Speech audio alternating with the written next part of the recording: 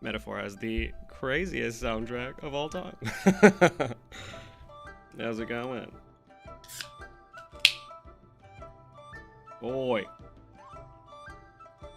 Also, once again, the Discord sent out the notification for the last live.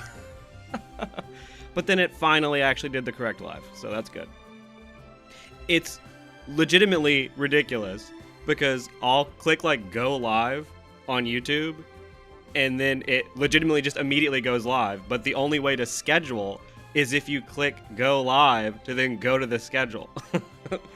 How's it going? Hey Carlos, nice to see you. Aimlessly playing through the mess that is ZZZ. Where are you at now in ZZZ? Because it has like growing pains, I'll be honest. A lot of people, especially when it came out, a lot of people were not fond of the beginning of ZZZ. I thought it was fine. I think it was, there's just a ton of like tutorializing, you know?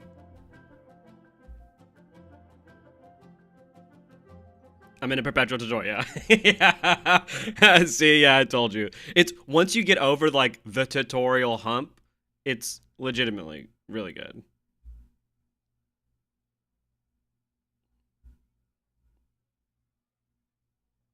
Let's see here.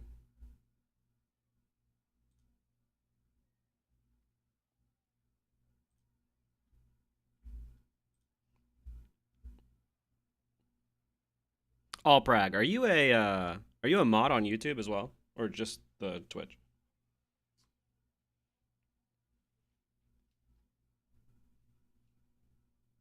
Why does my follower goal say that it's done? I just noticed that. Just Twitch? Okay, well if you comment on YouTube, I can make you one on there as well. The best character quests in Genshin are usually about the characters. Sad that a lot aren't. Yeah, it's weird. Yeah. I really do feel like there's like separate writers where some of them like really want to like do legitimate character quests, but then there's other writers who like just want to do whatever they want. Like I remember the oh hey, welcome Baby Alex WFHXX. Thank you for the follow. But yeah, it's kind of wild. I remember the, what is it, what's her name, the story quest about the spy was terrible. I made a video about it. Interesting. I also couldn't get into the launch of ZZZ, but the Brainrot community has kind of pulled me in. I think ZZZ is legitimately great right now. I think it's in a really good spot. It's just that beginning is just kind of weird, you know? Like, it especially now that it took out the TVs. Like, All Prague, have you had to do the TV segments? Or did they completely, like, get rid of that? Or did they just give you an option to do something else? Because in 1.0, when it first launched, there was a lot of like TV segments where you have to like go through TVs as like the little mascot.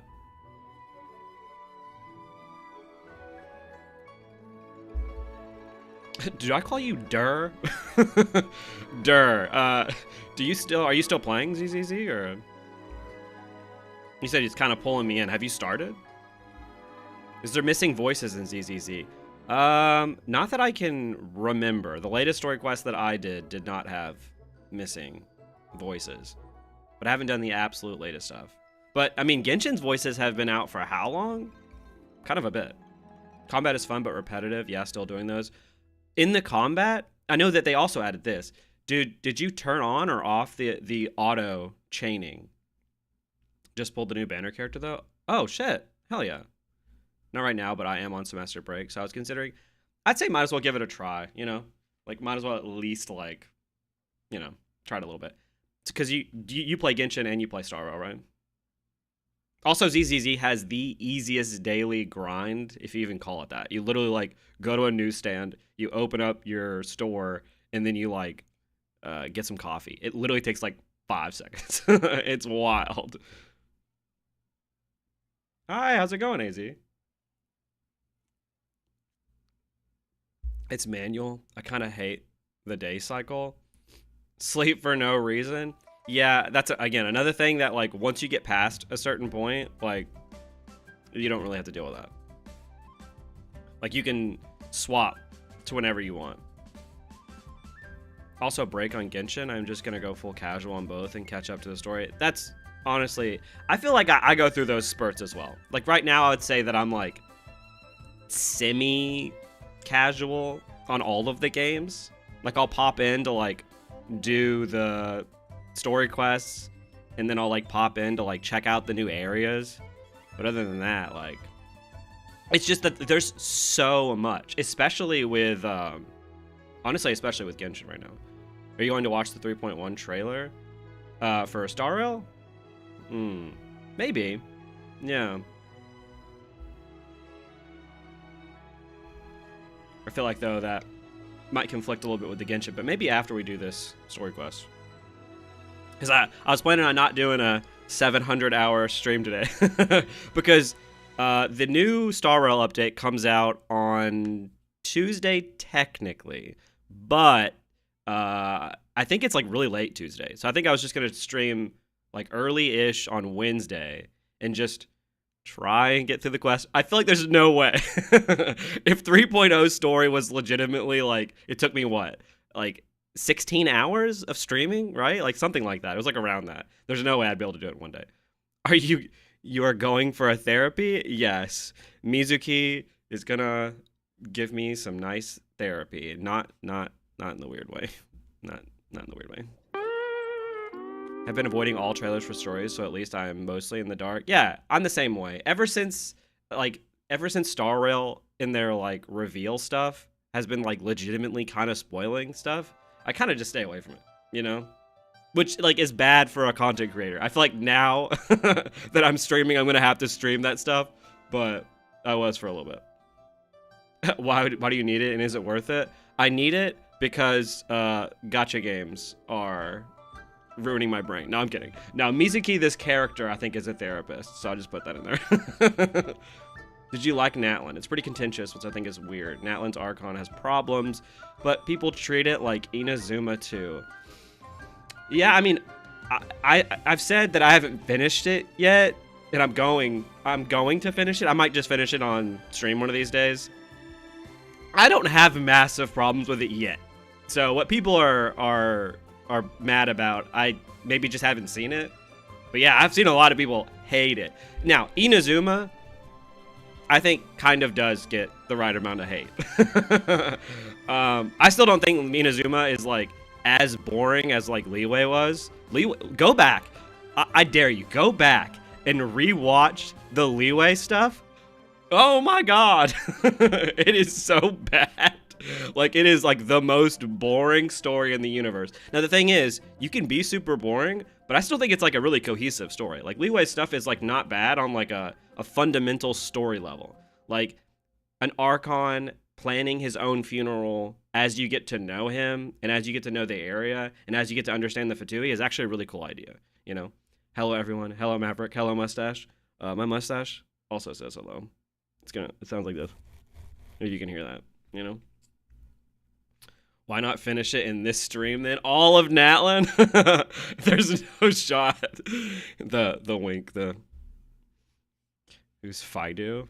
I don't know, man. It has to be me. Let's see. Oh, I also added these, by the way. So you might be hearing these throughout the entire stream. We got... That one's pretty good. And then we also got... That one. So... Yeah, have you guys done this story quest yet?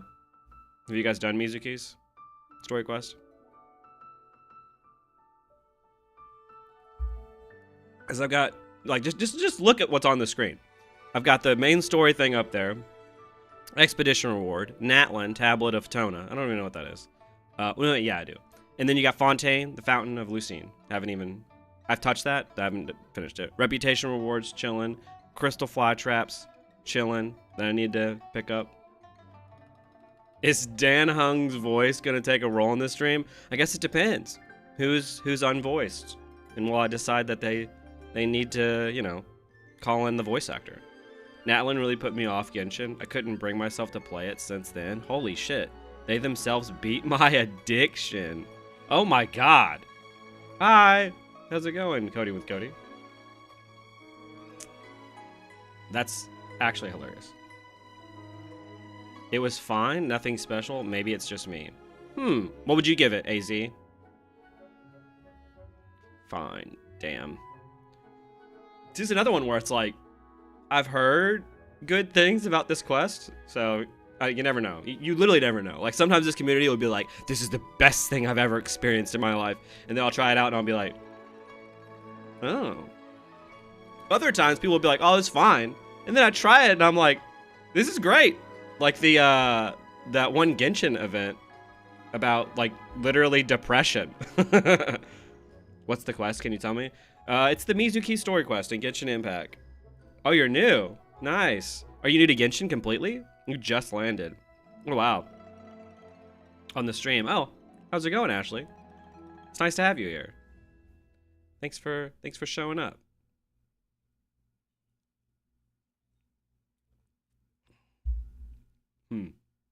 Yeah, I guess we'll see what I think about this quest. Sometimes I'm in the minority. Sometimes, you know, I agree with the crowd. Just depends. It's so funny, like, whenever I'm completely in the minority on the story, like, I guess technically Wuthering Waves, everyone agreed it was bad, but for some reason people were mad in the comments that I said it was bad. People are always like, well, your thoughts are subjective. And my thoughts are subjective, so I'm mad at you. And it's like, well, for one, that's not really what subjective means. It doesn't mean that nothing matters and that you can't critique anything for any reason. But at the same time, it's really funny that people don't do the opposite. Like, if you ever notice, if obviously, I mean, I do this as well. If you agree with someone, you're never like, yeah, well, you say it's good, but that's subjective. You know? You're saying this is good, but, you know, other people disagree with that. It's like, no one really talks like that when they agree with someone liking something. I liked it. One of the better ones. Oh, nice. Okay. What would you guys say is your favorite story quest in the entire game? I know that there's a lot. I think it's always subjective. Yeah, I mean, technically, right? The face. She's trolling. She's trolling. See? We already got 2 uses out of that in like 5 minutes. Yeah, I wish there was like a chart of all the story quests. Like, oh, it reminds me of like the Star Rail chart, the one that they added where it's like, oh, I was excited when they added it because I was like, oh wow, this is like, if I ever do a Star Rail retold, this will like show me where all the events are placed instead of me myself having to, like, you know, write down like, oh, okay, so they started here and this quest has to go here because this happens. No, I need to do a full video on why the Star Rail timeline that they have in game is like not correct. Like, it just straight up isn't. Fontaine, main story quest was easily best story. I love a lot of Fontaine. I woke up 5 minutes ago to drink some water and saw YouTube notification for a stream. Sucks that I can't watch it with you guys. 2:31 a.m.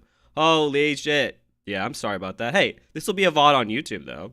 You gotta leave me a comment and be like, hey, I watched this, you know, 12 hours. I promise this will not be like a 700-hour stream, by the way. Howdy. Hey, how's it going, Crystal? Nice to see you. Really hard to choose, but Yoimiya Act 2 was quite memorable for me. I have not done Yoimiya Act 2. They, like, stopped with Act 2s. Like, they did Yoimiya Act 2, and I was super excited about it. Has there been another Act 2 of a character since Yoimiya? Beto's hangout event is my favorite story in this game, if that counts. I think that counts. Yeah, I like our hangout.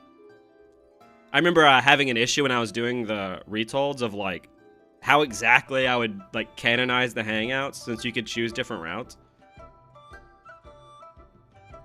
Do you watch anime too? What's your favorite one? I do watch anime. My favorite anime of all time has to be Attack on Titan.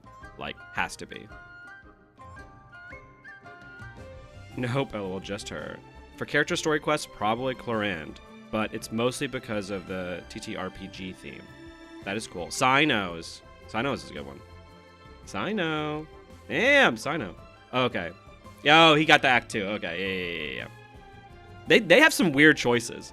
Like, why not anyone from, you know, the first patch of the game, Mondstadt or Leeway?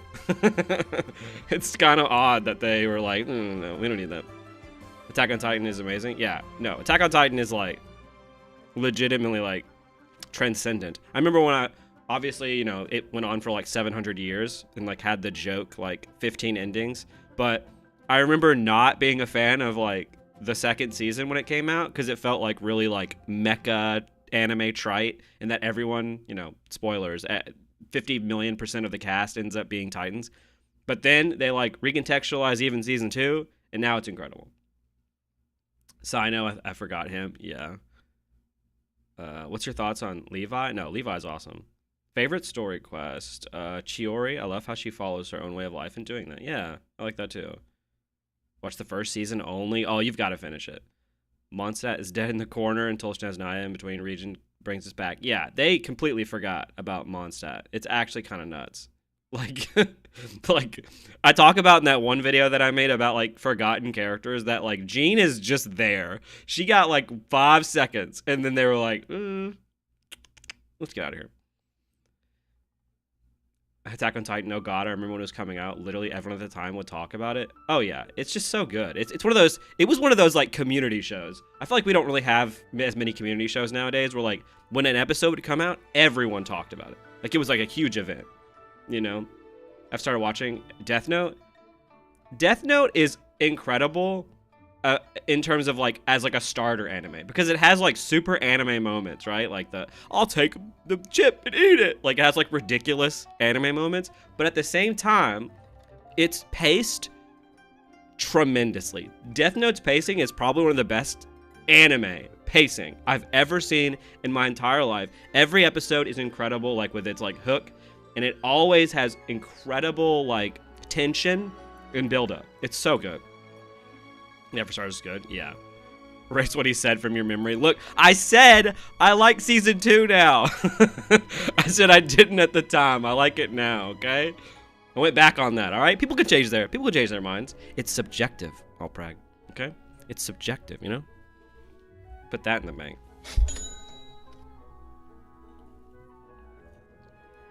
Have you seen Psycho-Pass? It's one of my favorites. I watched season 1 when I was like 12, so I can't remember it. I've heard people say that like it's like one of their favorites of all time though. Like it's like always up there whenever I look up lists. Yeah, subjective. Yeah, impossible. Yeah.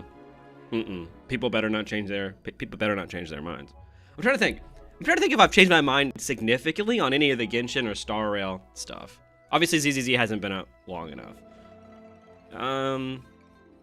Have you guys changed your mind on anything related to like the story of Genshin or Star Rail, or like a character or something? Hey Ara, how's it going? Nice to see you here.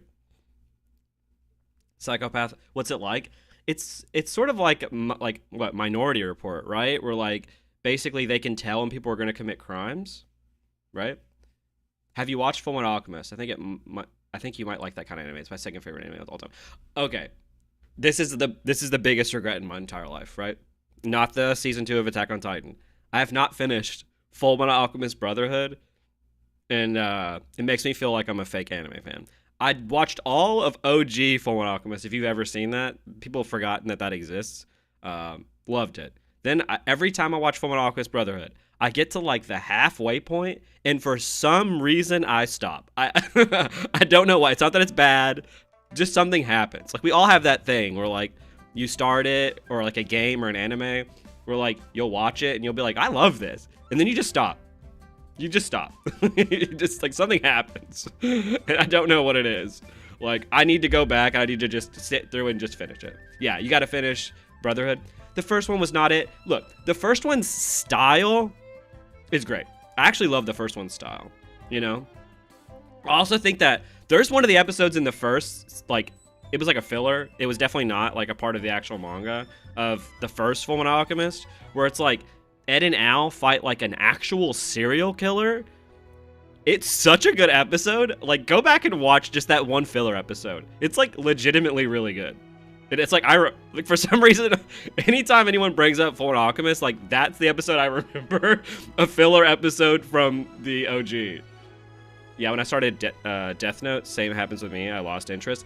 See, it's interesting. Well, okay, with Death Note, not to spoil anything, but around like the 75% point, it kind of goes downhill a little bit. But it's still really good. People, I think, oversell how bad it gets, but like it does start to go downhill. Okay, one day, only watched Brotherhood. Okay, see? A lot of people, yeah, I've just watched Brotherhood. Steins Gate.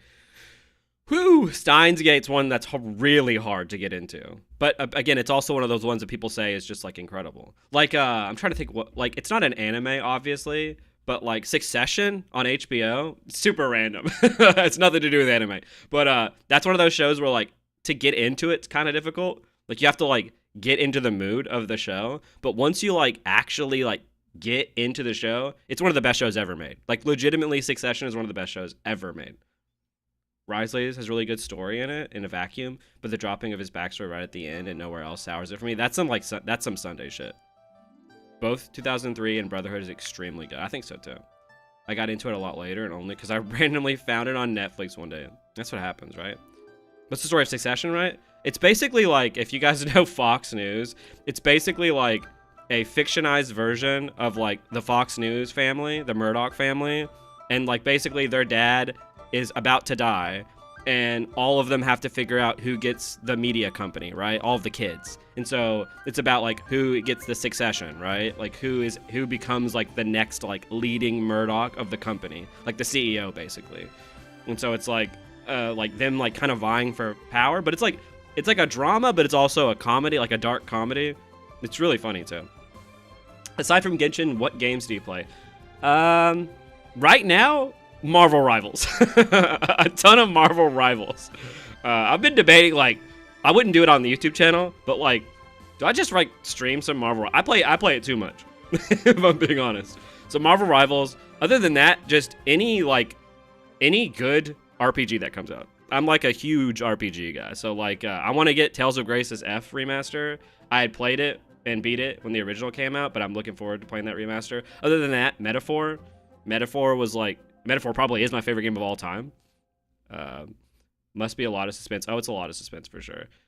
I get it sometimes, or something is oversaturating one and you take a break and you start from the beginning and it's a vicious cycle. Yeah, 1,000,000%. It's weird because like, for some reason that usually only happens to me with like good shit. You know what I'm saying? Like I never like get to the middle of a bad thing and then just like stop it. Like if it's like a bad show or like a CW show or something, I always have to finish it. I don't know why. Maybe I just like love watching bad TV. Did you see that the Rivals team got laid off? Yeah, that's wild. I still don't know like the complete story behind that, but wasn't it like some of the US team or was it the whole US team? But yeah, that's like insane and unacceptable. I think that I saw that the main Rivals team released a statement and they were like, "Oh, we're doing this because we're like the game's doing so well and we're expanding or something." It's gross. Gives me an icky feeling. Persona. I love Persona. Persona is my favorite. Atlas is my favorite company, right? Undoubtedly. They release, I think, the best RPGs. Honestly, the best games, but for sure the best RPGs. No, Persona is my favorite. Persona 4 Golden probably is my number one. And then 5 Royal and 3 Reload are like, yeah, Persona 4 Golden the best. It's so good. Like it also like, I feel like I'm biased because I like played it during like an important point in my life, you know? And it's like, every time I play it, it like takes me back, you know what I'm saying? And so it's like, it's just one of those like homey games to me. IGN says the director and his entire team. Crazy stuff because that game's making more than bank. That game is doing like next level good, right? Like, that's like the next big game, if I'm being honest, right? Like, as like someone who makes content, I'm always like, what's the next big thing, you know? And for me, I'm just typically looking at the gacha space. But like, Rivals is the next big thing. Like, there will be people who become millionaires because of Rivals, just like Genshin. Aside from Atlas's bullshit DLC practices, they never miss with their release. Yeah, I agree. Like, Atlas is annoying now with their DLC, like, especially since, like, what, they put Episode Igus as a DLC, and it's like, why did you do that? I don't like that. You shouldn't have done that, right? But aside from that, aside from their DLC, it's like, what, the only game that was, like, kind of mid was, what, Soul Hackers 2, right? Like, people thought that was, like, whatever. But, like, aside from that, like, every game they release is, like, legitimately good. Like, I've been going back and playing Etrian Odyssey. Have you guys heard of that series? I've been recently playing Etrian Odyssey 1. It's, like, pretty old school. The atmosphere of Persona 4 Golden is just cozy. Music is top tier. Cast is amazing. Really hope we get a P6 update this year. Every year, I'm like, this has to be the year. Like, it's legitimately been just too long. And every year, we don't. We just don't. So, I don't know what that's about. It just blows my mind, honestly.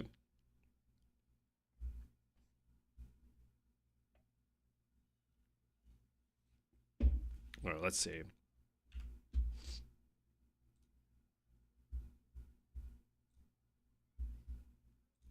Should we get this started? Hot take: Soul Hackers 2 is not bad by any means, just grindy. Okay, so you think it's more like modern sensibilities made people not like Soul Hackers, not that the game itself is bad. Just that it's like more a little old school. Because, oh my god, I love old school RPGs, all right? I'm an old school RPG guy. I love them. But my god, if I have to go back and play an RPG that has random encounters, my brain breaks. It is legitimately brutal to play RPGs that have random encounters. Like, at least nowadays, when companies will like re-release older RPGs that have random encounters, they have the ability to turn them off. And that's nice. Like if I am allowing myself to get absolutely dunked on by randy encounters because I didn't grind because I turned off the random encounters early on in the game, that's my fault. But give me that choice.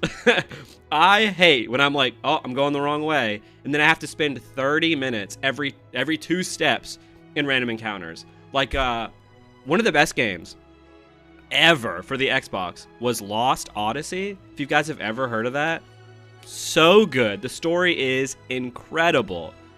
But my god, the encounters in that game take 7 years to start. The characters will like put their clothes on, they'll stretch, they'll have a nice little conversation. They'll do basically what I'm doing here. Like, imagine all of this up until I start this story quest is just right before one random encounter. It's insane how long those take. So Star Rail, is it good? I never started playing it since it's MiHoYo and didn't want to get addicted to a second Genshin. I wouldn't say it's a second Genshin, to be fair, right? Like, Star Rail has its own identity. Would I say it's good? Gameplay-wise, I really do enjoy Star Rail. It also has an auto-battle system, so if you're worried about, like, being too consumed by a game, you can just, like, you know, play it for the story and then just, like, auto-battle your way through stuff, especially if you're not involved in the end game. The story, though, is where it's mixed. I would say, like, the first act of the story is actually pretty great. Maybe one of Hoyoverse's best stories, like, in general. And then the second and third acts are really mixed. Like, some of the worst Hoyoverse storytelling in the second and third acts. With some highs, to be fair. Like, the beginning of the second and third act are, I think, good. But, yeesh. The fourth act seems fine so far, though. I feel like Soul Hackers 2 was a game that should have been released in 2014, but it's really not bad. It just lacks some quality of life present in more recent releases, but Randomness is alike SMT3. Yeah, SMT3 is another one where it's like, I feel like if modern audiences, like with the re-release, a lot of people probably aren't fans of SMT3 just because of the fact that it's really grindy. And super, super low on story. Like, in terms, I don't think that story's bad, but like there's not much of it. It kind of reminds me of like a Dark Souls or something. Like, there's just not a lot of story in SMT3. Which, by the way, SMT4 is one of the best games ever made. Go play it. If you've never played, which, by the way, it's hard to play now considering it's what? Stuck on the DS perpetually. But if you've never played SMT4, it is one of my favorite games of all time. It's legitimately incredible. The story's incredible. The character's incredible. The world's incredible. Don't look anything up on it. Just play it. Just like get a ROM, but like don't illegally get the ROM. Get the ROM, but don't do it illegally. But like get the ROM. Let's see. I got every achievement in that game, and yes, I remember each battle taking ages. It's wild how long those, like, it's weird how, like, our brains change, because I remember when I played it at the time, like, it didn't really impact me that much. I guess maybe I wasn't as TikTok-brained as I am now, you know? I think Catherine is probably my all-time favorite. Really wish they would remove dungeons in Persona and do some type of puzzle-type gameplay like in Catherine. Mega hot take, I know. I actually think like basically a visual novel puzzle Persona would be good, and that's basically what Catherine is. That's probably, yeah, that's why you like it so much, you know? Like, it basically is just Persona, but take out and make it more adult and take out the battles. Also, the puzzles in Catherine are legitimately great. Did you manage MOC this time? Tried 12 one time, failed 10 cycle on 1% HP, and lost all motivation? That's tragic. I have not tried it yet. When does it go away? Does it go? Obviously, it goes away when the new update, right? Or no?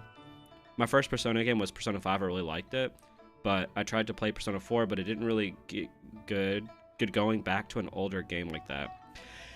Yeah, yeah. I think I was talking to this with my friend the other day, where it's like, I think we're now at a point where Persona 4 probably needs a remake, but like, I feel weird saying that because we already have Golden, but there's so many good quality of life that like 5 Royal and like Metaphor have introduced that I really actually think it might need a remake now, which is weird.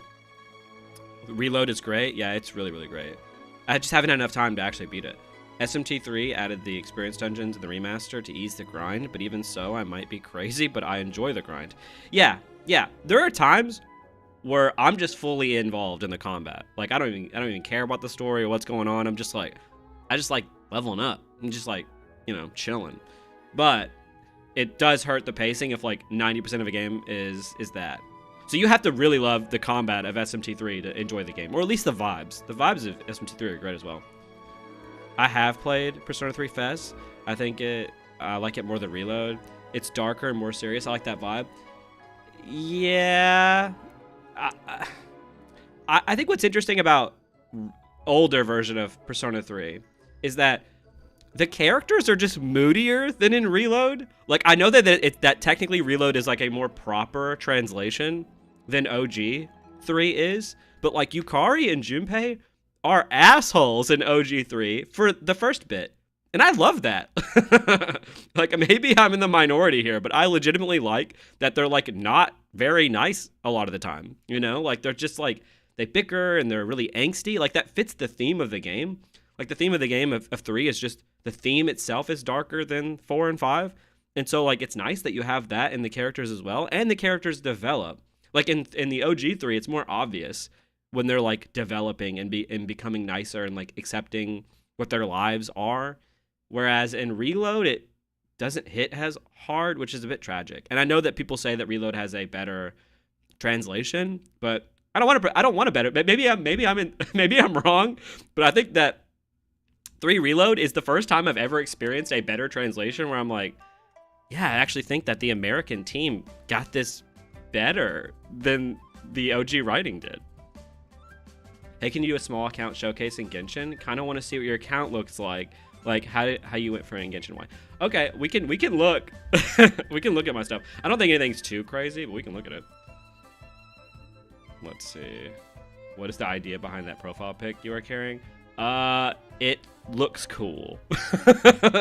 I'm someone who I dig like different aesthetics and like colors and like the space and the contortion of colors together. Like as you can see like on the stream right now, like that like wave, sick. I love that shit. And so like same thing with my shirt as well. Like the hoodie I got, it's sick, you know. Him for his name? No. That can't be it. Are you addicted to colors? For sure. I'm all about those colors. Like, inject those colors into my veins. You know what I'm saying? All right, let's see what I got. We haven't been in a while. Oh, shit. Paimon. Might be nice to get a change of scenery. Come on, let's go. Thanks, Paimon. How's the volume of the game, by the way? It's Paimon's voice blowing your guys' eardrums out. Let's see. All right, let's go to my characters. All right, Al Hytham. I love Al Hytham's design. I think he's sick. I think he's cool as shit. And you know what that means? I got his weapon. Woo! Yeah! Yeah! Volume's good. Sweet. That wave kind of looks like the harmony effect Sunday uses. I was thinking the exact same thing when it showed it in game. I was like, that's actually sick. I was like, I'm gonna steal that. So Paimon's too loud. She's just too loud in general. He deserves it. He does deserve it. Also, this weapon's like good. You know, like legitimately good. Like I'm like of two minds whenever I pull. For one, I think my main thing, I'm a story guy. My main thing though, do they look sick as shit? Like, does the character look cool? And if they look really cool and their story is garbage, I might not pull for them.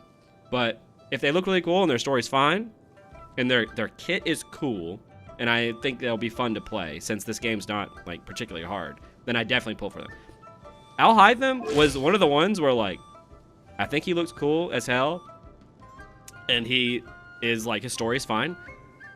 His kit is kind of just ka-ching, if we're being honest. Like, I remember I was like, do I pull for him? And, you know, but to be fair, I like him now. I like his kit now. I think he's more fun than ka-ching because he has like the upkeep on the shards, so that's cool. You're free to play too, aren't you? Yes, I'm free to play. Be excited for me. Wait. Huh? I wish his sword was a shade darker to match his outfit. That is a really good point. Yeah, I never really noticed that. I guess it matches his like headpiece, and it matches the like. I guess the that's probably it. Yeah, that's a good point. Artifacts, obviously. I got Gilded Dreams on him right now. I got a world request. Let's shh. Everybody be quiet.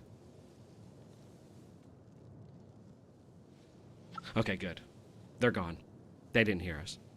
Okay, he's T0. Like, as you'll see, 90% of other characters. All right, let's go to the character selection. Nahida, got her. All the gods, gonna get them.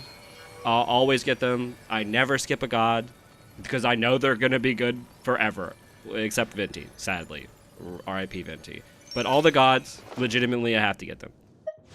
Kuki Shinobu, she's just OP, honestly. She's so good. Considering how good Dendro has been for, like, ever since its conception, like, the fact that, like, what is she at? She's only at C1? That's actually kind of insane. I've played this game for a long time, she's only at C1. But no, Cookie's incredible. As for their 5 stars, obviously, we have the god, the Hydro god over here, Xingqiu. Shilodin, I recently got her because she basically fits into, like, every team in existence. Obviously, got to get the Ito boy. I never use him anymore. Geo is dead, other than the newest, but mostly it's a dead element. Obviously, Albedo with his event weapon. RIP those who didn't get the event weapon. Zhongli, he's cool. I got him before he got the buff, and I thought he was, like, whatever. I just thought he was cool. I agreed that his kit was a little underwhelming. I'm glad they gave him the buff because he's still pretty decent. I love him. You know, Wanderer. Wanderer, I think, is one of the best characters in the game, even if he's a little edgy boy. I think that his stuff in the main story is actually cool. Oh no, everyone trashes my lovely trap boy Venti. Look. Yes. What does he do nowadays? What does he do nowadays, not only in the combat, but in the story? Where is he? Where is Venti? One day, small enemies will return and Venti's owner shall rise to Celestia. We can only hope. And honestly, the fact... He is over here raving. Honestly, the fact that... that Venti hasn't gotten, like, a buff, and the fact that Star Rail is over here giving characters buffs, it makes me think maybe they could do it for Genshin. I don't know. Obviously Genshin's been longer. Kazuha, incredible. Zhao's fine. He always gets buffs, but I don't use him that much. Jean, love her. What do I got her at? I got her at C3. Yeah. So I like her. I like Jean. I want to say that I don't regret getting Risley. I kind of regret getting Risley. Like, he's good, but I just don't feel like I can, you know, I can do much with him. Like, I like the way he fights, and I think that him fighting with fists feels cool, but I don't know. I don't know. Only signature weapon I got is Wanderers because I quite literally never won a 50-50 on the weapon. Yeah, the weapon gacha was shit for like 90% of this game's lifespan. I feel so bad I got Venti and his weapon 3 years ago and just unbenched him. His weapon is still really good though, right? Like it's like legitimately good. Or they're just preparing to kill his ass in the story. You know what? Maybe that'll make him more relevant. Venti's waiting for the Mondstadt expansion to be relevant again. So is every Mondstadt character at this point. We had a drink with Venti in the new event. Yeah. It's like that. He's become one of those like caricatures, you know what I'm saying? Where like, look, he's an alcoholic. Isn't that crazy? It's like, yeah, I guess. I love the Fatuis after Signora and Child. I think Signora is actually a really interesting character. Mark my words, she's not dead. Let's all be clear about that. She is not dead. There is no shot Hoyo made a cool design that is a little titty, to be honest, and they just kill her off and are never gonna sell that design. We all know this game is about selling characters. Like, we're gonna find out that like all of the dead characters are like actually not dead and they're like in the in-between or something. You know what I'm saying? Like, there's gonna be a reveal that like, oh, actually they weren't dead, and look, aren't you interested in their designs now? Spend more money. Yeah, it's the C1 bait, man. He got disrespected hard. Yeah, just I don't feel like he's super impactful. He's the best support bow, I think, which is wild that it's still the best support bow. Like, that's actually insane. Hyperballoon Risley is all right, but he's only there as a driver. Yeah, characters that are only there as a driver, I think, are a little less fun to play. Very, very unusual. You're the first person I see who got more male characters than female. Look, if there's a cool dude, and honestly, this is what makes being free to play so easy in this game now. I basically only go for cool dudes, Archons, and like if a chick's play style I like. That's like basically it, right? Like if you look through here, it's like what girls do I have? I got obviously all of the Archon girls. Sheila Nin is a girl, but that's because her playstyle is just too good. She's going to be too good for too long, you know what I'm saying? Like, she's just going to be great. Who else? I think that literally is it. And then I have Dia, because for free. I wonder why that is. And what's crazy is, just to be clear, I don't really think any of these guys are, like, particularly, like, my type or anything. It's just that, like, they're cool. And I feel like with gacha games, sometimes they make the girls, like, just hot and not that cool. And so it just doesn't appeal to me, right? I'm just like, whatever. They just get teleported into the abyss. That's legitimately possible. Imagine the Yakshas and all of Raiden's friends are playable.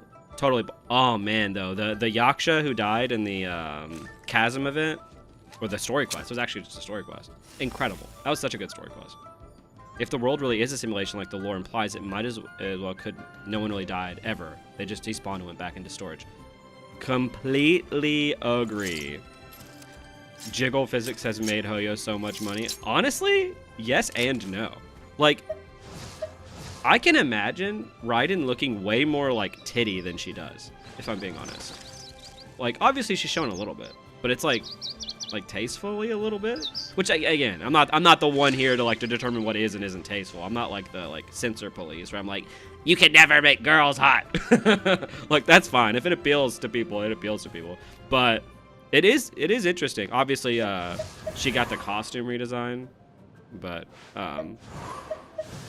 most chicks in this game are like normally sexy, whereas in like other gacha games, like what is it? I'm trying to remember what the gacha game is where you like shoot. We're like always behind cover, where it's just like the girl's like ass is jiggling 24/7. Maverick plays by the rule of cool, 100,000,000%. If the shit ain't cool, I ain't going for it. Bodacious, the bodacious. Man, new sound effect. I love Bodacious. That like final cutscene in that story arc is legitimately sad. Like, if you like just go back and watch it now, you're like, holy shit. Genshin does that better than any of the 3 games, by the way. The like somber and melancholic tone to this game sometimes is crazy. Like, in like a good way. Like, I'll play an event and like 2/3 of the event, I'm like, this shit is fucking boring. I'm bored out of I'm bored out of tears. You know what I'm saying? Then I'll get to the end and they'll have the saddest, like most melancholic, greatest cutscene you've ever seen in your entire life. And I'm like kind of tearing up by that point. I'm like, what's happening? Like, I remember there was like that trading card event we had a while back in Sumeru. And then at the end, they had just randomly had like the most tragic backstory cutscene of all time. And I was just like, wow. Infinity, yeah, or not Infinity. Nikke, Girls Frontline 2. Yeah, both of those are the correct answer there. Also, Girls Frontline, yes, yeah. They found their limit early on in 1.4 when they had to nerf Rosaria's tits and offloaded their designs in other games. Yeah, I remember people being like, it's China's fault. China's the one who's censoring these characters. Meanwhile, if you look at ZZZ, it's just literally tits and ass for days. Did you do the most recent Lantern event? I did. I actually like hated the first third of it, and then it got really, really, really good. I feel newer designs are causing a stir because while the old designs were sexy, they were still stylish. While you look at Verosa and only see Gooner bait with no style. Yeah, I think that's probably a fair assessment. Maoika and Verosa feel a little much when it comes to fan service. Yeah, I remember when I saw Maoika, I was like, that's different. I haven't leveled her up, by the way, if that says anything. I also haven't leveled up Arlecchino. Do not come for me. I like her. I just have not played that much to level her up. Yeah, this design, I think, like, the hair shit is sick, right? That's the rule of cool, if we're being honest. Like, the Super Saiyan hair, badass. The, like, skin-tight, like, biker suit where, like, she has to take off her entire outfit to go pee. I don't know how I thought about that. Okay, I'm not sleeping. I'm staying. Freaking love your streams, but each time I wake up in the morning, I always join in the last 30 minutes. Oh, thank you so much. I mean, you could just keep the stream on while you sleep, right? I could, like, every now and then just, like, whisper something into the mic to, like, influence your dreams. Like, I know Maoika's coming on her bicycle. How much does that bicycle make sense for Genshin's lore? Ooh. All Chinese companies? Yeah. My favorite is Shinha and Yunjin's side story. Yeah, Shinha's was actually, like, Shinha's was wild because hers was a part of the main story, which tells me that, like, her stuff will matter more in the future, right? Well, you hope. You would hope. With the crotch dipper, yeah, it's so funny. Like, you just think about it, you're just like, that's kind of ridiculous. Maoika does not look like she comes from Natlan or Genshin in general. Maybe she just evaporates the pee. That's a really good point. Maybe they're actually doing some, like, lore building with her crotch zipper, you know? Maybe that's what's happening here. Yeah.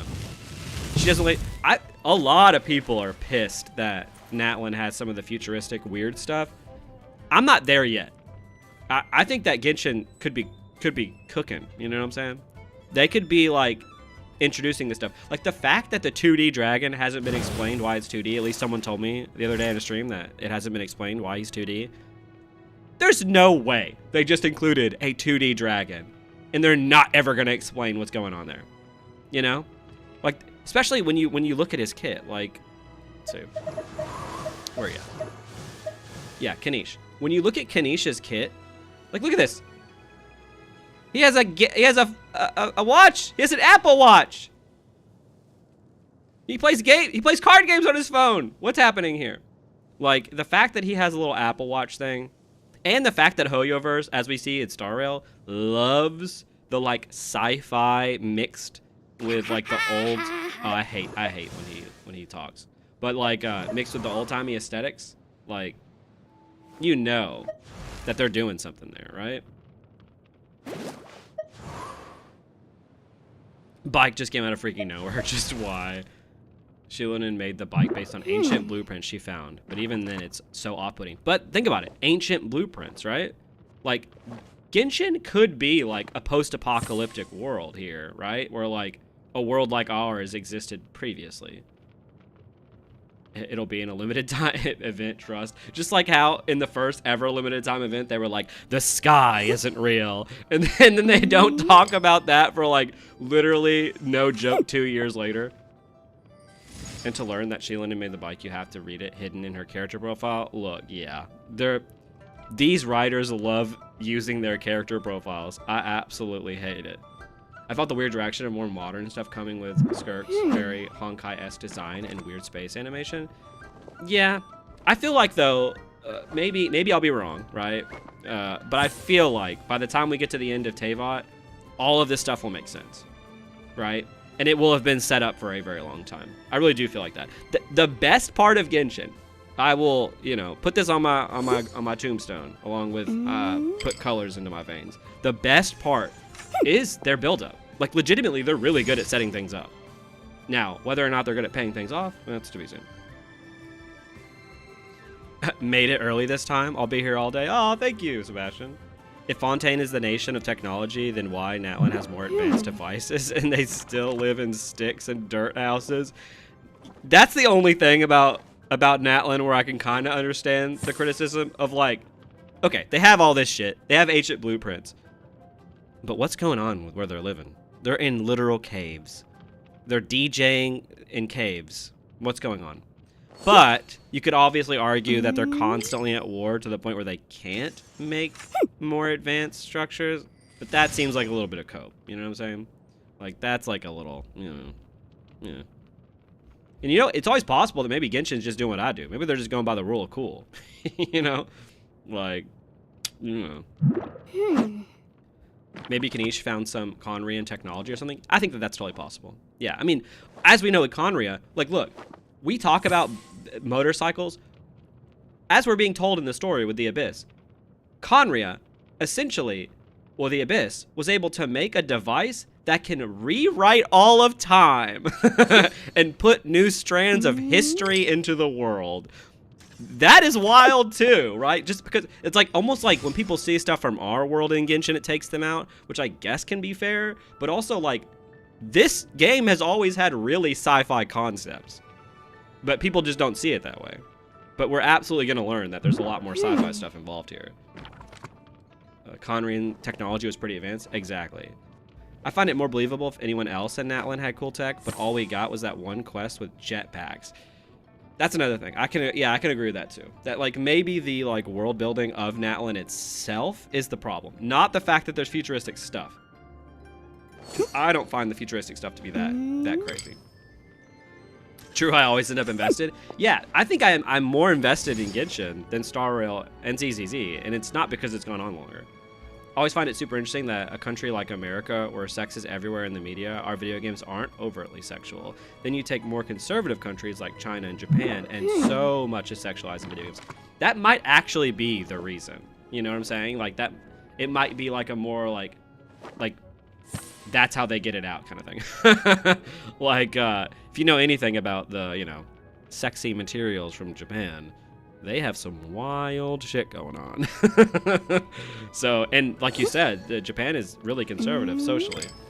No one else has skates or bikes or DJ tables or anything. Yeah. So, yeah, I think I agree with that point. That, like, if more people had some of the technological stuff, because it makes sense why the rest of the world really doesn't have this, because we're legitimately told that people from Natlan, like, can't leave, right? Like, they just can't leave. And many people don't go into Natlan, which is why we didn't hear anything really about Natlan the entire game's history. Also, probably because the development team didn't know what they wanted to do with it yet. But, story-wise, it does make sense. Gosh, they're awful at paying it off. Yeah, you know. But the build-up's cool. I like how no one cared about A, making robots out of nowhere in a feudal Japan setting. Thank you, Cookie! That's exactly what I'm talking about. Like, we've had these, like, sci-fi concepts for a while. They literally talk about the Raiden Shogun's programming in Inazuma. But people were fine with it. Again, I think people were fine with it because that's a concept that we really don't have, right? Considering, like, A was, like, in a pocket universe that entire time. But the second you, like, include, like, you know, real-world stuff, people are like, ew. Natural acoustics. Yeah. Yeah, that's why they're in caves. People just, what's up? What's up? What's up, boys? Kanish's pixelated powers come from his contract with Ajal, and he gave them the Apple Watch thing, so it's also an ancient device thing. Yeah. Yeah. So that's how I view all this stuff, honestly. I think, to be fair, they probably should have set up Malwika's motorbike, you know, the Final Fantasy VII Cloud bike, a little earlier than just, like, throwing it in people's faces. We probably should have gotten more of a, you know, introduction to that. Like, it should have mattered a little more, maybe. But And like you said, there should have been normies that had stuff here. Like, for sure. Also, speaking of random stuff, Yanfei, I included this in my retold video. Mark my words. In my retold video, I included the point where Yanfei's like, here's my card. Remember, in the future, you can contact me if you ever have legal problems. And it was like, okay, the game is for sure setting up Yanfei to come back, you know, during the arc dedicated to the law in Fontaine. You know, the country of, like, the technology and the law. Yanfei was nowhere to be seen. We get Tartaglia.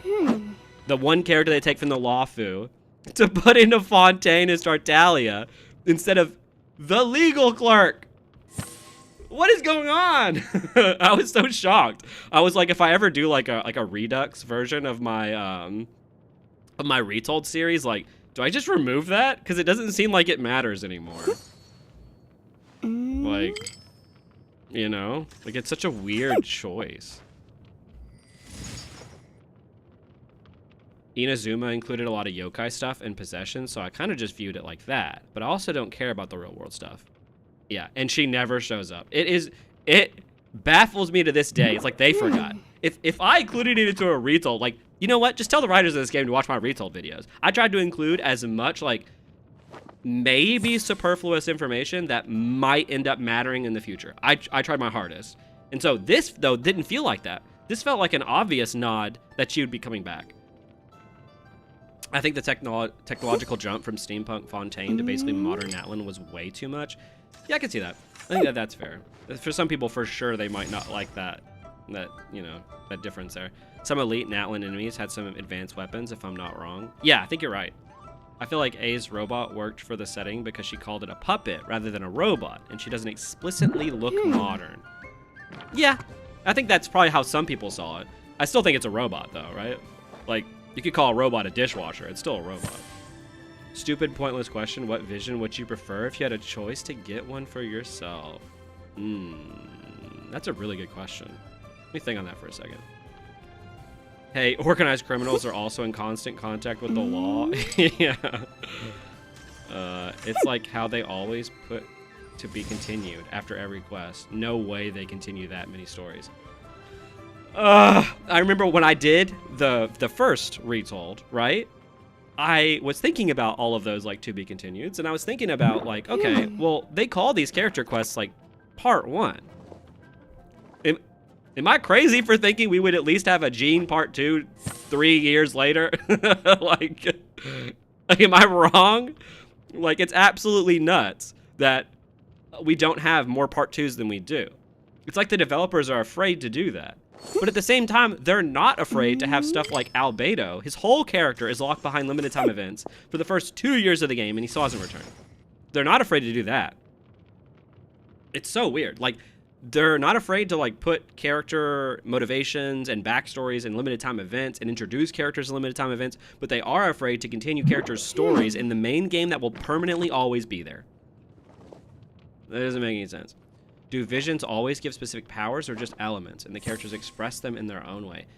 That's the type of question that I want answered as well. You would think they're all pretty similar powers, right? And they just manipulate them in their own unique ways, right? For Yanfei, I guess one thing about writing an ongoing story chapter by chapter is to keep as many threads open as possible to maybe tie back in the future. I don't know, they're just spitballing. Yeah, I think that's fair. But at the same time, like I said, it's like, how does the team not have, like, a retold document like I do? Like, you could just be like, all right, what characters did we have in the Lawfu?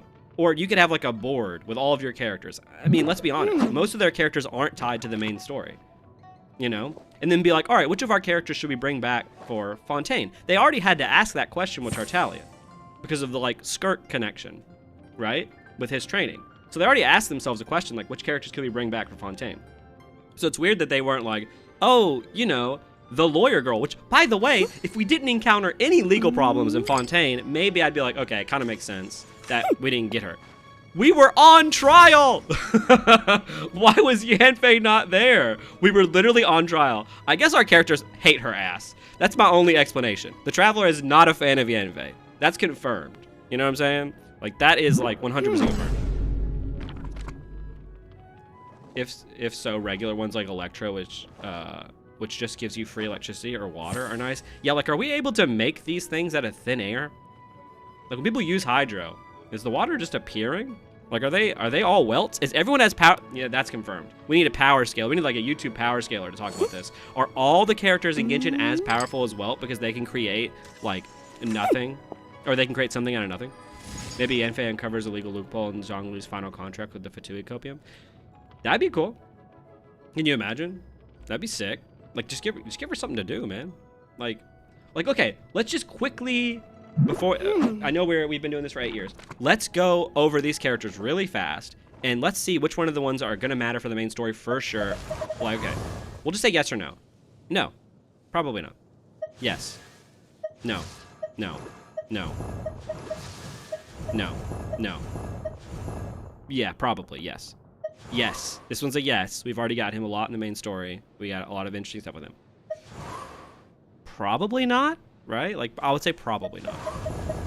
Probably yes. Yeah, we've gotten a lot of Zhao. Like, the writers love Zhao. It's one of the few characters that they love. Probably not. Definitely not. They also love Sino, so maybe yes. Yes. No.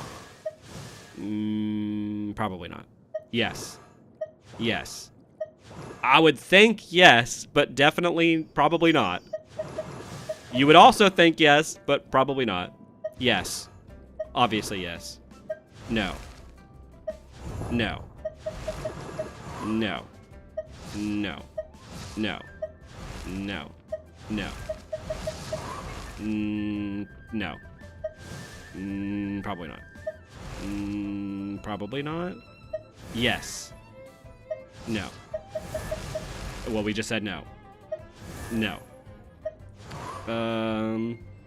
Probably not. No. Yes. No. No. No. Yes. Yes. Like, probably yes, right? They got a lot of focus in Fontaine. Definitely not. No. Definitely not. Yes. Well, I don't know if she'll matter anymore, so we'll see. No. No. Probably not. No. No. Yeah.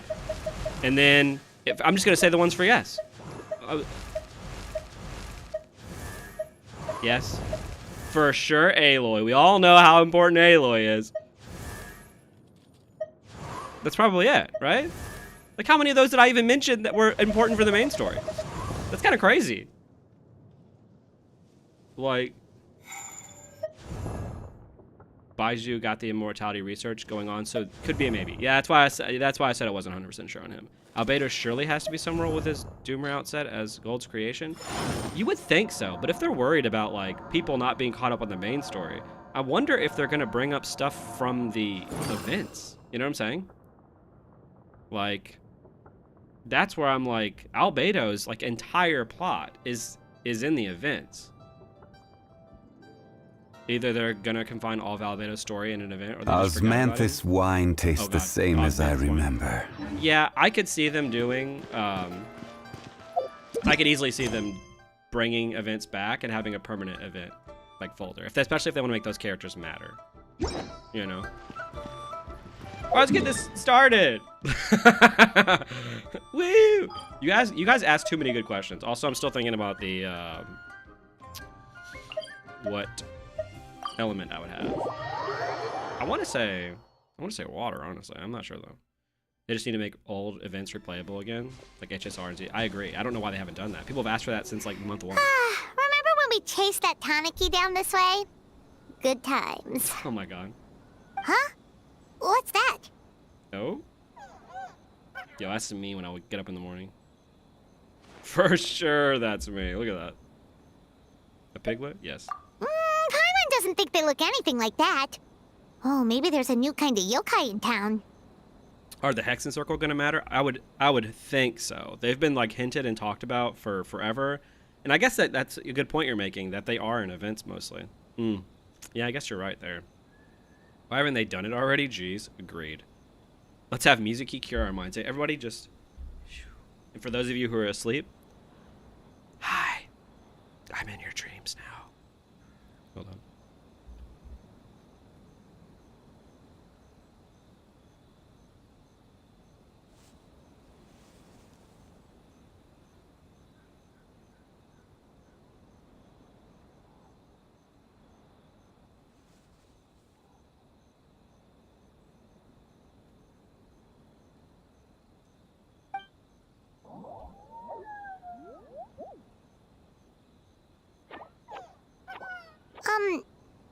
trying to get us to follow it?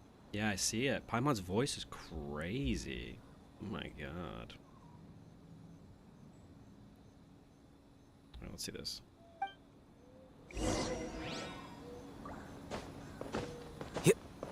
How's this?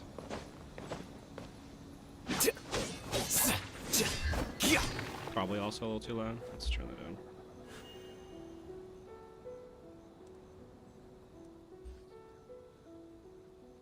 I don't mind Hexatero being a side story kind of deal. Every summer we get like one patch dedicated to it. Yeah, I feel like they're gonna have an interesting connection to the world as a whole, though. You know what I'm saying? Like they're so powerful. They're like the like equivalent of like the Watchers from Marvel. Wait. We need replayable events really bad. The fact events can influence dialogue in the main story quest. Whatever. Mona, Scara, Charlotte is crazy. Yeah, I agree. Dun, dun, dun, dun, dun. Let's see. How about now? Does that blow your eardrums out, or does that sound fun? I swear, like, you never think about volume, you know, when, like, watching streams or anything like that, but, like, oh my god. Especially, like, with YouTube. I remember for literally, like, the first year of making YouTube videos, like, volume messed me up. Like, figuring out what is too loud, what's not loud enough, like, absolutely nuts. Hey, What's that thank girl you. doing over there? She doesn't look well. Let's go check on her. She's sweeping on a rock. Oh my god. What's happening?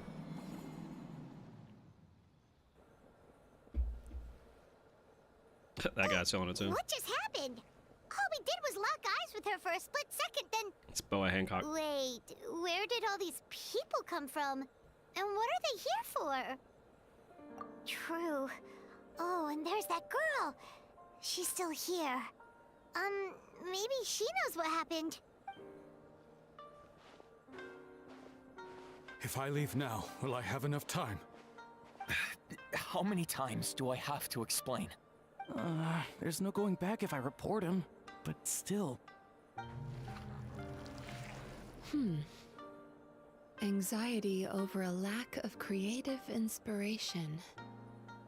Well, inspiration tends to give anxious minds a wide berth. So I hope our treatment will help you relax. I like her voice. Thank you.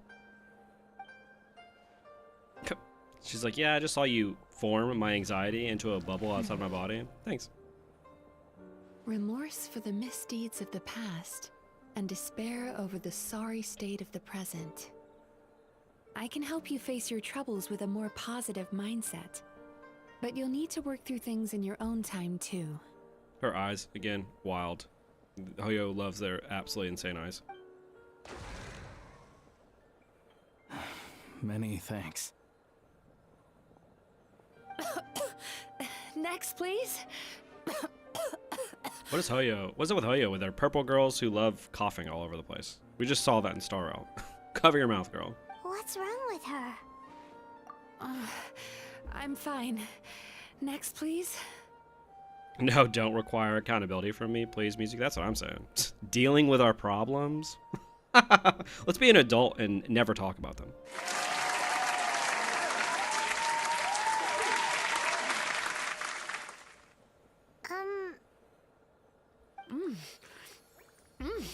Delicious. She just ate that. Whoa, that was unexpected. Huh? What do we have here? Oh no, I'm so sorry. She's kind of a stinky bitch. Sorry for what? We have no idea what's going on here, let alone what you're sorry for. Would you mind bringing us up to speed? What do you guys think about Paimon, by the way? The community seems to hate her. Oh, it looks like you've entered my dream by mistake. Let me wake you up, then I'll explain everything. Dream? When did that... Oh, sick. Okay. Whoa!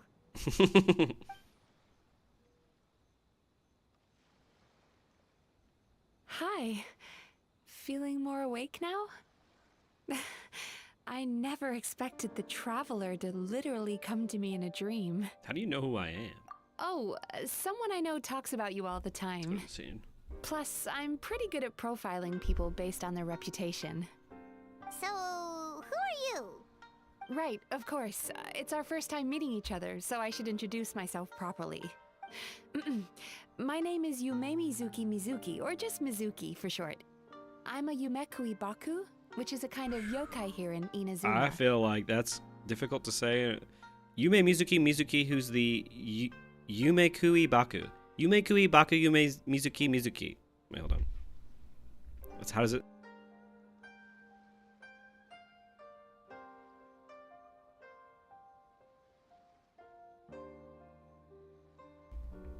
That sounds way more official. I love Paimon. Fight me. Yeah, I have a lot of thoughts about Paimon. I like the new voice direction for Paimon. She's less shrill and annoying. Completely agree. Fine in concept, but I like more options on how to treat her during stories. That's fair. Can't help but think of the poopy diaper joke from your video every time I hear her. She looks like she has poopy diapers on like all the time. Like Traveler never changes her diapers. I like Paimon. Yeah.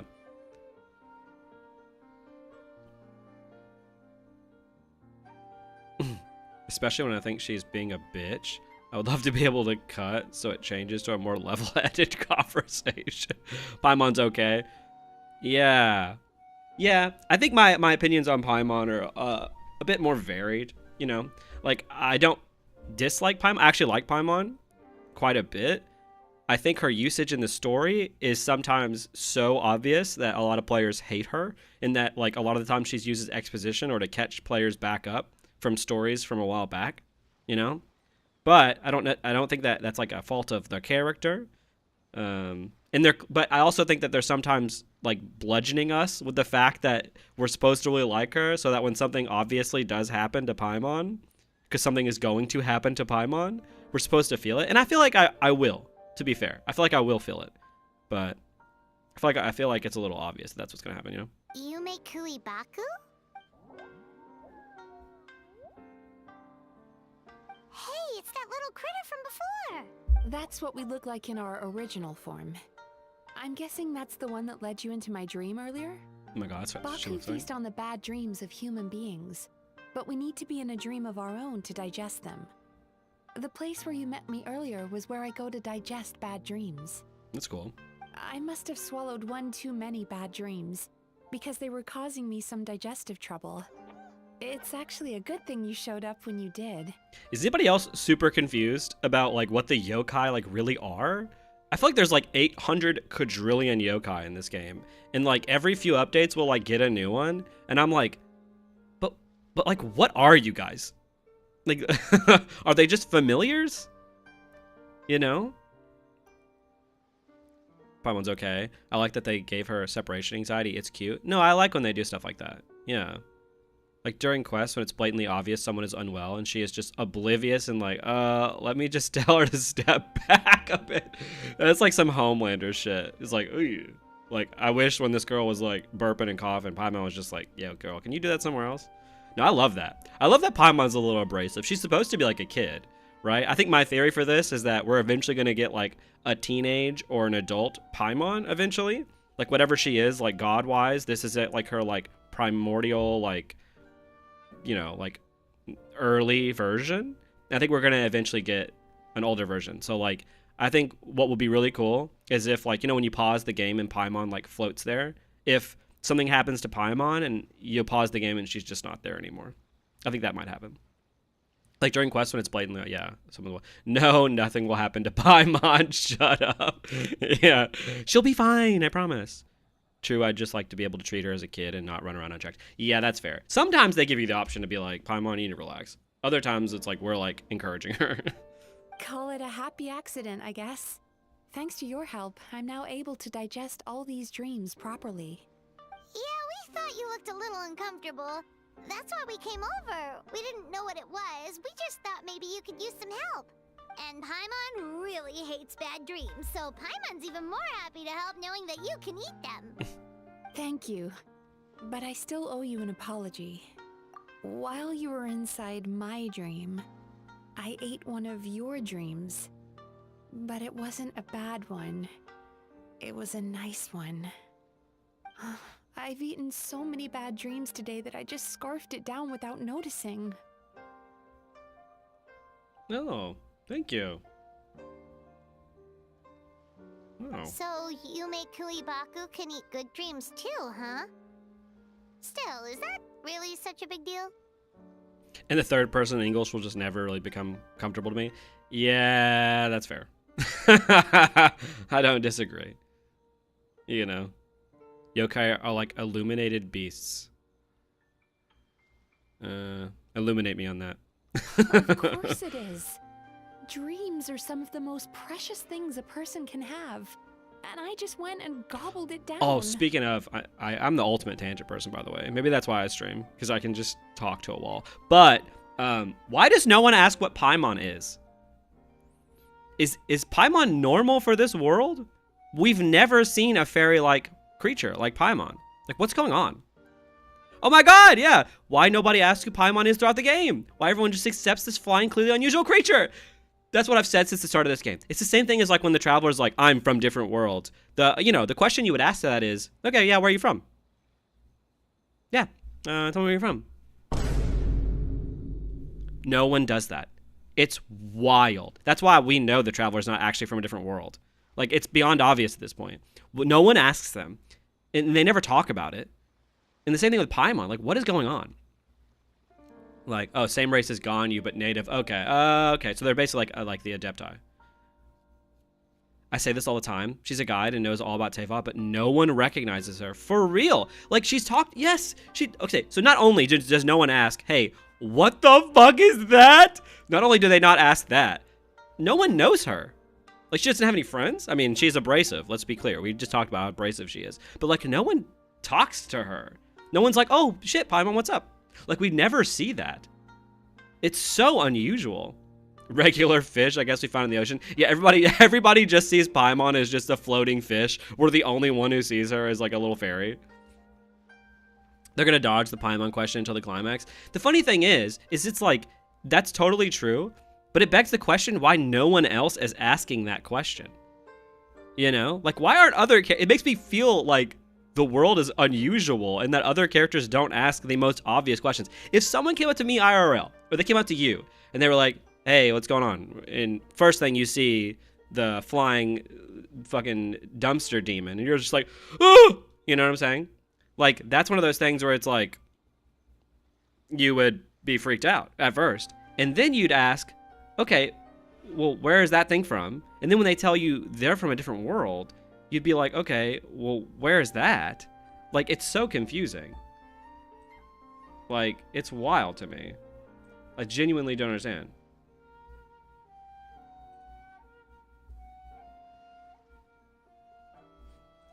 Like, I don't get it. Give me a second.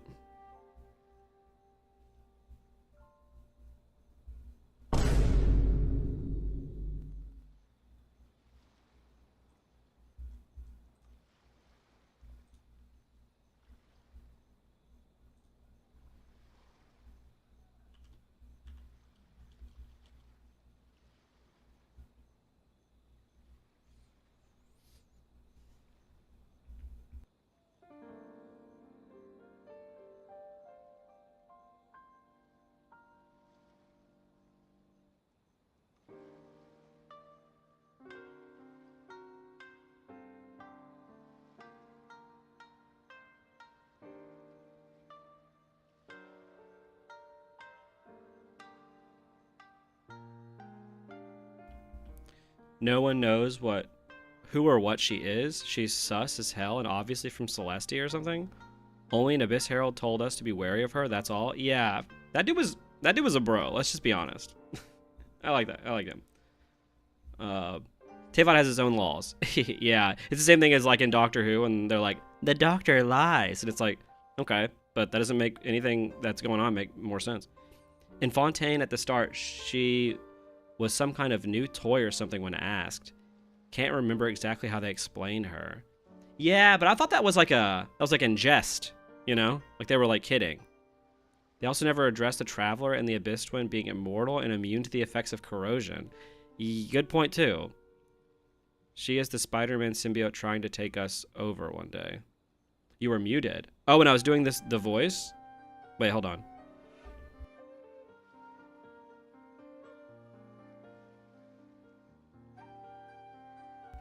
Could you hear that? Lenny said she was a balloon to avoid you getting in trouble for having an illegal flying object. Oh no, my voiceovers are gone. How am I going to voice act the strikers, the people who aren't there? Huh. Well, okay, hold on. Maybe this is why. I think I figured it out. Okay. If this doesn't work, then we're just going to have to do without the voices. RIP voices if this doesn't work. Thank you, Jeff Bezos, for removing his filter. No. They're going to come back. And they're going to come back bigger and better than ever. What about now? Do you hear anything now? Anything now? Anything now? Did you hear anything then? Regular voice, but slightly off. That is so weird. Well, I'll fix that a different day. Sounds weird, but not crazy. Oh, also, how come no one asked the traveler about their home? That's what I'm saying. I've legitimately said this for so long that it's so weird that no one talks about where the traveler's from. It seems like such an oversight. It feels like they're obviously trying to keep a secret, but at the same time, they're bad at doing it because the story's going on for 758,000 years. To be fair, seeing a character be surprised about our little flying fairy every time we meet someone would be tedious self for sure. But then, like, why write the character as like a little flying fairy that there's no other fairies? Like, I feel like the easiest way to get rid of this is just have other fairy-like creatures in the game, and then people just assume that Paimon is that. You know what I'm saying? Like, I guess people are assuming Paimon's like a familiar. It's kind of, I guess that's the way that it is. It's the unwritten rule of my kind. Never eat someone else's good dreams without permission. I can't believe I was so careless. Don't beat yourself up, girl. You're hungry. But don't you feel horribly depressed? Isn't your mind suddenly flooded with distressing memories? Huh. Remarkable. Paimon just has passive mind control. That has to be it. Remaining so mentally stable after having a good dream of theirs devoured. It's probably because the traveler has too many good dreams to count. Maybe. But I still owe you something for your trouble. Ah, here, take this. It's a VIP pass for the Isa bathhouse. Okay. Staffed by clinical psychologists and offering spa and fine dining services, we invite you to bring us your troubles and leave refreshed and renewed. That's where I work. You'll find the address on there too. This invitation letter entitles you to enjoy our highest tier service, free of charge.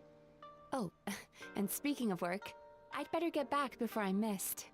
I hope to see you as customers soon. That little flying thing is also just, it's cute, but it's also unsettling.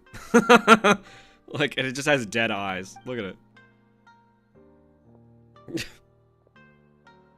So she's a Yume Kuibaku that eats bad dreams and a clinical psychologist too? No one asks about the traveler's past because the storytelling forces every character to expose their own lore and only their own lore to the traveler. Yeah, see, maybe every character in this game is just really bad at conversation. Like, they'd have no ability to, like, ask people anything else. The traveler's just like, why doesn't anybody ask me about my home? Like, he's just bummed. She called us stinky after burping. Oh, yeah. Well, people don't really wonder what Oz is either. That's a really good point, too. Yeah, Oz is a weird case as well. But at least they, like, explained Oz eventually. But yeah, why doesn't everybody, like, why is there a talking, like, bird? Oh my god, guys, you're so right. Well, yeah. Sarush in Sumeru Desert is pretty close to Paimon. I guess that's fair. I'm signing off. Have a great stream, and I hope it's going to be into the next 9-hour VOD. I'm not even finished with the last Star Rail one. Well, thank you for being here. It's always fun to have you. Good night. Yeah. Yeah, kind of cool. never considered therapy before. Then again, Paimon never really gets that stressed out. Oh, except when she's trying to decide what to eat. We get it, Paimon. You're a glutton. Speaking of eating, that bathhouse That's why your place diapers does are so fine full all the dining, time. and we have a VIP pass.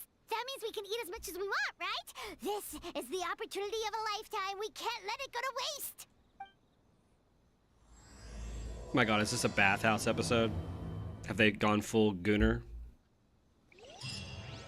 Although there's no records of your sibling anywhere in the world except the Aranara, no one knows anything, but they supposedly traveled to the world. Yeah, that's interesting. Wasn't that to be that your sibling is actually from a different world? Or they just couldn't find anything on her? No books, no stories passed down, no urban legends. Yeah. Nahida was the only one that had any interest in the Traveler's Past. That's a good point. Yeah, the only one who cared at all was the one who, like, actually is, like, the embodiment of knowledge itself. Which, like, I guess is fair. Mihoyo be like, don't ask questions, give us money and enjoy the game content. Wait, forget what I just said. Yeah. Inazuma's still, like, one of the prettiest areas, I think. Look at this. It's a vibe. It's just a continuation of the Amphorius bathing and Washtopia joke. It is another bath! House. Well, Someone... based on the letter, this should be the place. Someone in Mihoyo's staff just took a bath for the first time in their life, and they loved it. Or they went to Japan and, like, went into an onsen once. It looks familiar. We've walked past here several times before, right? Just never got inside. Yeah, it's only like, it's almost like we were in Inazuma for literal months, and we never did their baths. Dude, the Traveler maybe is stinky. Oh, are you here to visit the Isa bathhouse? Whoa! Oh, where did you come from? Oh, sorry. Forgive me, I didn't mean to intrude. We've been struggling to attract customers recently, so I got a little overexcited when I heard you discussing my bathhouse. Your bathhouse? So you run the place, huh? And business isn't going so great, you say? Oops. Please forget I said that. It just slipped out. Now, do you have an appointment? We have a VIP pass. Can we use it now? That's why she doesn't walk. If she did, she would get shaved from a full diaper. Oh my god. That is actually the worst image I've ever imagined in my life. There's records in Irminsul, and then they stop. So I guess people's memories could have been deleted. Yeah, that's what it seems like. Yeah, I remember that as well. Washtopia episode. Yeah. What? I've told them before, a promotional gimmick isn't gonna magically fix our business. Who issued this thing? Wait, is that Miss Yae Mizuki's signature? I'm so sorry. I had no idea you were invited here by Miss Yae Mizuki. Please, feel free to redeem your VIP pass now if you'd like. Just give your names at reception. Also, am I the only person who plays this in English? I feel like every other streamer I see who plays Genshin is like in Japanese or Chinese. Sounds like she has a lot of clout. But aren't you supposed to be the boss? I am, yes, but Miss Yae Mizuki's a major shareholder. The business never would More have gotten off the ground shareholders. without her investment. These writers love capitalism and baths. What? Oh, it's no cause for alarm, though. She's a very responsible person. In addition to being a shareholder, she's also personally involved in our day-to-day business. Okay. He's so excited to see these two strangers finally contemplate going in after watching them walk by dozens of times, especially considering how famous we are in Inazuma. Like, we're legitimately, like, really famous. We're famous. We're world famous now. We're celebrities. Huh. Oz is self-aware and is part of Fischl's illusion, which is cool, but does question how there aren't more people like them. Yeah. These Jiaozhaos and maybe Ito's bull. That's a good point. Like, the power of, like, literally the mind in Genshin is actually kind of insane. NPCs forgets travel after seeing them around Inazuma for the 1000th time. Literally, yeah, we're running through here doing commissions 24/7. We literally stopped your tyrannical god. Like, what do you mean? Story-focused Genshin YouTubers all go English? Okay, interesting. Currently playing the story in English is a 50-50. You may and may not get a voice. Yeah, you guys are going to have to deal with my actual voice acting the next time we get an unvoiced character. That Traveler's Bathwater is going to sell. Oh, for sure. You know it. Like, how else do you think we're making money? There's no way commissions give us that much money. Corporate mandated bath episode, more tasteful than a beach one. I guess that's She true. only We'll see how returned to tasteful this Inazuma ends up being. recently, otherwise I'm sure you'd have heard of her by now. She's a highly renowned clinical psychologist. Please, head on in. I love how this world has clinical psychology. And we're just now hearing about that. It's just like the real world. It's not until your like late 20s where you start hearing that's a thing that exists. You're like, oh wow, I can talk to someone about my problems? Sounds kind of gay to me, if I'm being honest.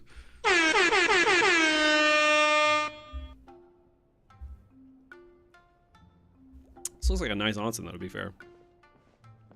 An indoor hot spring? Oh, Paimon's gotta give that a try.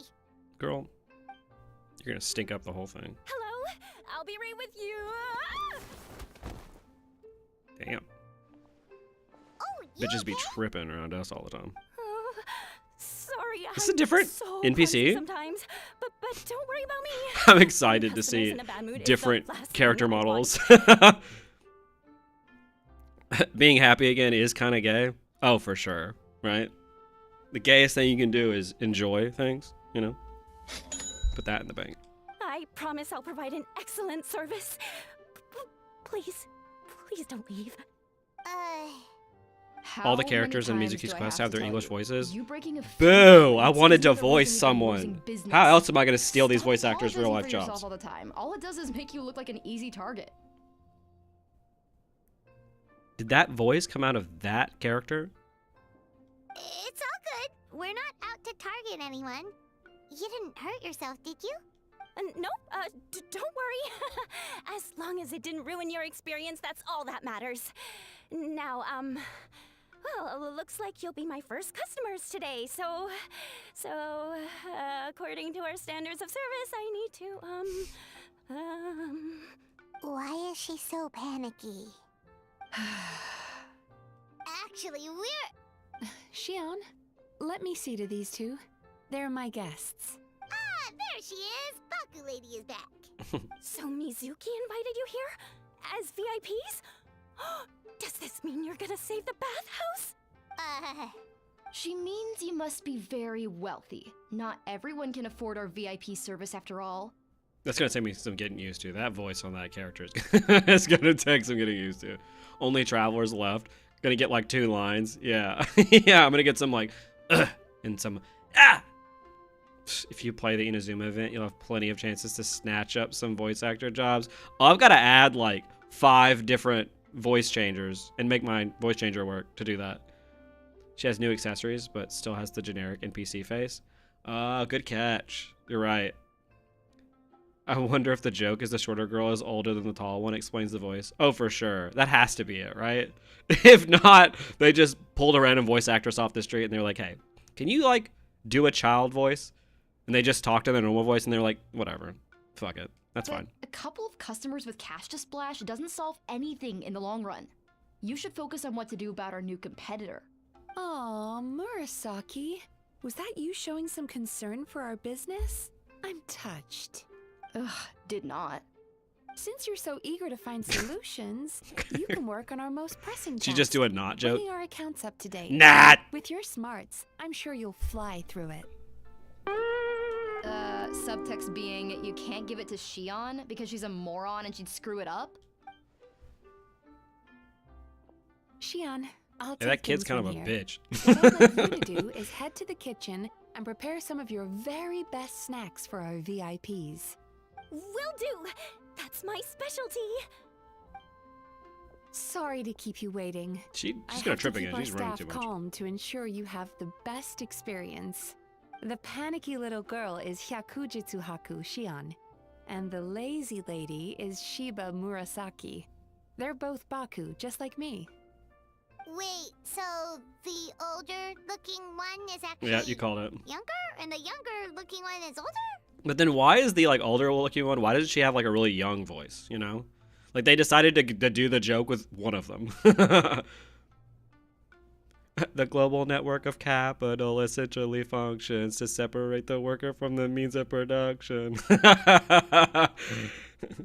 That's right. I love Bo How Burnham. we choose to appear is just a matter of personal preference. It's more reflective of our personality than our age. Yeah, we've seen weirder stuff. than this. Anyway, That's fair. enough about them. back to you two. Per the terms of the VIP pass, you're entitled to free use of all our services.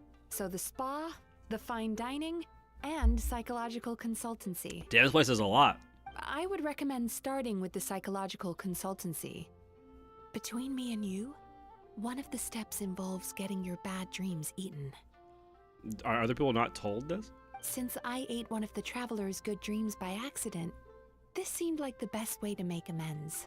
Ooh, we get to have our bad dreams eaten by a Yumeko Ibaku? That sounds fun! But is this a wise decision, given the current state of the business? Oh, that's a good point. You've been having some difficulties recently, right? It wouldn't feel right to get all this free service while you're struggling. Is there anything we can do to help out? I take it you overheard Mr. Aikawa complaining about our current situation. Yeah. I'm sorry to cause you concern. Mr. Aikawa is a smart businessman, but he tends to worry too much about short-term profits and lose sight of the big picture. What's this game? What is this game? Is it Kami? Is it trying to tell me that things matter more than profits? Wow. Disappointed in you, Genshin. Why don't you like Star Rail and tell me that the IPC is good? Our financial situation is nowhere near as dire as you're imagining. And in any case, passing our business woes on to our customers is hardly the solution. Please enjoy the services we have to offer. Aren't we rich? Once you've experienced our hospitality for yourselves, I'm quite sure your confidence in our future prospects Just will buy the be bathhouse. restored. I like this short one. Don't really get abrasive characters in Genshin that aren't or were villains. That's true. We don't really have that many like villainous characters in Genshin, if I'm honest. Feels like we should be, right? I mean, let's be honest. Like our days are consumed by like commissions The in only Genshin. thing is, In the- psychological in the consultancy game. is a In real life. one-on-one service that takes quite a long time. But I can't just make one of you wait around while the other one is in therapy. So perhaps I can treat the traveler while Shion treats Paimon? Would that work? I feel like Paimon has got a lot of work. She's got a lot to deal with. Fine by Paimon? She eats her feelings But, for sure. Is she up for it? She'll be fine. I noticed how gentle and encouraging you were towards her earlier. You're the perfect client for her. Profit over people, for sure, right? We live in America. Hello, land of the free, home of the gay. Canonical Traveler isn't rich for some reason. Yeah, that is weird. Especially since they're legitimately connected to every government in the world at this point. Or other than like Snezhnaya, right? Oh, Secondly, Shion's therapeutic approach is a little different from mine. I should have bought often capitalism now. involves Food. Genshin and Star So Rail she won't. might be a better fit for you. food therapy? Oh, that sounds perfect. All right then, please follow me. Was all that just so you could be paired with me? Don't get me wrong, Paimon is genuinely better suited to Shion. But in all honesty, yes, I had my own reasons for wanting to treat you myself. Your psychology is so unique. We're I just had dreamers. to investigate further to satisfy my own curiosity. Please, come with me.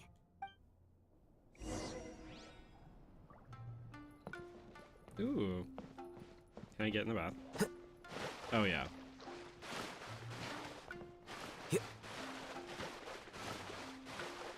Okay.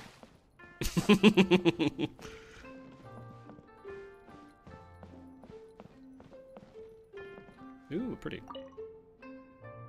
Before we begin, please take a seat on this chair.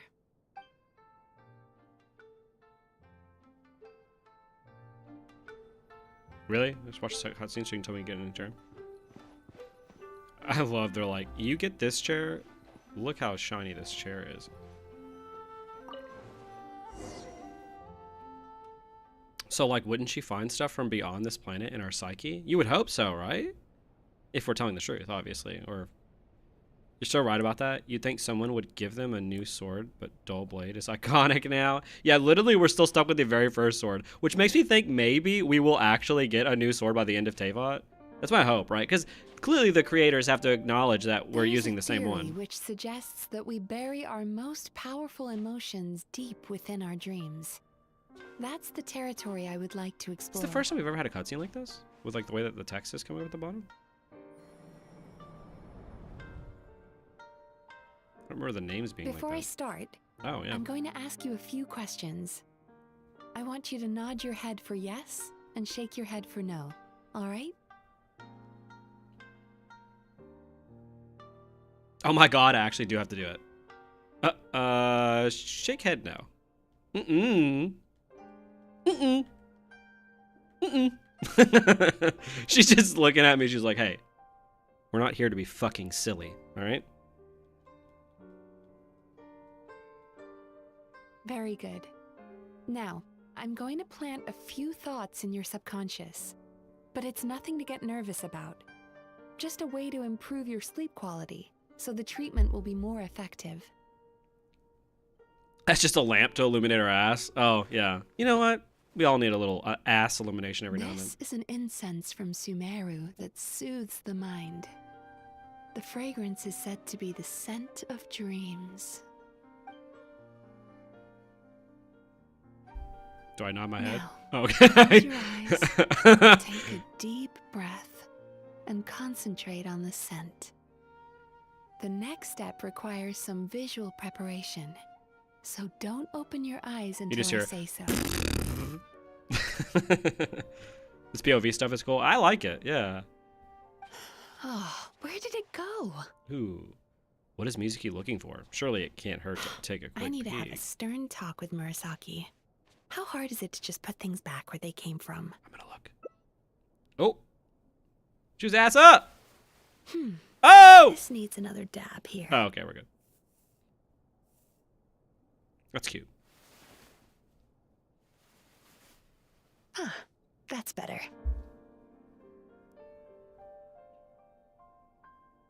She's just taking her sweet time. Hey, deal with my mental health. I said no peeping. I'm still not ready yet.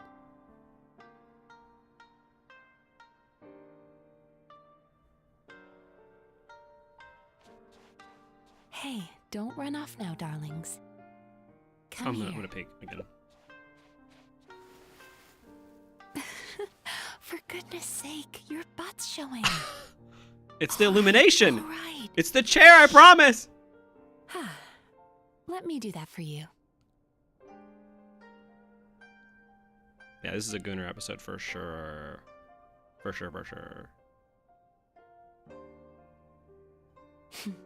I can see that you don't like being kept waiting. Go on, open your eyes. Everything's ready. Take a good look at this painting. That's pretty. There are some very special little darlings hidden within it, and I'd like you to find them. I'm doing some Where's Waldo? That's for my mental health? Bro, you're giving me anxiety. I don't want to have to find things. What about that? Yo, Do you that's see her? me. Isn't she just adorable? I'm looking at her. That little fox. That's like... That needs to be the thumbnail, honestly. Now you just need to find the others. Okay.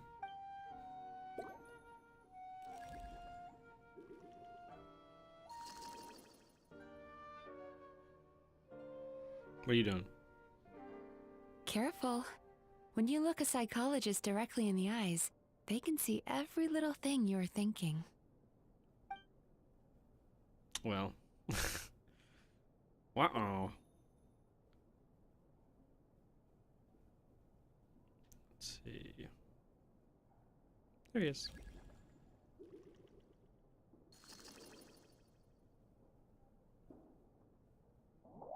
Ooh. She's a Baku as well.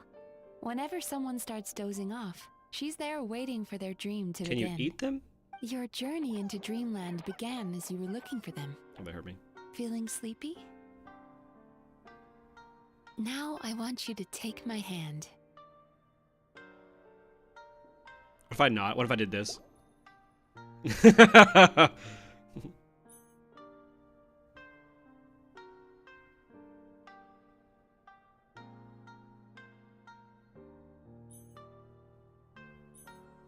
Ooh. Very good.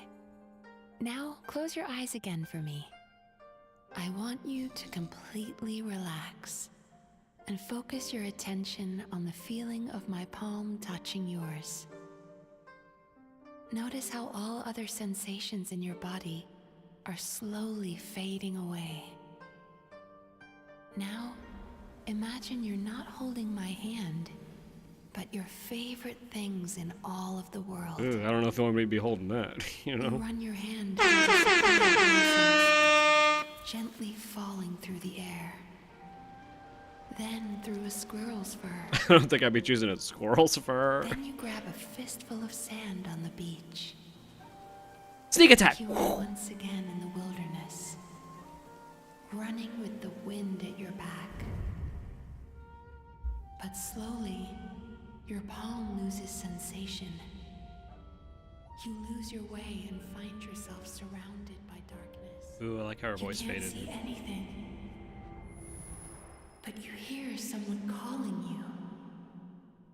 And now, a light is shining from the same direction as their voice.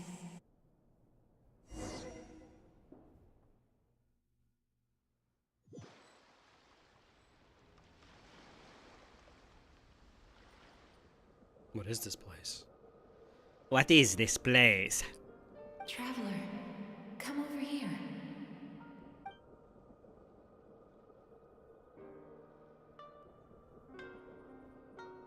Longing caused by separation. It tastes so bitter. Please don't stop moving. Despair caused by failure. Icy cold on the lips. Please, keep going. Regret caused by missed opportunity. A sharp aftertaste. Please don't look back.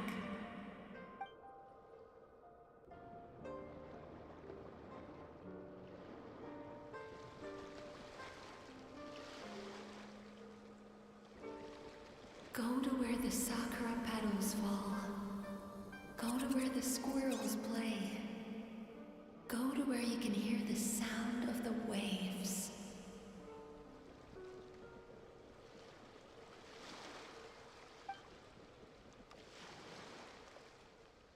That is where I am.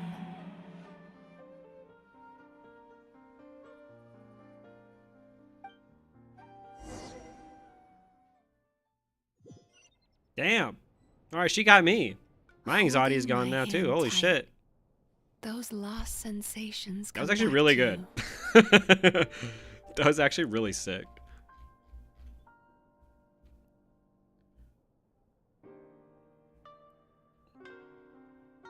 Starrel making the Trailblazer rich was a good plot point because it evades things like the Traveler having money woes. Yeah, I agree. Well, now when they upgraded to prototype Rancor, hey, they're getting there. That's just a lamp to illuminate our ass. That's what that was. Okay, here's a thought I have. Why are there no couples in Genshin? Why are Jean Luke and Jean not a thing? How come every single playable how come all the playable characters are single? Why do none of them have a crush? Yeah, this is a really like asexual game. No one has relationships with although to be fair, some of the NPCs do, like specifically the Inazuman people who got married, right? We probably get the gold sword back when we restore our power, right? Yeah, that would be sick. That's like the I wonder if they make us pull for it. Hopefully not. That'd be awful. No couples because they want the incels to ship themselves with the characters. That might be it. This POV stuff is cool. Yeah, that was sick. I like that a lot. Hopefully we see Paimon's version too. That sucks. There's so much potential between characters. Yeah, there are a lot of characters who I think them being in relationships might actually enhance their characters, but that might also mean that they aren't the best characters to begin with. How come none of the kid characters' parents are playable fighters? Yeah. So this is where the Enforce's animation budget went for real. That was a cool cutscene, and I feel like that was the first type of that cutscene I've ever seen in this game.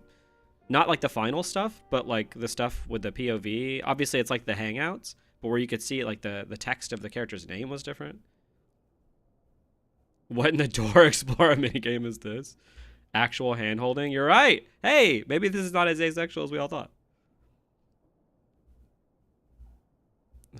It's traveler sexual for profit. Hey, you gotta make money somehow. The feeling of running your hand through falling sakura blossoms, or through a squirrel's fur. Hey, you might be thinking about squirrels too much. I've killed a ton of squirrels. I don't think you realize, Mizuki, how many squirrels I have killed in this game. On accident, but they're dead. And as you return from the wilderness, you gradually recover your other senses as well.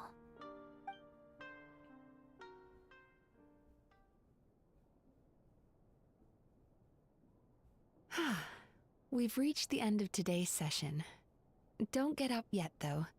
You were just in a very deep sleep, so you're probably still feeling a little groggy. I've switched to a different incense that'll help get rid of your drowsiness. How you getting along, Traveler? just finished. How are you feeling after your session, Paimon? Kinda fresher and more relaxed. It feels cozy somehow. Good. That's exactly how you should feel after having a nightmare eaten. It sounds like the session was quite effective. Oh, for sure. Paimon especially liked how she used the sense of taste to help guide the process. Beidou and Ningguang are basically a couple. I feel like at this point it almost is confirmed. They are always alone together. Like almost every scene they get in this game now is with them. Capitalism is the sexuality, for sure. If one couple should be canon, it's Ito and Goro. Do they even really have scenes together? They had like one scene together, right? No, it's Ito with the columnist version of Goro. I forgot the name of her. But Paimon was asleep for most of it, so she's not really sure how it all works. Do the Yumi Kuibaku just like sneak into your brain and gulp down your bad dreams in one go? I accidentally killed a cat as a kid. Don't ask me why it happened, and I am forever named as a cat murderer. That is the craziest thing I've seen so far on streaming. That's wild. Let's do the air horn, and then let's do the disappointing. It's quite a bit more complicated than that. It deals with people's most visceral emotions, which have to be handled with the utmost care and attention. That sounds super mysterious. Yeah, well, I've never killed a cat, but I slay pussy on the reg, you know what I'm saying? No, I don't. I'm very homosexual. Sorry, that probably made no sense at all. Anyway, don't worry about the details. For your purposes, Paimon, just think of it as Xion gulped your dreams away. How are you feeling, Traveler? Cozy. Really? Reported. I still think there's more work to be done.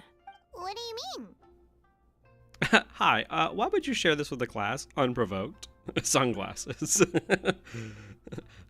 My job here is done, is what they said. You have quite a reputation for resilience and positivity, so I expected to find very few negative emotions in you at all. But when I was deep in your subconscious earlier, the sheer weight of the emotions hidden there was overwhelming. I do have quite a lot of baggage from my past. Yes, you certainly do. But that's not what concerns me the most. Despite all your negative emotions, I couldn't find a single bad dream.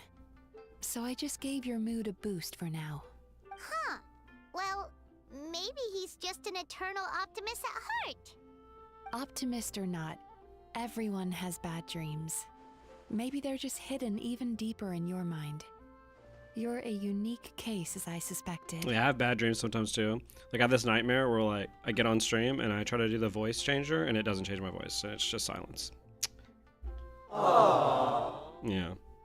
But he said he feels cozy, just like Paimon. So whatever you did, the treatment worked. Now that we know dreams can be eaten, was the Akasha eating dreams instead of just harvesting them? Kind of terrifying if so. That's a really good point.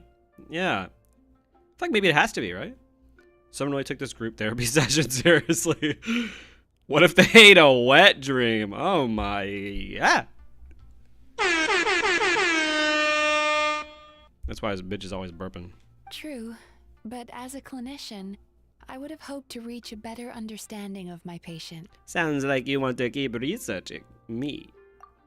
Fine by me, as long as you can put up with a daily nap while holding my hand. Do I have to do that? Anyway, all jokes aside, it's time for you to try out the hot springs. Oh, she's joking. Your mind has had the chance to de-stress. Now it's Touching time me to without do my the same consent. for your That's such a body. funny joke. Oh, that sounds good. Paimon's feeling relaxed already. You know, this place provides a really great service.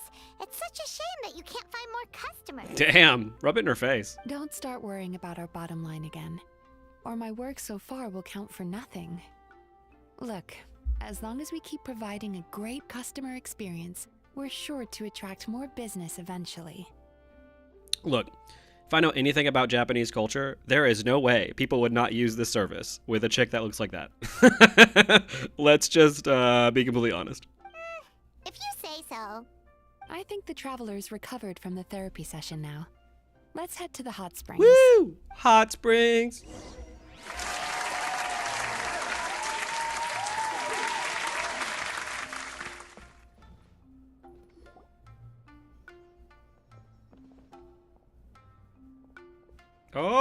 Oh my god! Most Yae impressive, I Miko. must say.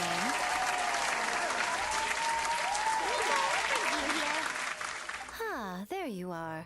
I heard a rumor that you were about to be kidnapped. Naturally, I had to come and see it for myself. She's joking, right? Ugh, Paimon can never quite tell with her. Miko, it's been a while. My neighbor next to me at the hospital really appreciate the horn noise you make. He woke up as well. He woke up from the air horn? Well, good morning. She never mentioned? Interesting. We've known each other since before I became the Guji. I've told her all about you. But it sounds like she's forgotten all about me. You'll have to forgive me. I just feel like didn't wanna Yae scare Miko the like traveler messes off. with my brain. And hi, She I'm gives off Miko's such friend. mysterious Seemed like a vibes, but surefire like she's way really to not do that mysterious if we're being honest. Like I feel like I know almost everything about her, but she still like seems mysterious. I feel like she's one of those characters that had so much potential where it's like they didn't really go anywhere with it. They were like, all right, we could do some really interesting stuff with her. So let's give her a story quest where you write a story. That'll be fun. And then let's give her nothing to do with the main story. And then let's have her be in the most random quests where like you're like a Pokemon trainer one time. We should do that. Yeah, that was my reaction when all that happened. I wouldn't go that far. Oh, I've missed your way with words. So, Lady Guji, to what do we owe the... Oh, also, she is a light novel business owner. And he's like, okay. More mischievous and untrustworthy in minor situations? Yeah, 1,000,000%. She's a Pinacone character in Genshin. We're like, ooh, what are they scheming? And then it's like, nothing. Yeah, it gives me evil lesbian energy. Oh, yeah. Especially her in A. That's a Fox personality? That's a good point. Yeah.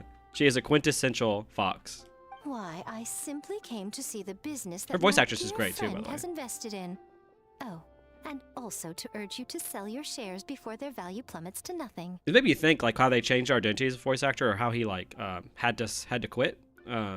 It's like what happens in like a year or two if like a voice actor also quits, who's like a main character. Like the voices in this game, for at least for the English voices for me, give these characters so much more character with how these voice actors read their lines. Like, I don't know. It'll be interesting to see how a character shifts in my brain if like one of the voices change. You could always invest in the Yae Publishing House, you know. Business is always booming. You only need to ask. Sounds serious. But what's wrong? Are the shares really gonna plummet to nothing? Well, hasn't she told you? Of course. She's your therapist. She has the perfect excuse to never open up. That's fair. The Isa bathhouse used to be very popular. Although not because of the hot springs, despite the name. Their main selling point has always been the psychotherapy services offered by the Baku. But recently, a competitor cropped up. His name is Emura Ichigensai. He operates right here on Narukami Island, and his methods are said to be quite revolutionary. That's just an issue for all media and actor passing. Yeah, it reminds me of what recently happened in One Piece, how Frankie's Japanese voice actor is changing. Like, that's wild to me. Like, it's been, what, One Piece has been on air for what, like 10 years or something? Question, what's your favorite Genshin character? Ooh. That's hard, right? I've got different favorites depending on what you're asking, but in terms of like the story, that's so hard. I guess I would say, I kind of want to say Wander a little bit because at least he got like main story stuff in the story and he sort of had development.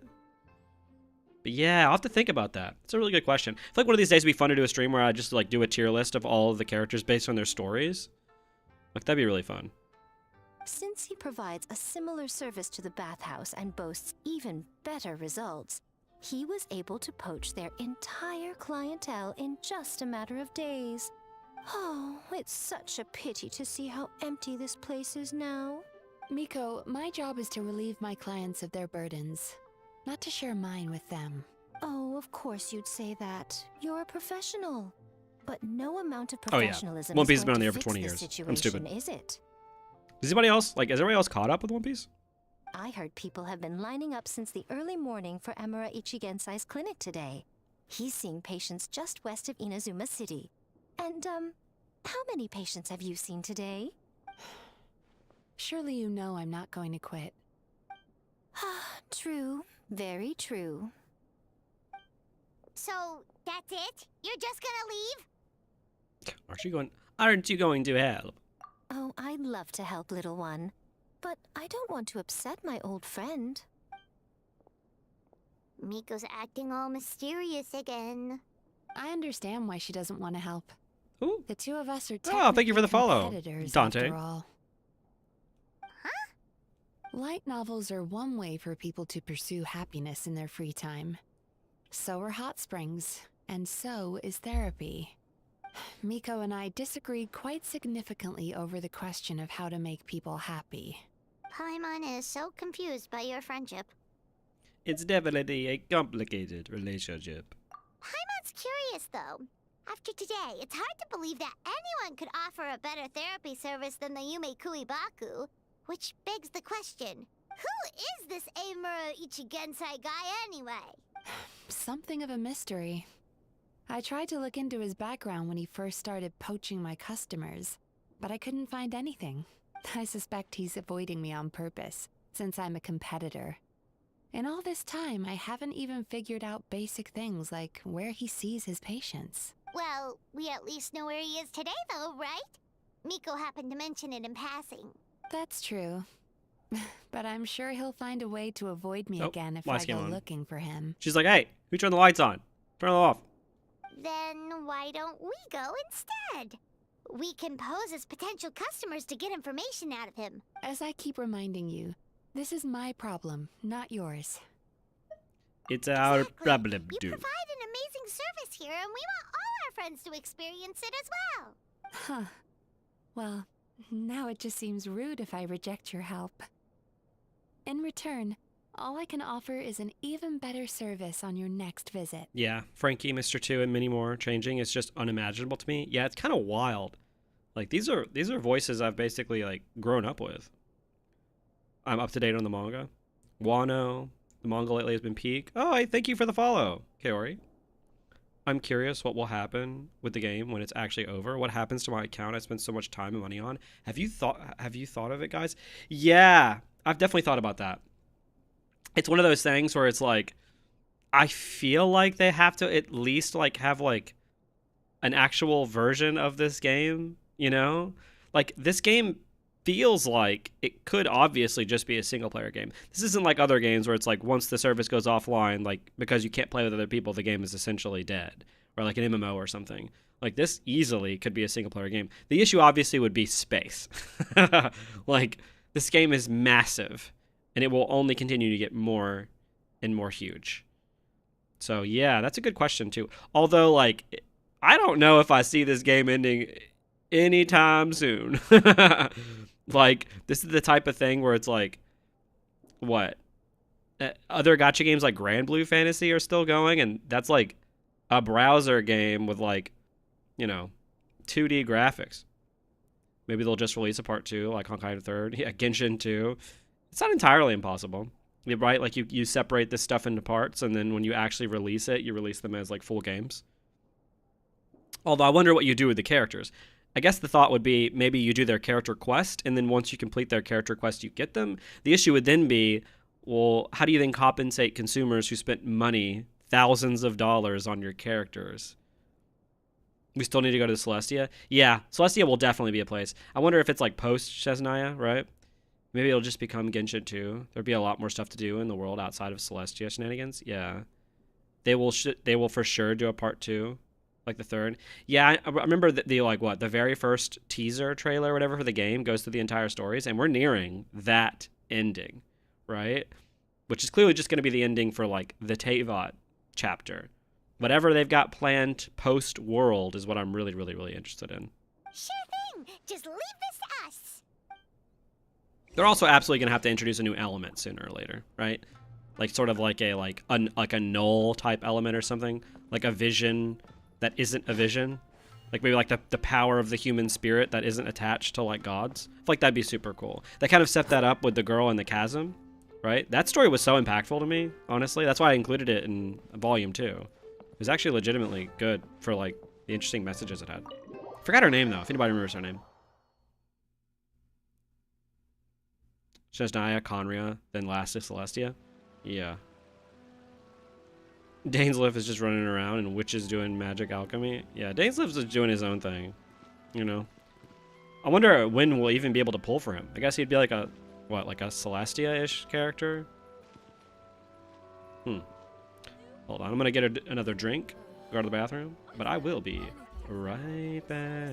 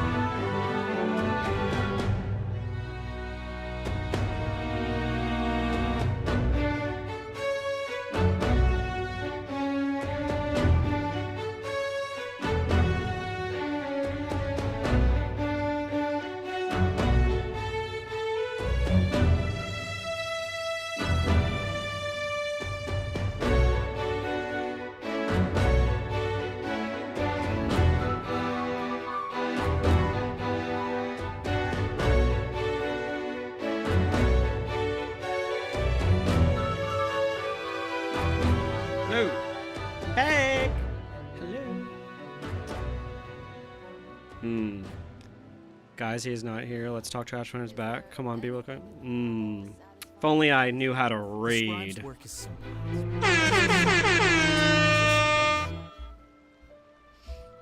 Let's see. Okay. Or they'll trick us all, and 6.x will be Nod Cry. Ooh.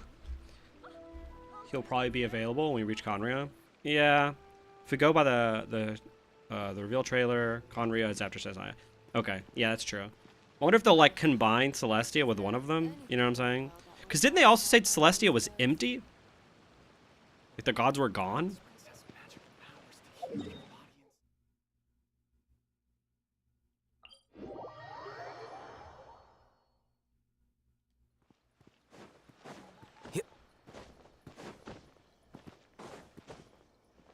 Ooh, broke my ankles.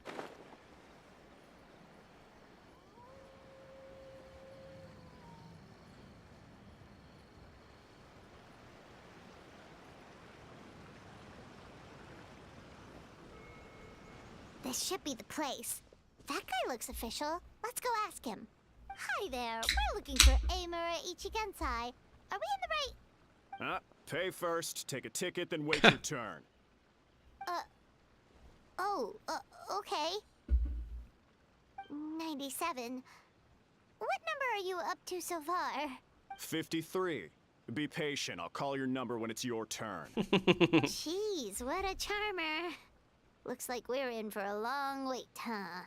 Shall I knock him out so we can barge straight in? Sounds kinda therapeutic in its own way. But we don't really have a good excuse to resort to violence here. And we definitely don't want to scare off our target. Why don't we pass the time by talking to some of his other patients? It looks like there's a few of them standing over there. As someone who plays Genshin every day, I can't stand when someone has their resin capped to 200. Oh, yeah. That would be awful if someone, like, kept their resin capped. Like, that would be... The trailer does go chronologically, but the Conria chapter is without a number like the others. Ooh, I never noticed that. Always wondered who kept Pepsi in business. Okay, look, let's finish this debate once and for all. Are we all pro Pepsi or pro Coke? Because you can only be one or the other. So they could just interlude anything. Yeah, I could see it as an interlude. I don't know if I see Conria as like a full like year-long thing. As someone who started playing 4 years ago, I stopped caring about resin. I'm in that same point. Like, what am I even grinding for? You know? Although, to be fair, I guess I need to grind for Maoika and Arlecchino. I've kind of kept them on the back burner. I probably... Oh, wow, back burner. You know, they're fire. Thank you. I appreciate it.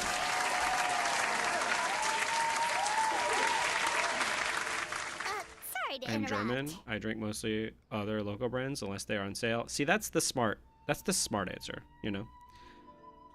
I like the taste of Coke better, but hate the company more. Correct response. Like I if I had to pick like, I don't know. It's just like in my head I'm not really sure because Coke and Pepsi are both good. I'll give them that. But I think like when Coke goes bad, it goes bad super fast. Like it goes bad, I feel like in like 30 minutes. Not even that, like 15 minutes. So if you're not like chugging it, like it's gonna taste like shit really fast. Whereas I like Pepsi, like, still doesn't taste good after a little bit, but it's better than Coke. Also, I feel like Diet Pepsi is just better than Diet Coke. I drink both, but I enjoy Pepsi more. See? Maniculture. I think they taste the same, but my friends say no. So I feel like it's not like a crazy... I feel like they're not like an insane difference, if I'm being honest.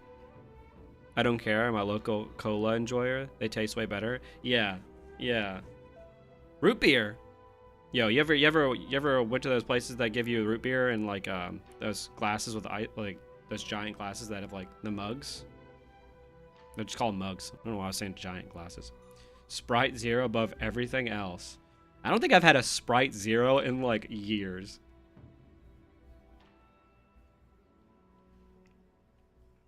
Dr. Pepper clears both anyways. My roommate is obsessed with Dr. Pepper. And honestly, I don't think I get it. Dr. Pepper's fine. I'm not like coming for Dr. Pepper, right? He can stay in practice, but like not like a huge fan of it. Do I know you? Show Dikit. He didn't say it, so but I you're said. here for counseling too. Yep. Fellow clients of Amura Ichigensai here. Honestly, Although this will be our first time using his service. Inazuma's kind of so- forward-thinking. We got this like masculine soldier going to get counseling. Like, hell yeah, you know? You get it, King. Service? How crass. We're talking about spiritual guidance here, not some business transaction. Damn. In fairness to them, they haven't experienced it yet. Ignorance among the uninitiated is only to be expected. Okay. Well, anyway, I said Bathhouse calls it a service. Okay. W roommate. She'd be super happy to hear that. I'm not going to tell her, though. Sorry. Revoke the fraud's license. Yeah. Hi, Genki. Love the name. Oh, Genki desu ka? I'm so Japanese, you know what I'm saying? Because they aren't cool like me. Ah, more defectors from the bathhouse, huh?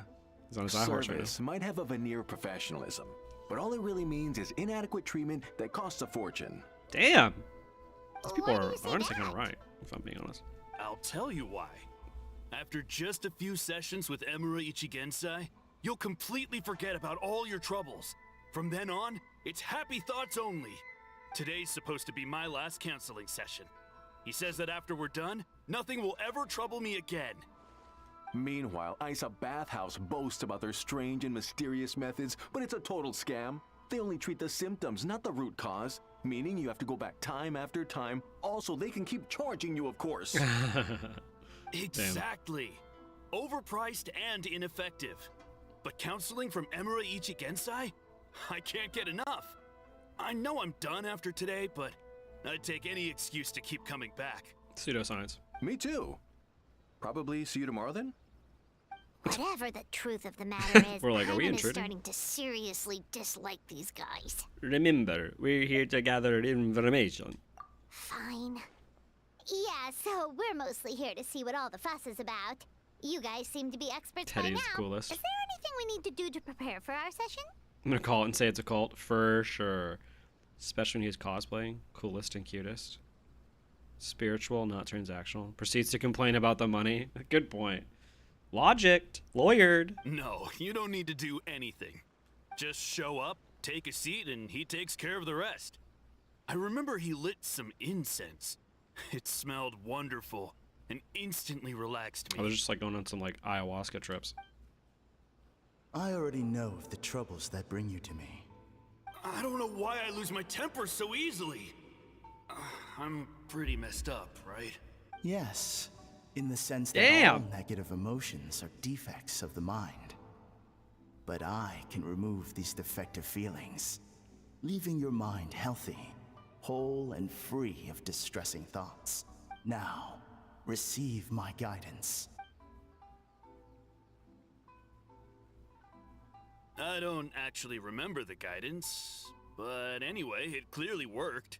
I guess whatever he said disappeared from my mind and took my problems along with it.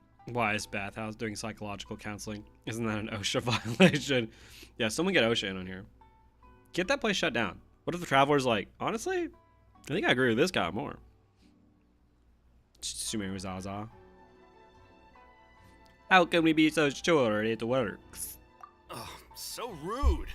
Your counseling session will change your mind. In more ways than one. We're only being It's some Pray the cautious. Gay Away shit. What's wrong with that?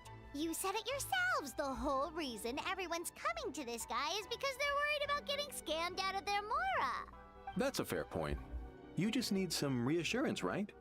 In that case, I can let you in on a little secret. Go on. Well, someone in my family actually knew Imura Ichigensai before he made a name for himself. Apparently, he had a terrible temper. Pretty much everyone in the neighborhood had issues with him. You said you have a roommate. Are you studying somewhere? You can choose not to answer if you don't want to. No, not currently studying. No. I did, I finished college. Woo! Yes, yes. It's just my parents making me. But, no, I did political science and legal studies.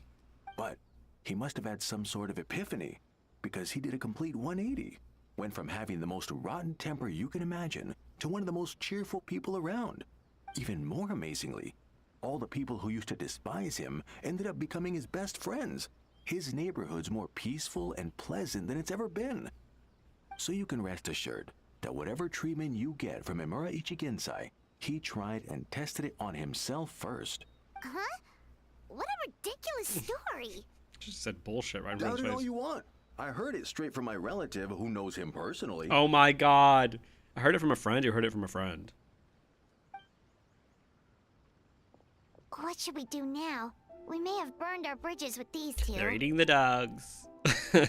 They're eating the yokai. Now to meet the man himself. Yeah, there's still a lot of people ahead of us, though. Why don't you take a rest while Paimon keeps watch? Just like how we do it on the road. Makes you eepy.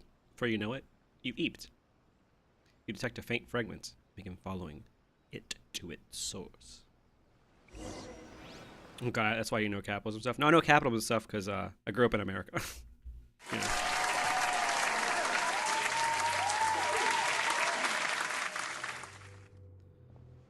Where am I? Let go of your pain.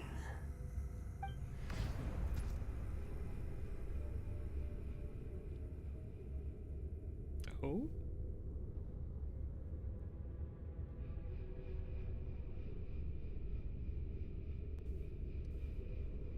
Let go of your pain.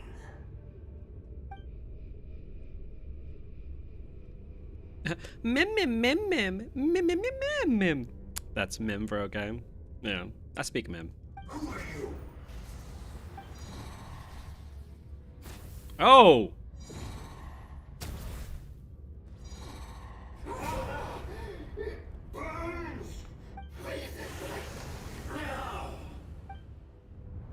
Whoa! That's cool. That's some what's it called? Seems very wholesome. People just bleeding out their minds. Yeah. Traveler, it's almost time!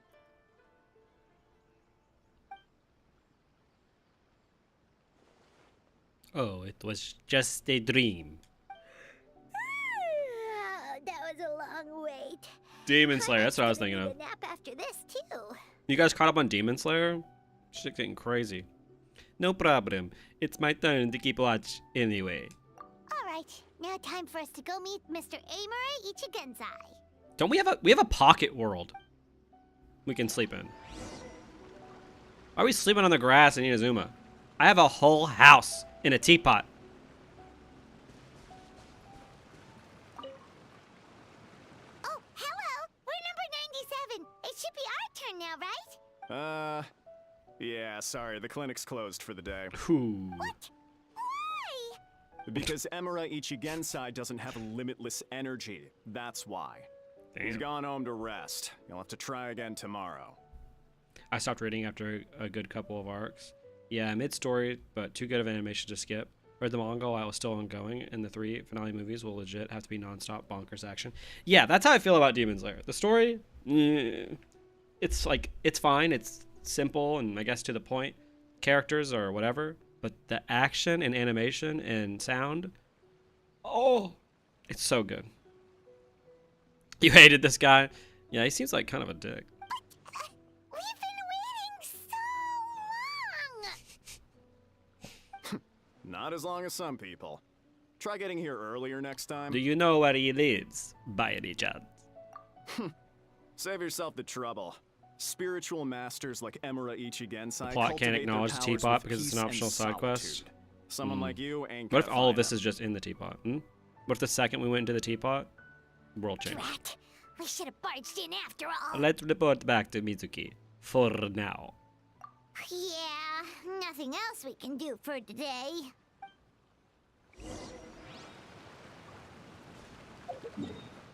Return to the bath. Return the slab.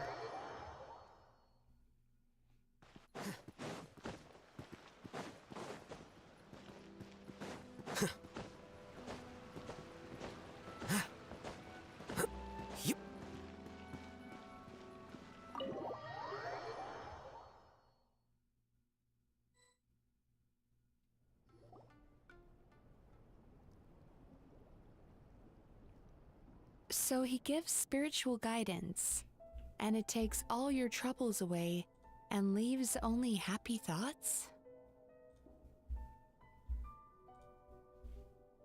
Yep, at least that's what his clients say.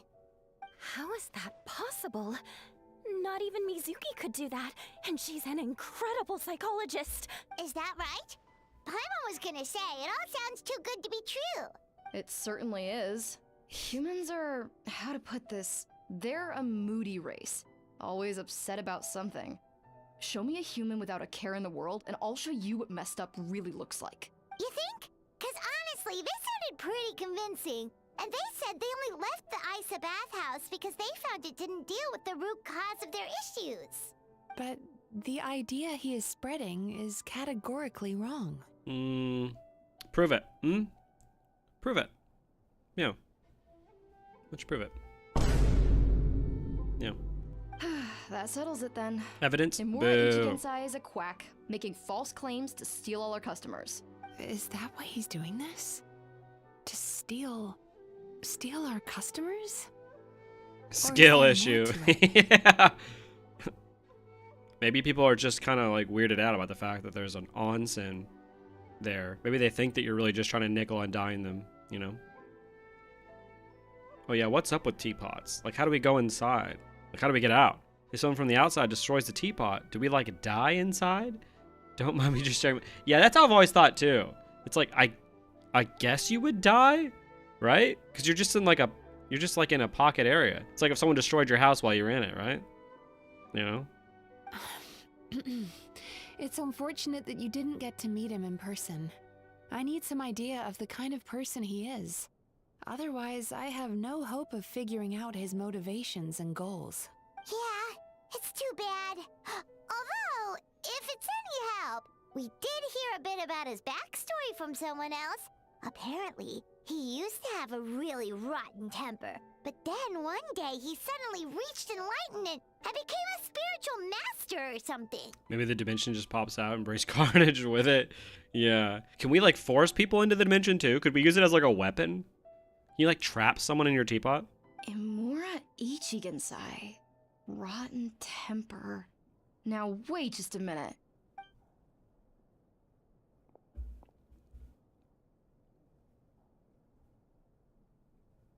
Filing patient records is normally the most tedious job in the world. But once in a while, something mildly amusing grabs my attention. Take a look at this. I love how normal she just sounds.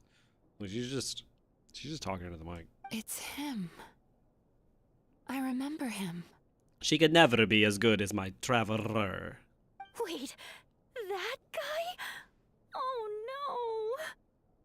The celestial What god. is it? What about him? Where to start? Imagine a big ball of negative emotion took on human form and started walking around. That's pretty much Imura Shuya. That's me. His patient record mentions that he loved nothing more than a heated argument. No matter how trivial it was, he could never agree to disagree. He always had to be right. Starting to like this guy. Part of his day would be winning an argument and proving the other person wrong. All right. I feel personally attacked at this point. Aww. If he lost, he'd sulk, and if anyone called him out, he'd throw a huge tantrum. Before long, he'd turned everyone against him. Sounds like he had issues. Oh yeah, serious issues. Anyway, since no one would talk to him in real life anymore, he turned to the readers' letters column of a magazine by the Yae publishing house. Voice similar to Chiore. And trade yeah. insults with other contributors. Naturally, this ruined the column for everyone. Basically a Redditor. Yeah, he's a Reddit mod. Next thing you know, he's written a complaint letter to the Tenryou Commission, demanding that Inazuma pass a law to make it People in the illegal comments for the Yae for my publishing Wuthering house to Waves reject video. letters from readers. Gee whiz. Where would you even start with a client like that? In my case, by giving them a wide berth. Mizuki dealt with this guy. I'm pretty sure he only came here to try and start something. But Mizuki managed to get him into a session, and after some treatment, his mood improved by a lot. Wow, great work, Mizuki. Murasaki makes him sound like a rabid animal. He wasn't that out of control. Sure, his personality was very abrasive, but it wasn't hard to see why. Maybe Reddit should just make a ranked queue. Can you imagine? Wonder how you'd win that. Is it from how many downvotes you can get? Not upvotes? Once I understood his situation, I was able to diagnose him very quickly. You have very high expectations for yourself, but you've faced a lot of rejection in the past and haven't achieved much in your life. I almost have 30,000 subscribers. Thank you very much. Jesus.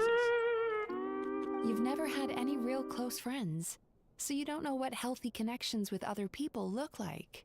This puts you and your ego in the center of your world. She's reading him to filth. In short, you long to feel a sense of accomplishment and to receive attention from other people. But both of these are lacking in your life.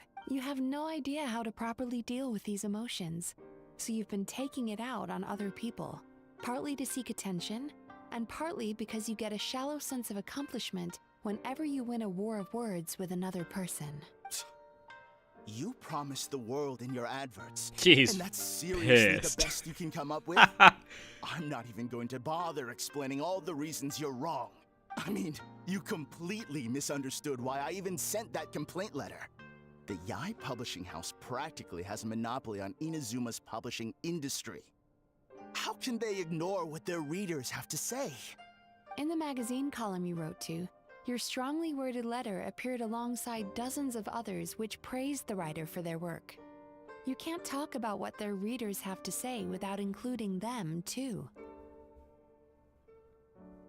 So he reviews stories? All right, everybody, that's it for this stream.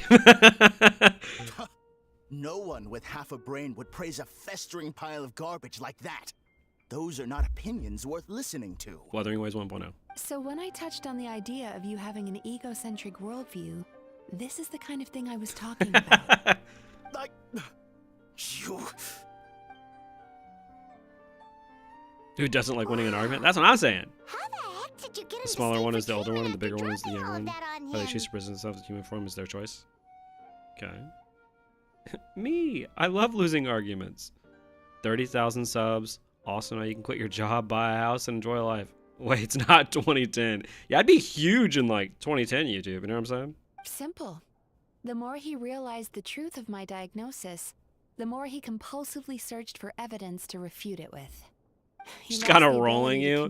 Yeah, you know, if So I if kept I him here by using his reviewed preferred stories, mode of interaction. that'd be crazy. Argumentation.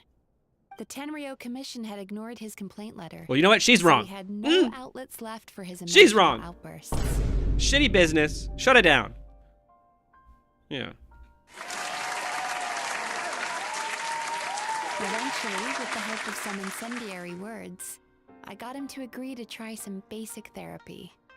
Finally, I was able to tweak his mood and stabilize his condition. It's a shame, really. If I'd only been able to see him a few more times, I know I could have helped him work through his personality issues. But unfortunately... It was all my Subjective. fault. Only issues to you. Subjective.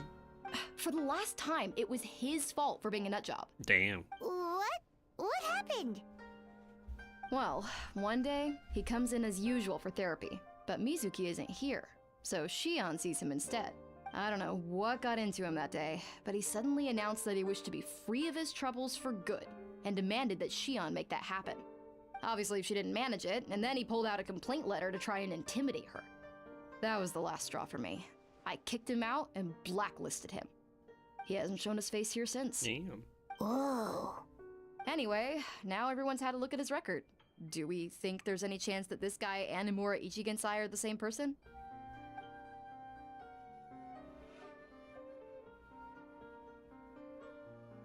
Because it sounds to me like after he didn't get what he wanted, he decided to have his revenge by lying to our customers and getting them to leave. Is it really that simple?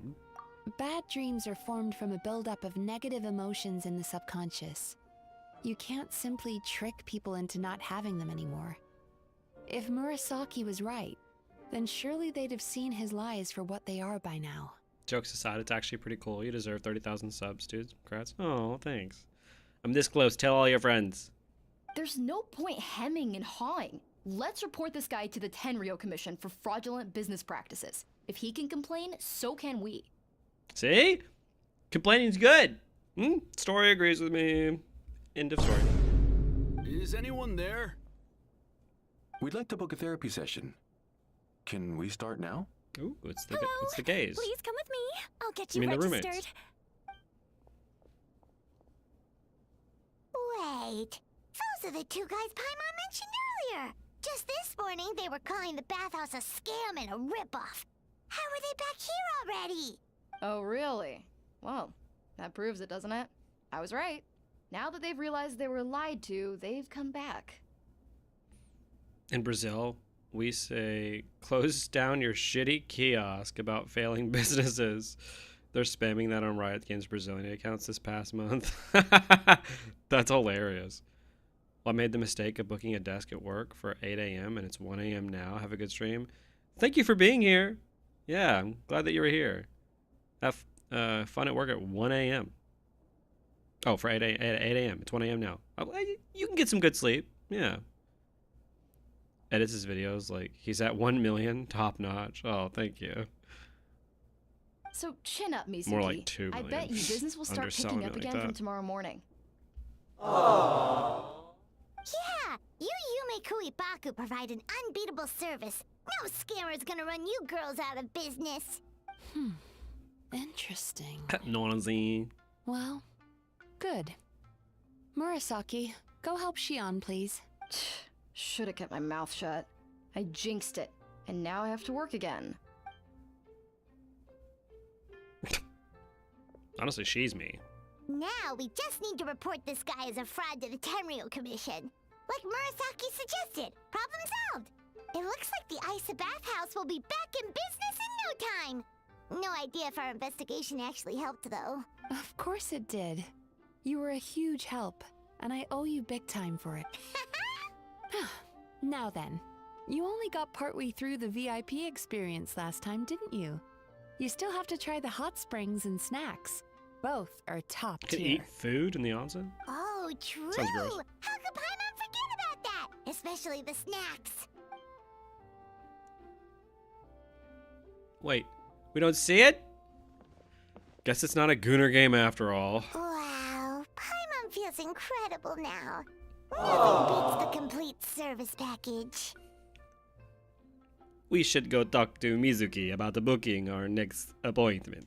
Agreed! Although Paimon didn't notice her inside just now. What could she be doing out at this hour? Let's ask around. Hey there, Mr. Aikawa. Do you have any idea where Mizuki went? Oh, you're looking for Mizuki? She actually tends to disappear for a while around this time every evening. It's the one part of the day where she gets to relax herself. Have you heard of Arknight's Infield? New Genshin Killer? The game actually looks amazing. Gameplay animations. I played the beta! Woo! It's my second stream ever. Woo! It's on the channel. Should be under the live tab if you wanted to. I think that stream was also like 7 hours. As for where she goes and what she does during that time, I'm afraid I have no idea. She takes the evenings to relax, huh? Like the first time we met her. She probably tells people she's relaxing, but actually she's digesting the bad dreams, right? Hope she's not having any digestive trouble. Oh, remember the place from last time? Let's head there and check on her. Genshin Killer. I've played these games before. I've played these games before. That's gonna be me. I'm gonna be that guy, voice acting for Netflix shows.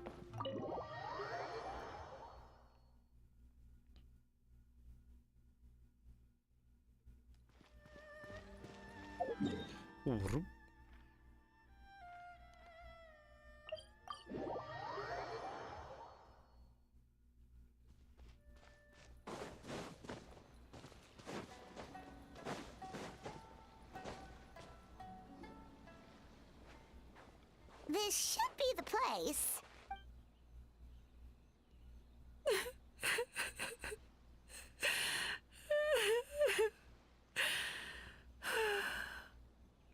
Our characters are just like... What? Why is Mizuki crying? Unless... Oh, maybe we got pulled into one of her bizarre dreams again.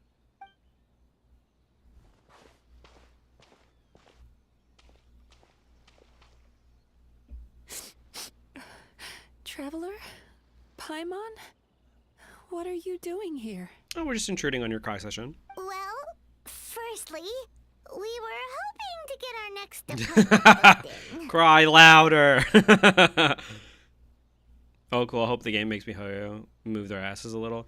MiHoYo is too big to fail at this point. I'm not really sure most games will impact them unless they see, like, significant revenue decreases, you know? Oh, I see. I was planning on making it back before you finished. Oh, the Hot Arknights Springs, Infield was fun. It was fun to but play. I ended up spending It's fun to longer play it on here stream than as well. I intended. Don't worry. This isn't a dream. I was just feeling a little sad. Girl, there's a big-ass bug behind you. Oh, what's up? Indigestion getting you down again? No, my digestion was fine this time. What you saw just now was the aftermath of the digestion process.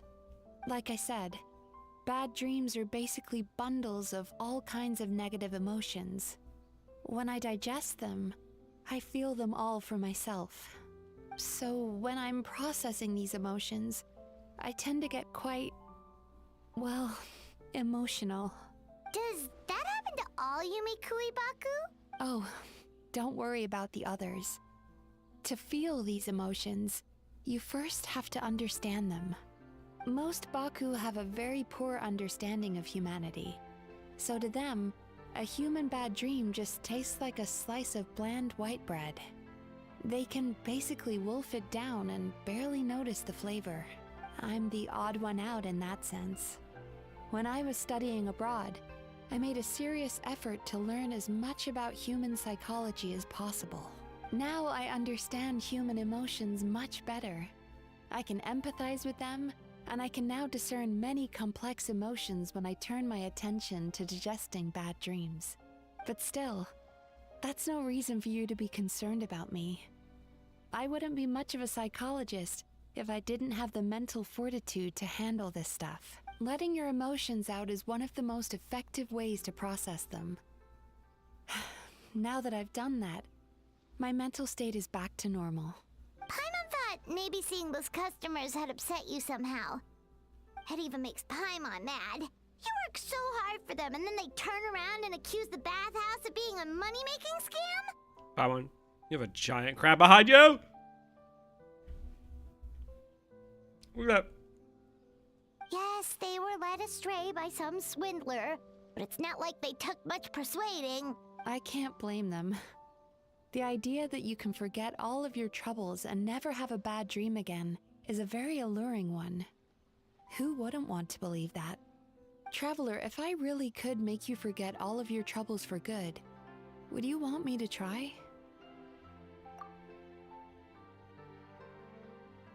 As you imagine forgetting your pain and longing, the joy of union that you were looking forward to one day disappears along with it. As you imagine letting go of your hopelessness, you also feel your fighting spirit slip through your fingers. As you imagine being free from your painful regrets, the formative experiences of your journey lose their roots.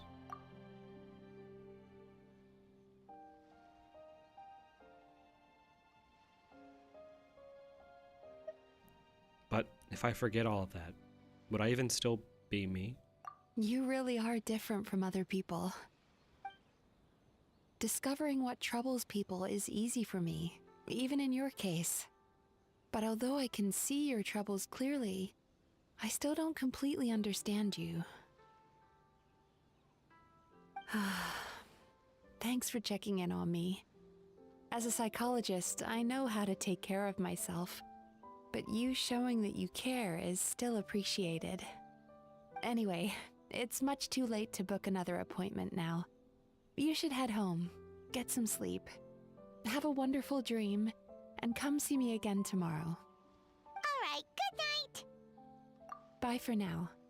If you still want to book another appointment tomorrow, make sure to come see me early.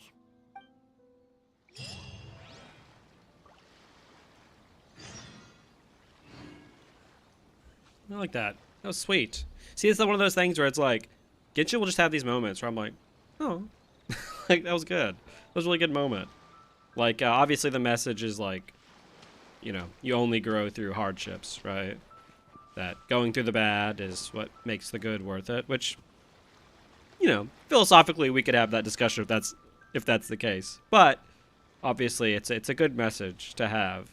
I think it makes Mizuki a sort of interesting character, that she's selfless enough to basically feel every one of her patients' bad emotions, right? Or at least their nightmares, while helping them confront like the truth of it, right? Like she's not negating the feelings like the other guy's saying that he can do it. She's helping people get past it, which I think is like a good message. Wait. Huh? No. Like, that's sweet. Whatever.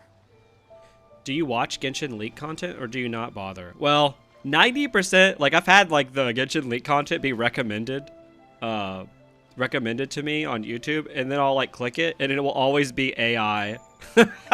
It's like always AI. Like that's what makes YouTube a little discouraging sometimes. Like I'll spend like a month on a video and be like, woo, this thing's out, and it'll get good views. And then I'll like see a video recommendation of an AI voice talking about the new Leech Characters kit and like just reading off of like a clearly automated script, and it'll have like 200,000 views. And I'll just be like, oh, okay.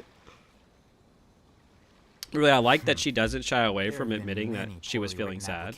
Be more like Mizuki. Yeah, that's a cool idea too. That she's really open with her emotions. Obviously, as someone who like legitimately actually interacts with emotions by eating them.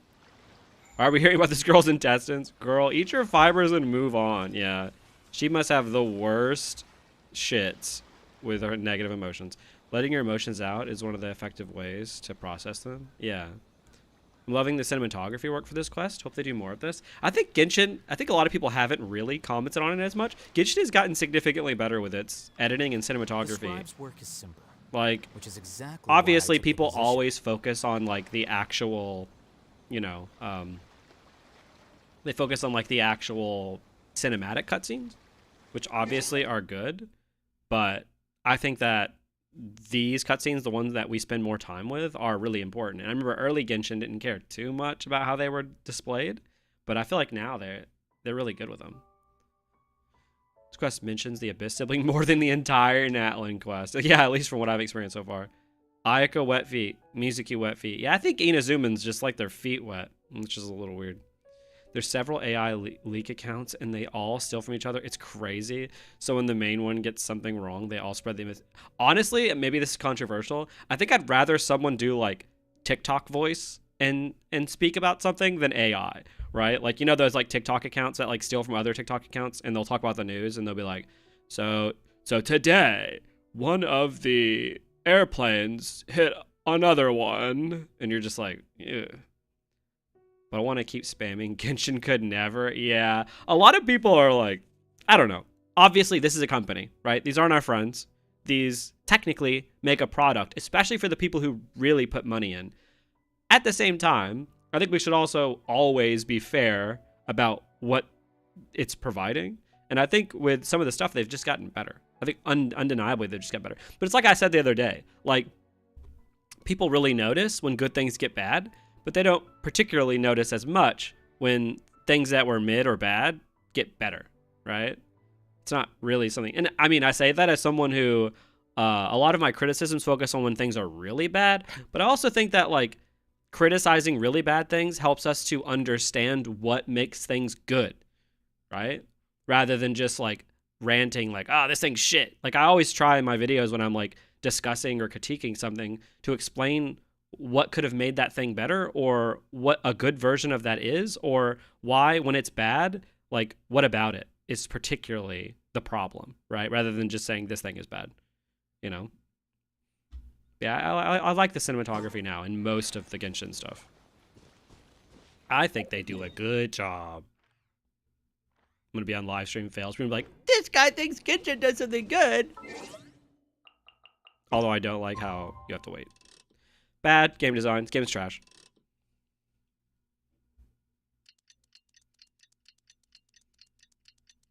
Paimon's, yeah, true. Paimon's voice is less annoying now. I notice not many people notice it. Not only do not many people notice it, I think people have written off Paimon completely when I don't think she's that bad. Also, I want to make a video. This will probably take a bit. I want to make a video that goes through every arc in Genshin Impact and calculate how many lines does Paimon get just in general in terms of what other characters have, but also how many of her lines that she does get are exposition. Because I know a lot of people focus on that she exposits a lot, which she absolutely does, but this is another thing. I think I've noticed that her expository dialogue has gone down. Like, she'll still every now and then be like, so this is this person from this place, and we know them from this place. And it's like, okay, we get it, Paimon. But I think that's genuinely gone down. The past 2 patches only gave 50 pulls, and the next one will only giving 50 pulls. I have no idea why Genshin is so stingy. As much as I have issues with Honkai Star, at least they consistently give out 100 plus pulls per patch. Yeah, that's like a business issue here, right? Like, the amount of free currency that these games give, it's weird how they decide what is good and what isn't. That would be awesome. I look forward to that video. Yeah, and then I can already see big YouTubers like changing the argument halfway through my video. If my video ends up finding that her dialogue has consistently improved, I can see people being like, but she's a little fairy girl. Are you a child? Do you like that there's a mascot in your game? If people say this, meanwhile, you have like Pom Pom and Star Rail, and ZZZ has the, what are they called? I feel like people still think Paimon merely just regurgitates information that was already discussed when she's been doing less of that for quite a long time. I completely agree. Again, it doesn't mean that I don't think Paimon doesn't have issues. I also, just like with Star Rail, I think it's less here, but I think that, like, she doesn't get much to do. She's there as sort of like an emotional coil for our main character so that we can have, like, you know, a grounding between our cast. But it's weird that she still doesn't get much important things to do, like, ever. Listening to Paimon discourse while I'm listening to Yang Yang and Wuwa. Yeah. I remember I specifically brought that up too, about how, like, people rightfully did point out when Paimon's dialogue was excessively expository, and I think that that's the correct thing to do. But then people were playing like Star Rail and ZZ, or specifically Star Rail and like Wuthering Waves, and I didn't really hear that criticism much when, like, especially like in the Lawfu, like almost every character existed to just exposit. Like, they weren't really characters, they were just like saying what was going on or who they were. Like, it was wild. I hate Genshin YouTubers. You're the only one I watch. Well, I'm glad you at least watch me. Yeah, they all suck. I'm the best one. Paimon needs to stop repeating stuff that has been said a minute prior. Like this quest, she repeated all the things Mizuki said when you first met her. Yeah, she still does it. She definitely still does it. I think she does it less, but she still does it. Rover, yes. Hello, yes. Do you see the moon?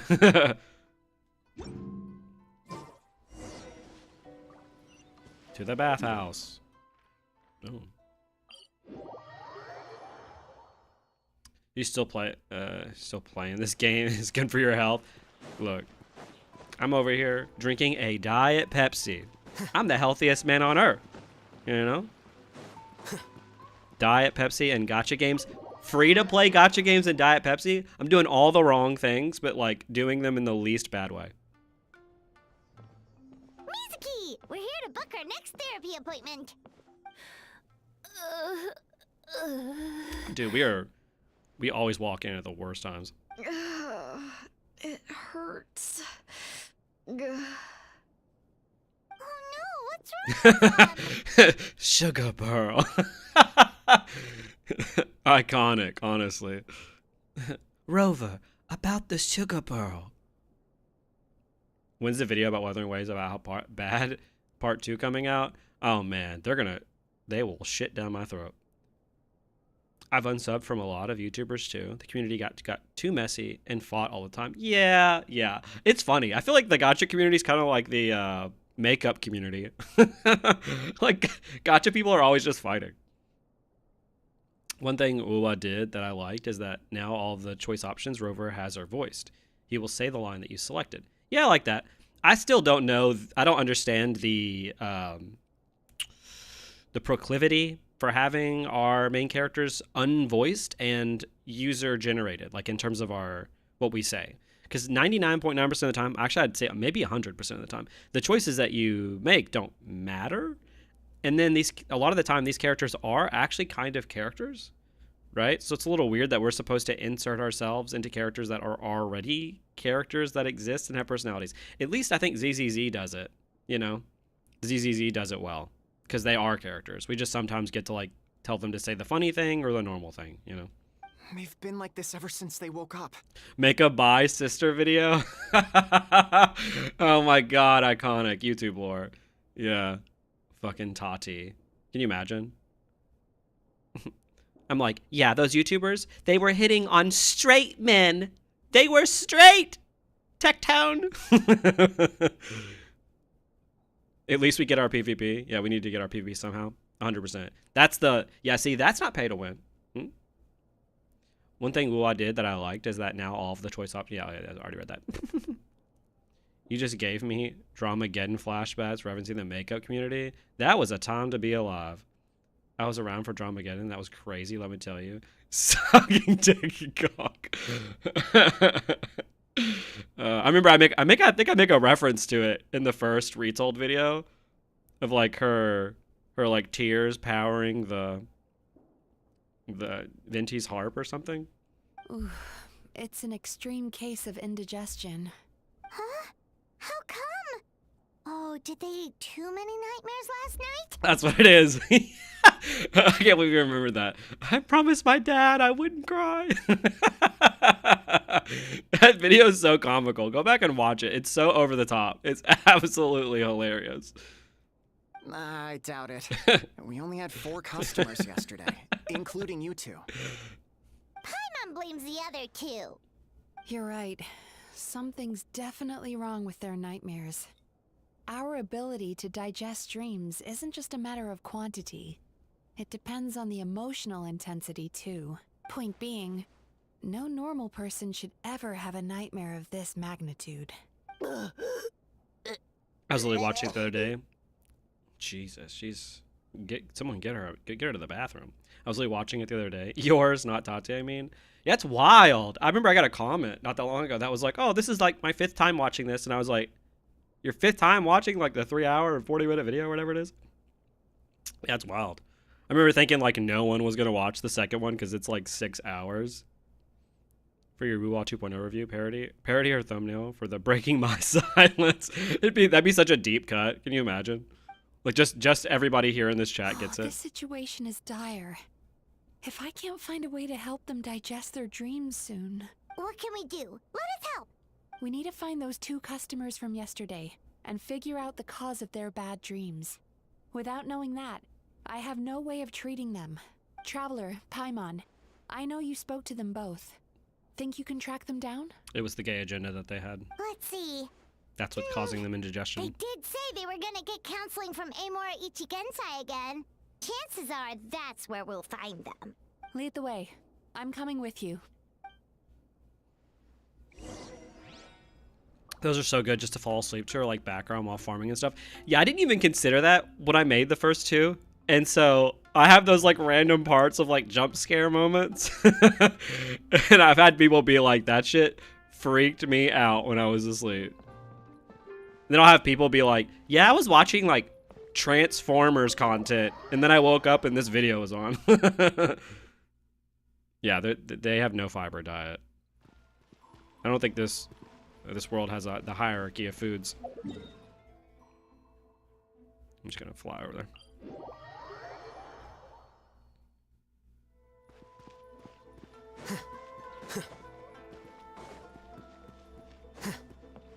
Huzzah!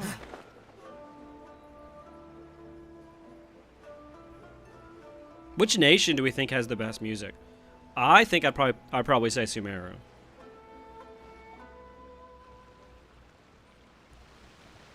You know, I went out to sea earlier today, but was so distracted that I lost my net. Oh well, it's not a big deal though. Yeah, I messed up today too. But hey, Sumeru, what's the Natlan. big deal? I like it. I'm liking that one It's too. not the end of the world. Hey, you two! Vape Nash. Also a deep cut. That's pre-Tati. Whoa, someone's in a bad mood, huh? So funny.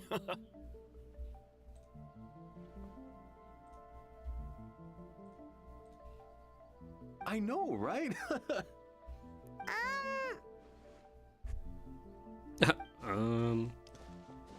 What's wrong? What is the point of having to choose the names for the protagonist in Genshin? They clearly have names. I'm so tired of Traveler just calling me Ether. Damn it. Yeah, it's like, yeah, the ability for us to choose their name, it's like, is that just like, because at the beginning it makes it seem like it's like a secretive thing, but they do have names. Like, yeah, again, it's just, it feels a little weird that we have these like self-insert things going on with these real characters. Leeway has the best music for me. Leeway's music is incredible too. Yeah. I remember when I was doing the part 1 video and finding the music for Leeway, I would like listen to the soundtracks. It's super good. Like Inazuma's music the best. I always feel enveloped in the dreamscape when I return there. I feel like Inazuma has the best like atmospheric music. Like it doesn't need to be too bombastic or anything. My favorite song probably though in the entire game is the, what is it? The port in Sumeru. It's such Port Ormos. It's such a banger. Fontaine Underwater is really pleasant. Yeah, like the Fontaine music. I feel like this game almost never misses with music, if I'm being honest. Like their music has just been peak like the entire way through. They're acting so weird. Paimon was pretty aggressive just now, but they don't At least seem Paimon can offended acknowledge at it. all. Allow me. Gentlemen, do you still remember visiting Isa Bathhouse last night for dream regulation therapy? Did we? I don't think so. Huh. Do you recall having any bad dreams recently? No, why would I? What in this world could be so bad that it'd give me nightmares? Nope, nothing comes to mind. Bad dreams must be highly irregular, surely. You don't have to look far to see that life is beautiful. Life is worth living. What is going on? It's like they've completely forgotten what they did last night. Although Paimon can believe what they're saying, they don't exactly seem troubled by nightmares. Does that mean Amura Ichigensai's counseling actually works? No, they're clearly not in their right minds. Traveler, Paimon, focus hard for a second. I'm gonna try something a little unorthodox. Oh.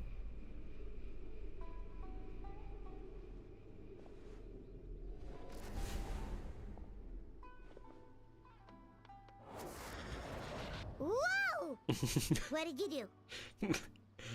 I just love the way that Paimon's voice actress, she just like eats every line. Again, people talk about how she can be a little squealy, which like clearly is the vocal director is telling her to, but the way in which she says lines is legitimately hilarious sometimes. Entered their subconscious minds.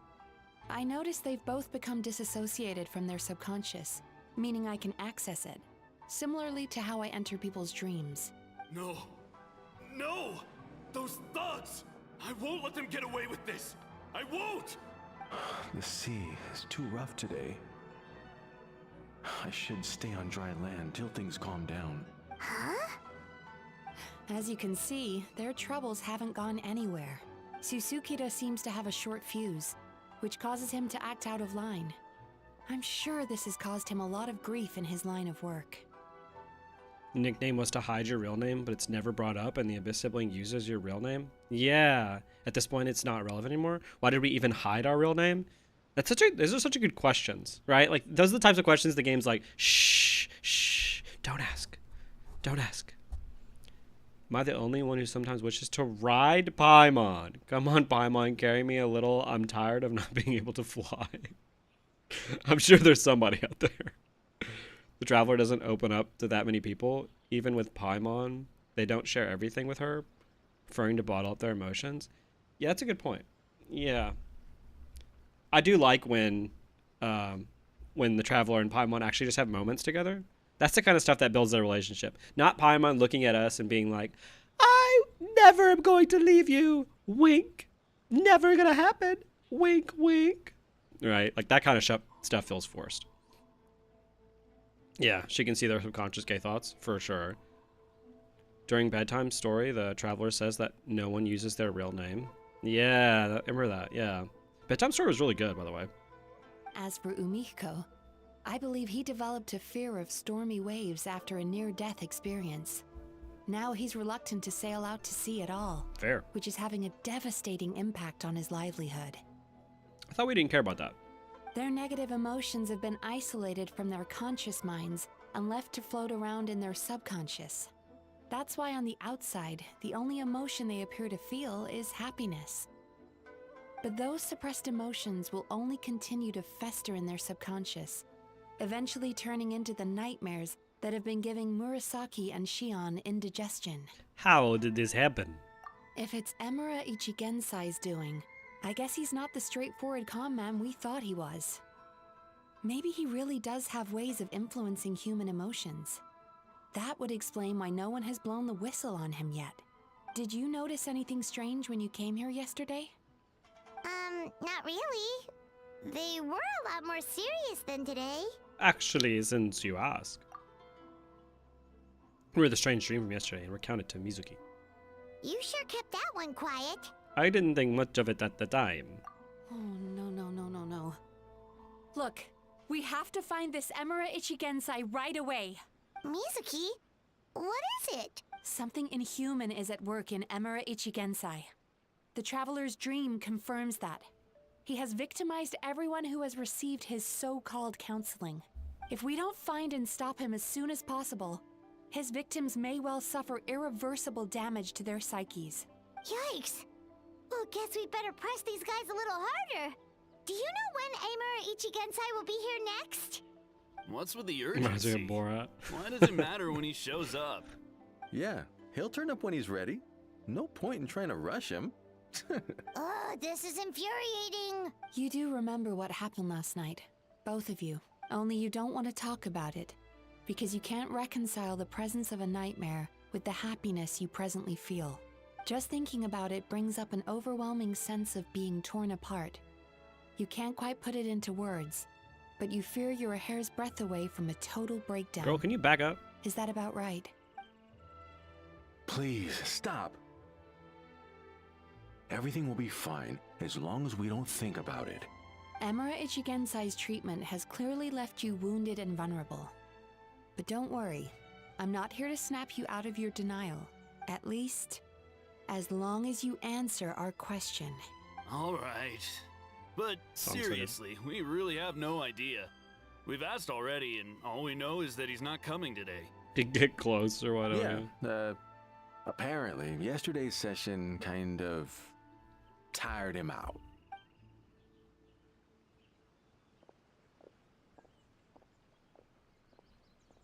Inside Out 1 plot. Is he trying to hide from me again? They really don't know anything? Darn! Looks like we've hit a dead end. I don't suppose you know where he lives, do you? No. We did ask yesterday, but even his guard didn't know. In that case... Have you found out what you came here for? Yes, I suppose. Now that I know what's causing their bad dreams, I can administer the correct treatment. Then go do that. Honestly, you've already done your part by bringing me here. I can't keep troubling you. Don't forget, we want to book our next therapy session. The sooner you stop having to worry about Emura Ichigensai, the sooner we get you all to ourselves. Damn. So we're not gonna quit until all this is resolved, and the bathhouse is back to business as usual. Looks like I have no choice but to accept your help again. I have to make sure Murasaki and Shion get the treatment they need. Still, I'm gonna need your full cooperation. If you do find Emura Ichigensai, please do not approach him. Just send me a message and keep an eye on him until I arrive.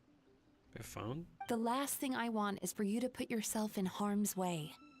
Don't worry about that. You should see some of the other bad guys we've taken down in our time. This guy's small potatoes compared to them. Paimon. Alright, sure. We'll keep our distance and send the message. Very good. Let's get going then.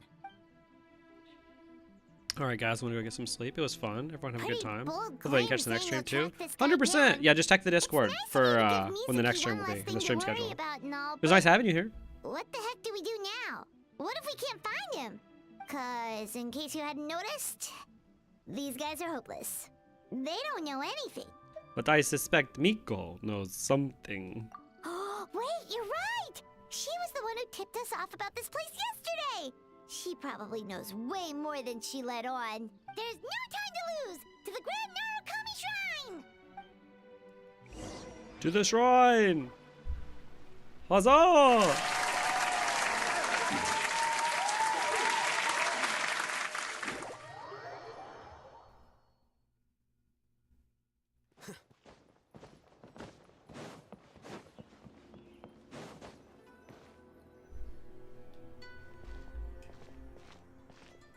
She's usually somewhere around here. Here for a fortune slip, little ones? Or visiting a friend? Whoa! Where did you come from? It's been a while, Lady Gucci. That was a little lukewarm. You're starting to sound a lot like her. But pleasantries aside, what's the matter? You look rather out of sorts. Do you know where we can find Imura Ichigensai? You may remember I dropped a not-so-subtle hint as to his whereabouts yesterday. You mean to tell me you still haven't found him? Aha! So you did bring him up on purpose! Let's not lose focus here. You're here to ask for my help. So would you mind explaining the situation to me? She's one of the few characters that, like, when they showed up in the story, I immediately wanted to pull for them because her design is sick and her character is, like, interesting.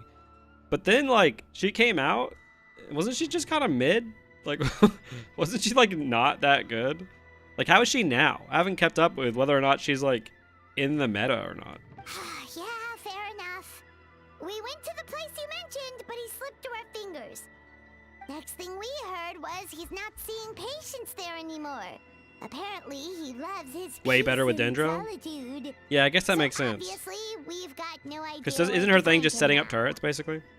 Oh, and after the lengths I went to get you that location. Don't know if this helps, but we did learn some other stuff about him yesterday. For example, a guy matching Amura Ichigensai's description came to Mizuki for therapy once. Only his Fischl is, name like, was still better Amura than her. Chi. Yeah, I remember that was true at the time as well. And it's like, again, they broke the game right when it launched by having their 4 stars so powerful. The initial 4 stars in 1.0 are, like, legitimately insanely powerful. Wait, what? Amura Chuya? You know him? Isn't the new chick who, like, uses the, like, oh, is it like the chakrams or whatever? Isn't she really good? I once asked the Yae Publishing House to host an event for contributors to the Reader's Letters column. I had hoped it might be a fun chance to meet some like-minded people and chat. Until he showed up. Are you telling me that Amura the Hellraiser and Amura the Healer are the same person? I'd still have to pull for her. Could have used a Miko rerun around this time, but oh well. Yeah, I remember they used to, like, the characters that would be on banner were the characters that were, like, in the little stories that they had. It doesn't really seem to be the case much anymore. She's good on Hyperbloom because she scales off of EM. And before Dendro, it was kind of useless. True. Stun lock. Based on everything we've learned so far, it certainly looks that way. All right. Well, in that case, give this address a try. Really? Who chooses to live in a place like that? This was the delivery address he gave to the Yae Publishing House once, when he placed an order for several dozen books in one go. He also requested to pay on receipt. The warehouse took one look and assumed it must be some kind of prank, so they rejected the order, earning them an honorable mention in his complaint letter. Of course, with the benefit of hindsight, it's rather obvious why he lives there. Someone as antisocial as him wouldn't be welcome anywhere else. You've got a point. She just doxed him? Yeah, holy shit. She gave us his full address. That's crazy. Having 5-star alts of excellent 4 stars is not a problem. Abyss needs 2 teams. Yeah. True. That's a good point. It's just wild how much more powerful OG 4 stars were. You mean Mizuki? So you really do want to help her? I can tell that she's invested an awful lot into the Isa bathhouse. It's only natural for me to show some concern when I see a friend's business in trouble. I still want another 4-star. Oh, hey! Thanks for the follow, Genki. I still want another 4-star off-field Hydro, though. I'm tired of seeing Cho. Just be used to him being in every team in the game. Really? He's just so 'Cause good. Yesterday it looked more like you were looking for a fight. I assume Mizuki has told you that we're competitors. She has always believed that, ever since we were classmates. And now that I'm the Guji of the Grand Narukami Shrine, I'm sure she must feel the need to prove herself through her endeavors at the Isa bathhouse. I haven't used Xingqiu in a long time after getting Farina. Yeah, that's true. Farina's super good, but it's kind of wild though that it took literally the introduction of an Archon before it was like, oh, I don't have to use Xingqiu here. The last thing she'd want is for me, of all people, to swoop in and save the day the moment the going gets tough. So if I want to help, I have to be mindful of her feelings and tread It's delicately. rare to see you being so considerate. I'll take that as a compliment. Mizuki's always so considerate towards others. It would be nice for someone to reciprocate once in a while. Maybe I can do the honors instead. A 1, a 2. Well A done. 3. You took the hint.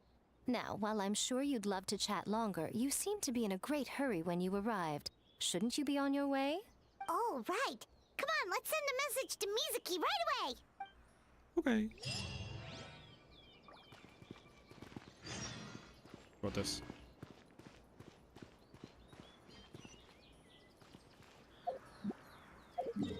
So what do we all think about this quest so far? I loved the stuff with entering into your mind or whatever and having that therapy session. All that stuff was great. The therapy session I think so far has been the best part. I also liked Mizuki talking about basically why she does what she does and like basically human emotion in general. It's interesting stuff. I think where Genshin sometimes gets a little lost in the weeds is like, all right, we got to go chat and figure out where this guy's at. We got to go talk to Yae about where this guy's at. We got to get her to dox his address so that we can go there.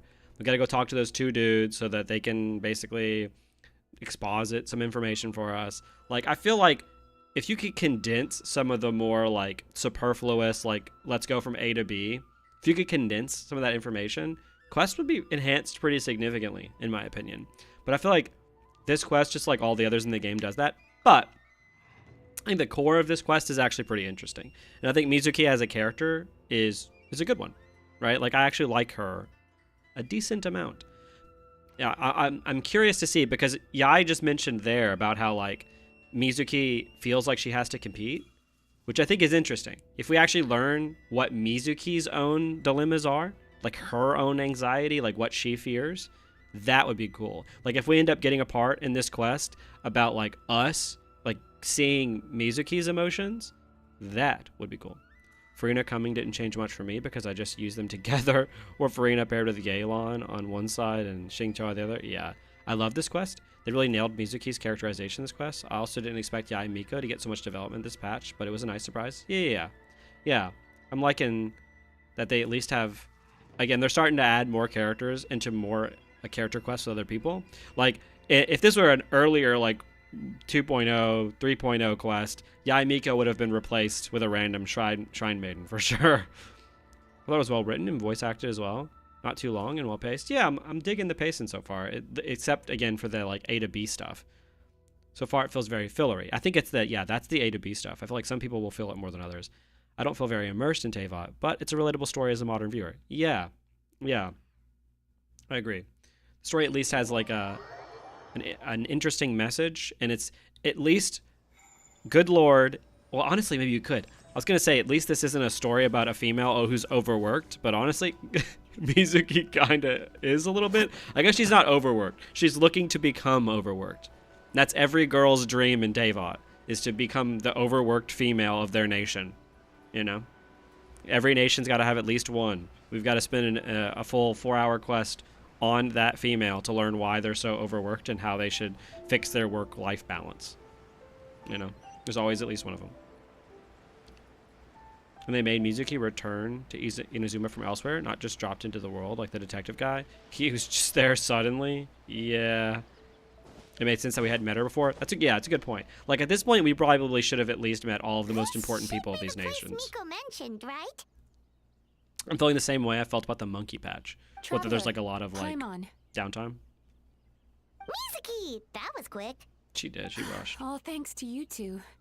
With what I learned from those two guys, I managed to give Murasaki and Shion effective treatment as soon as I got back. That meant I was free to head out again as soon as I received your message. So, this is where Emura Ichigensai lives. Sure hope so, 'cause this is our only lead. Wait, do you guys smell that too? Some kind of fragrance.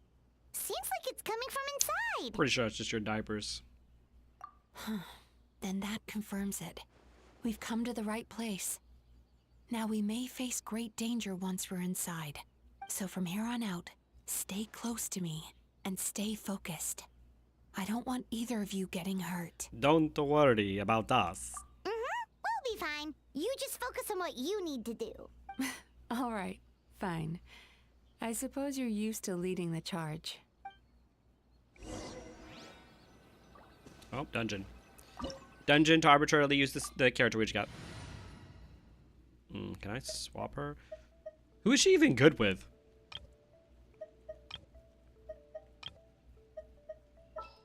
Oh wait, no, she's not with us, is she?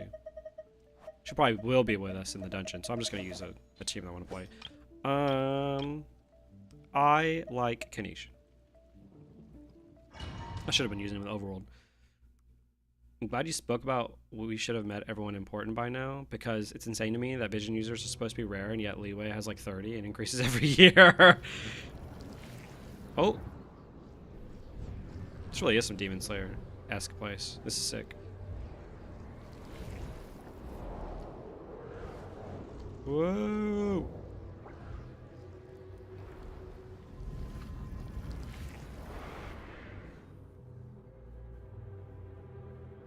Very cool. Whoa. This is not what Paimon was expecting. This is a nice house. It looks familiar. This is creepy. Feels like there are loads of eyes staring at us. Calm, yet repressed. The signs are all there. What is it, Mizuki? Figured something out? Nothing new. Just further confirmation of my suspicions. Emura Ichigensai should be hiding deep inside this place. Stay close to me. Cool. Yeah, I'm a little disappointed in terms of like when it comes to visions. How many characters like we don't really see people get visions very often. But is Wanderer and is there one or two others? If that? Also, let's see her. Ooh. Pretty. It's her charge. Ooh. Where did that go? Nice. Okay. Sweet dreams. Ooh. She's bringing the milk. Oh shit. Off-field characters who don't proc on normals. Oh. Mizuki buffs Swirl. Oh, my Kanish is dead. Oh, well, she's gonna have to be the...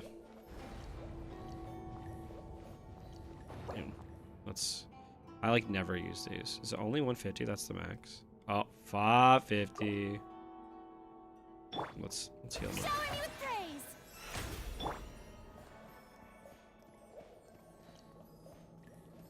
And then Tutorial Saranara Quest Girl got a vision. True. Rana, yeah, Rana and Sumeru.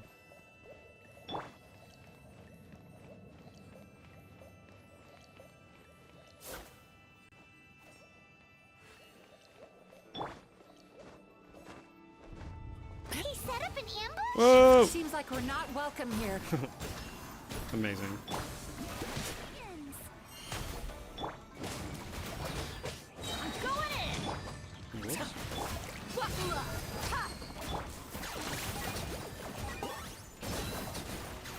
Bye.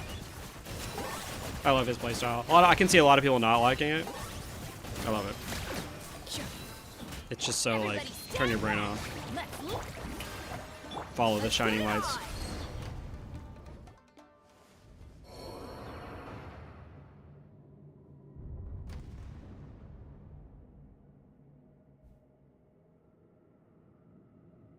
Miss Yume Mizuki, you found me at last. Ah, And I see you brought some friends with you.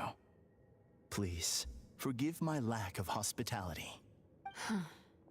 Emera Chuya. So it is you. This feels like a Persona dungeon. Mizuki was right after all. Paimon wasn't expecting him to be so polite, Dealing with though. his psyche. Please, do not call me by that name anymore. The old me was plagued by negative emotions. But I have parted ways with them now. That period of my life is consigned to the past. No! And the name along with it. You're not me! You have to listen to me. There is no way to get rid of all your negative emotions. This life you're living now is a lie. Your perspective is most amusing. What's so funny? Don't you know you're harming people? Harming people? That's what you believe? Very well. I understand and accept your perspective, even if you cannot afford me the same courtesy in return. Ugh, what is up with him? He's being so calm and polite. So why does everything he says make Paimon want to punch him? Damn. As you can see, Miss Yume Mizuki, all my psychological problems have been completely resolved. I must thank you for your attempts to diagnose my condition. Ooh. But I see now that the truth is far simpler than you were proposing. Sick. All my misery was merely a consequence of human frailty. I could not hope to remove my emotional impurities on my own strength. I lived in fear and anger. Fear that I was not worthy of other people's attention. Just play a little violin. Anger at how they invalidated me. I became a slave to my emotions. They turned me into a wretched and loathsome creature, hostile to everyone. But things are different now. I've acquired the ability to eradicate those emotions for good. Yeah, world's smallest violin. No longer will I be afraid. Never again will I be stirred to anger. No, I am filled now with only one emotion, and that is happiness. I have become humanity perfected. What I'm hearing is that you've developed your own unique understanding of psychological issues. So how about you play therapist this time? He's I that have a couple meme of that cases says I'd no love longer to hear mentally your ill. thoughts on. Yeah, he just like, he went outside, he worked out a little bit, and he drank some water. That's clearly all you need to do to feel better.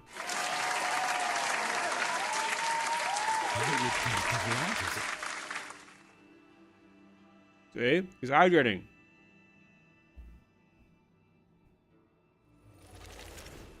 No. The first is a soldier with poor control of his temper. He flies off the handle too easily, and it gets him into all sorts of trouble. This is having a significant impact on his daily life, and he's developed symptoms of depression as a result. He simply needs to let go of his anger. Then he will surely find peace and happiness. The second is a fisherman who's developed thalassophobia. Now he is unable to provide for his family, which is causing him immense anxiety. Oh, of course. He must cast his fear far away He and has forget huge it ever hands. existed. His Then massive he can hands. return to the sea at once. What they say about big hands. I'm sorry, but you're wrong on both counts. Oh? The soldier's anger is rooted in his strongly held principles. Yes, his rage can make him reckless, but it also fuels his deep desire to stand against injustice. Losing his anger made him passive and apathetic. He now stands Big by gloves. and Yeah. does nothing That's it. as bandits attack innocent people.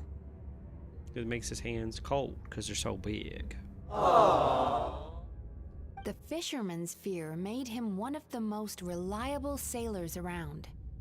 Thanks to his cautiousness and diligence, accidents were a rare occurrence among his crew, despite the dangers of their profession. But after forgetting his fear, he destroyed the fruits of the entire crew's labor on his first return to the sea. Fascinating, isn't it? Anger gives people the courage to stand up for what they believe in, and fear nurtures care and attention.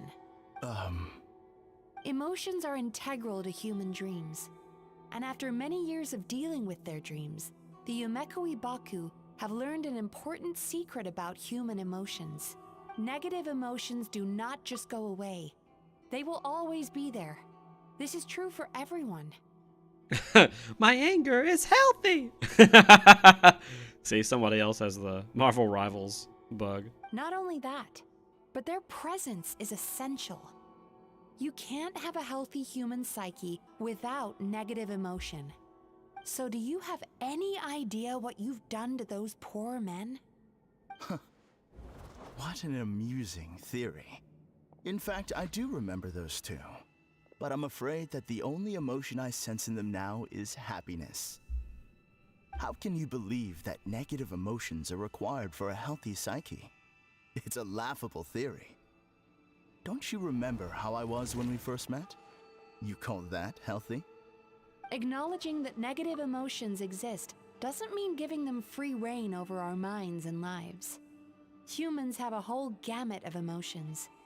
They're supposed to keep each other in balance. But if that balance gets disrupted, emotions start working against each other. Untethered rage cripples the capacity to be careful and considerate. Uncontained fear drives people to abandon beliefs they once held dear. The person you were when you first came to my practice only proves this further.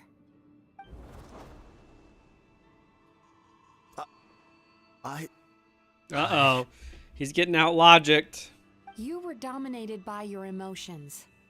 Under their influence, you deliberately inflicted pain on other people. Over feelings. Meanwhile, the person you are now is so lost that you aren't even aware of the pain you're bringing to others. This diagnosis is going to sound harsh, but I'm afraid it's accurate. You're a cringe cuckboy. You've simply gone from one extreme to another. You say you've reached perfection, but you're just as dysfunctional now as where you started. How entertaining. Still, there's no need for me to argue back. You have failed to provoke me. I will forgive you for this offense, because I know my present perfection to be a fact. I have direct and incontrovertible evidence. You once told me that nightmares are the result of a buildup of negative emotions. But ever since I acquired my present abilities, I never had another nightmare again. Clearly, that proves that all of my negative emotions have been definitively eradicated. GG bipolar. I'm afraid not. Look where we are right now. We're inside your nightmare. What?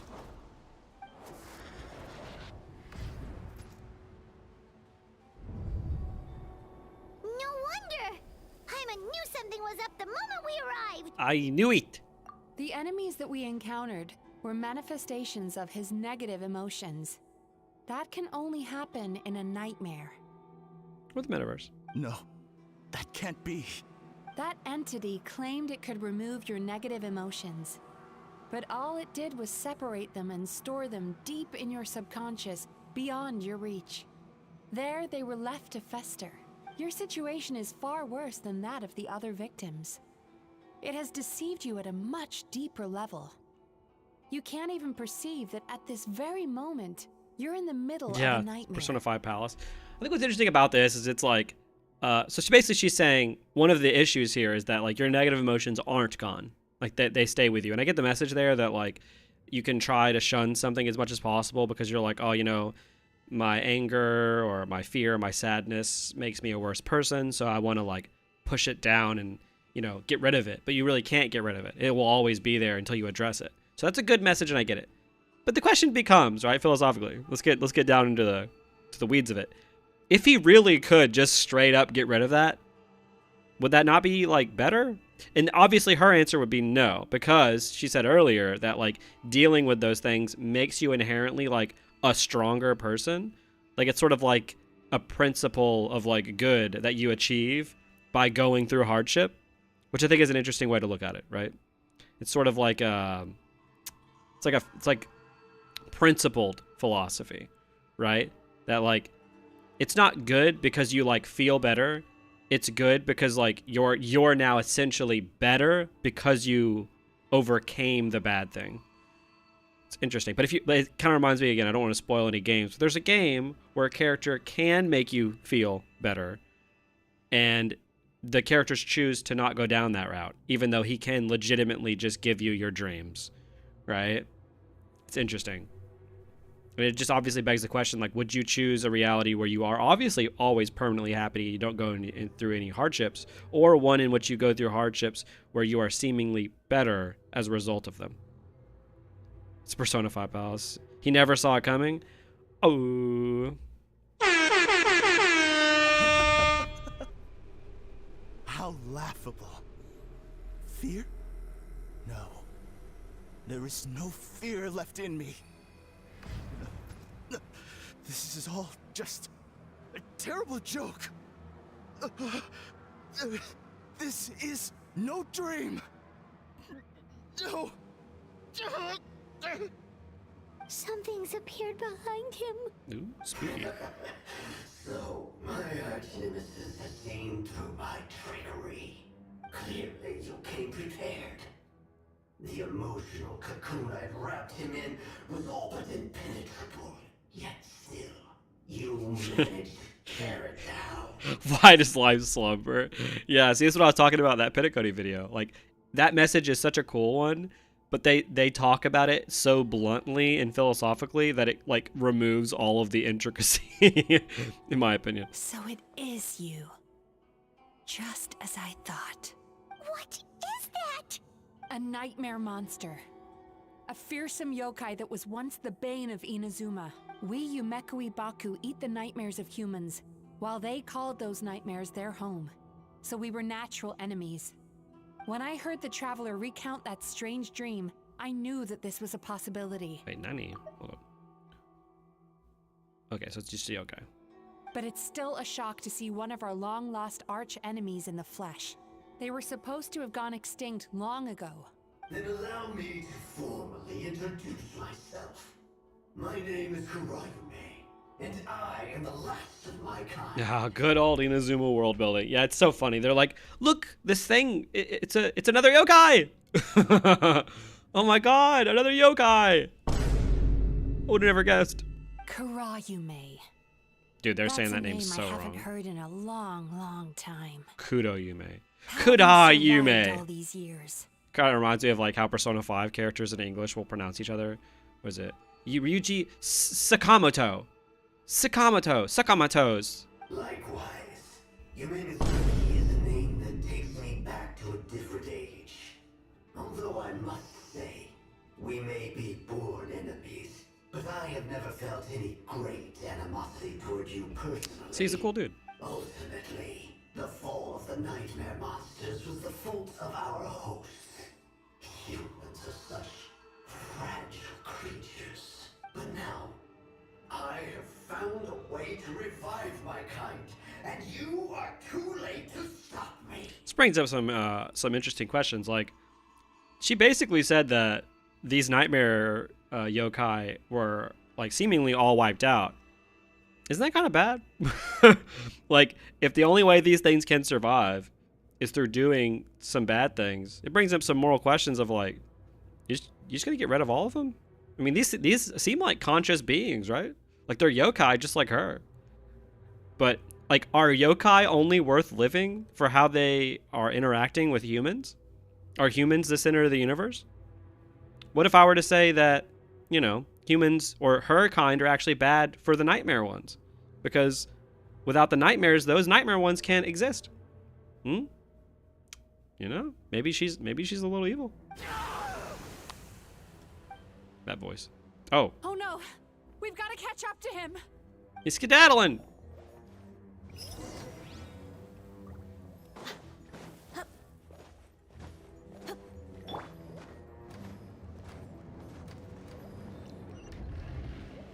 Chest.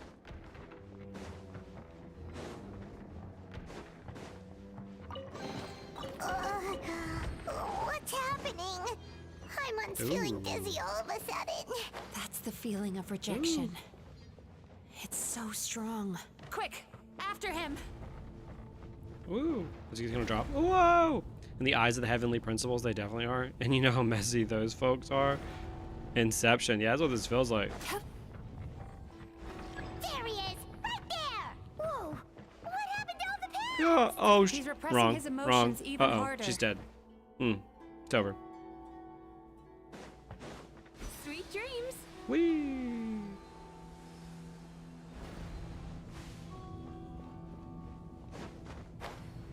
Ah!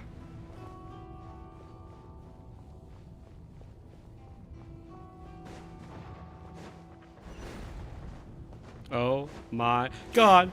Ah! Okay. There! He's got nowhere left to run! Whoa! What's happening to the ground? I was already flying and he Watch said out. no. Whee! Oh my god. I used my powers to cushion our fall. Is everyone all right? Don't worry, we've fallen from bigger heights before. The bigger issue here is that he got away and we were so close! Ugh.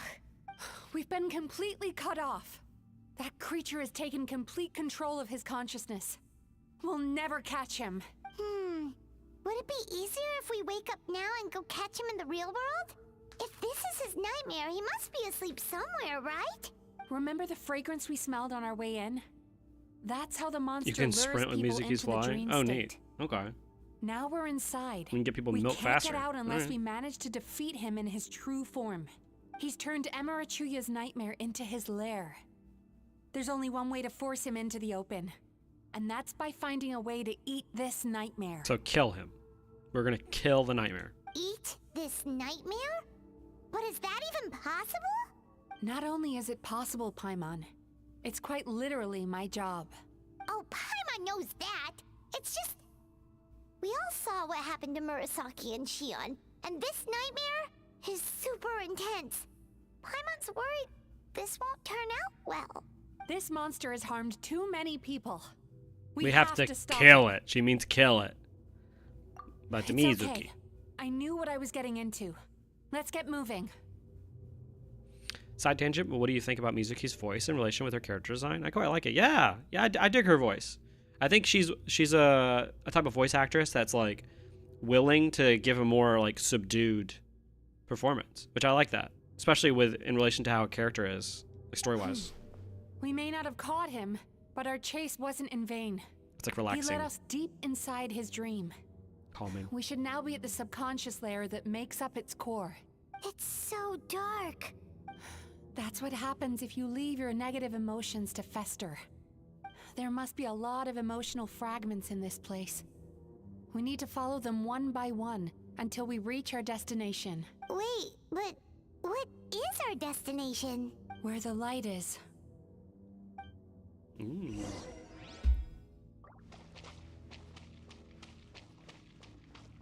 Time to relax. Whoa.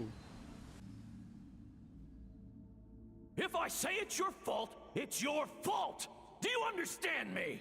You shouldn't go running around with that stupid thing in your hand. Do you want to go hungry tonight? Ugh, the atmosphere here is so oppressive. Dad, I'm sorry. Anger? They're action figures. They're not dolls. Be careful. Every time we draw near to one of these fragments, we'll experience the underlying emotion on a visceral level.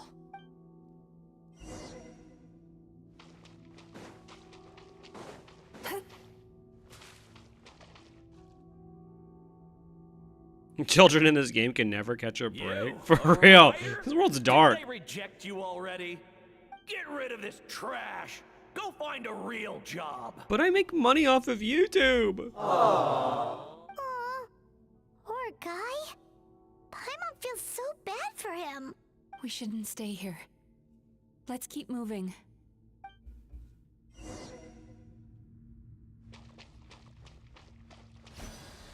Whee. Ha ha! I won! Another round? That guy? He never joins in with anything. Why should we go out of our way to invite him? Let's keep playing. Ignore him. Tragic. Wow, that's so sad. Yeah, but what if he was weird? Not here either. Which weird little booger eater, you know what I'm saying? Look, there's the light.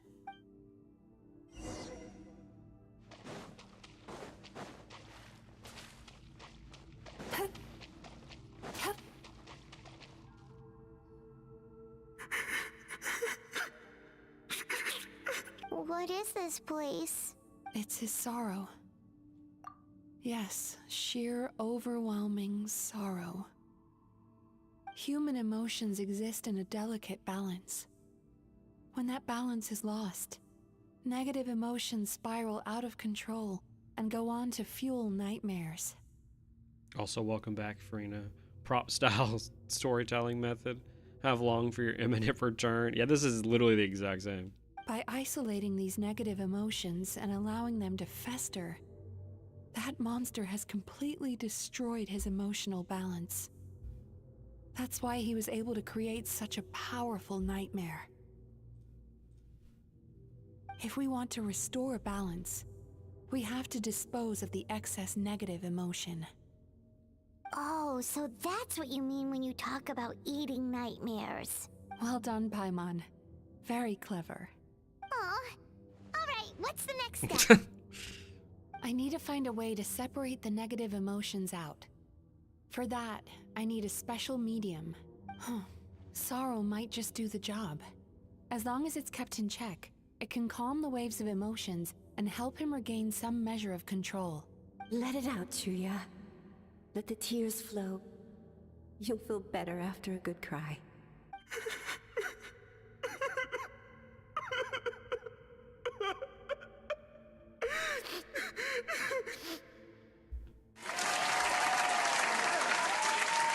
Me feel better now.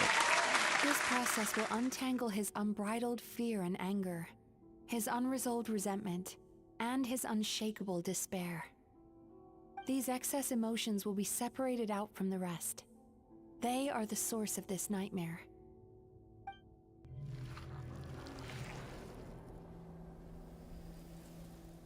Oh. Mizuki! It's all right. It's an unpleasant flavor, but I've tasted it thousands of times. A good cry can work wonders. Even though he seems beyond helping, I think he should be able to take another step out from the swamp of despair now. Are you ready to come out now, Chuya? I'll be waiting for you right here, son. I'd love to listen to more of your stories whenever you're ready.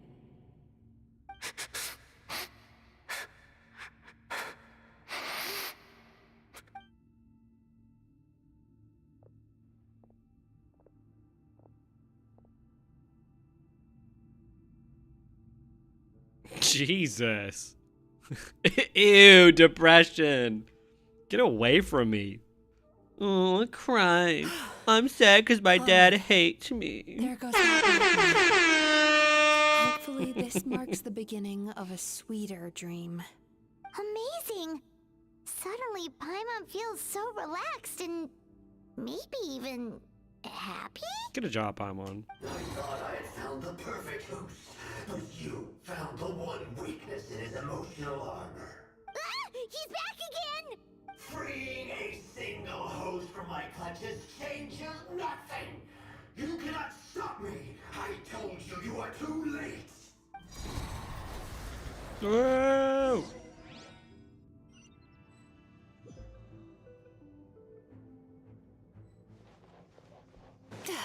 Sweet dreams.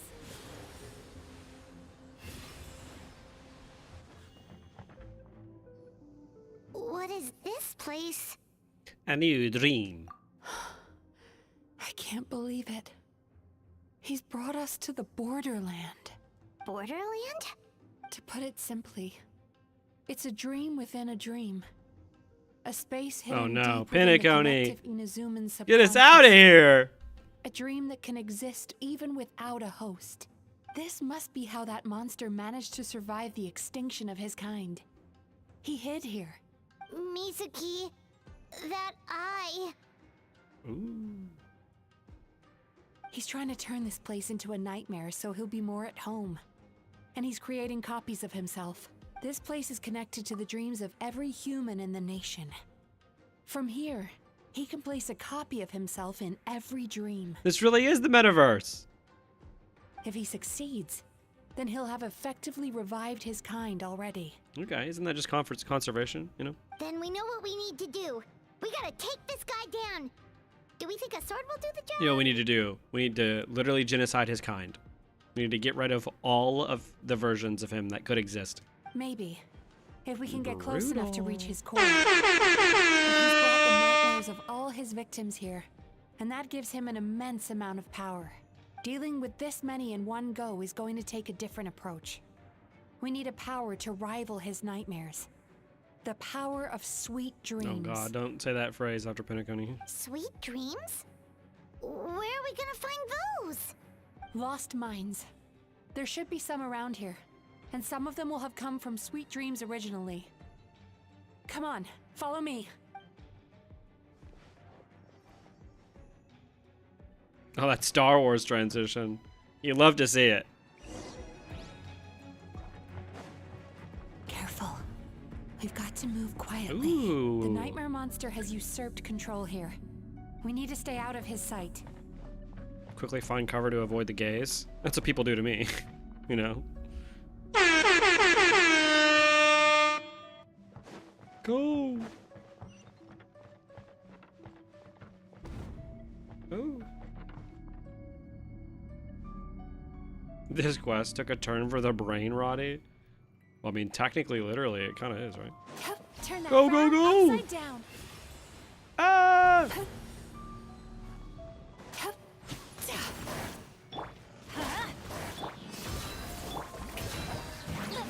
What is our ultimate fight? Oh! Taechon, let's go! Hey! Time to relax. Huge.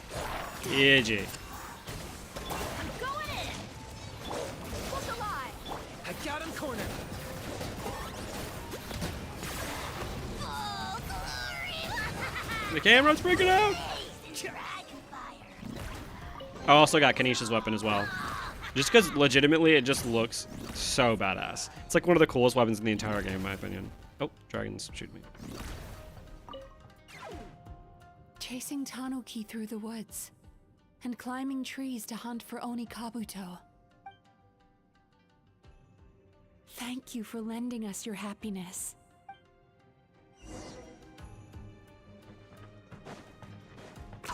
Woo! Oh my god, I thought that that wouldn't have happened. That didn't happen.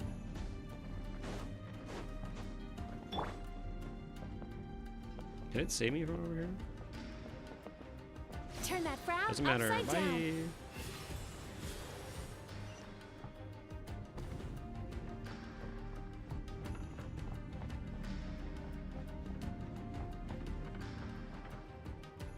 Go, go, go. Sweet dreams. Watching fireworks fly up into the sky. These visuals are sick, though. And writing wishes on a prayer plaque.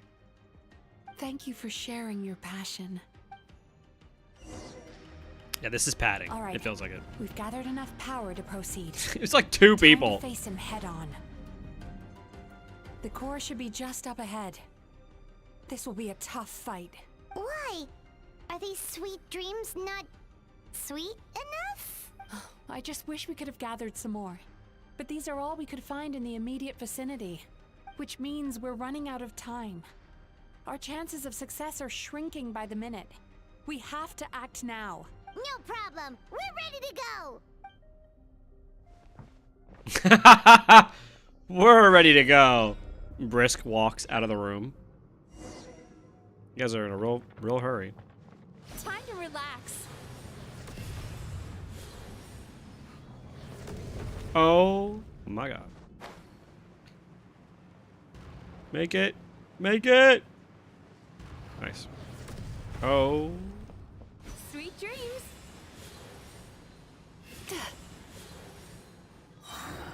The alacrity with She has a sick ass weapon. I just noticed it. Do you not realize why I lured you here? Because this is my domain. Where are you? Not yet, it isn't. Wrong course of action.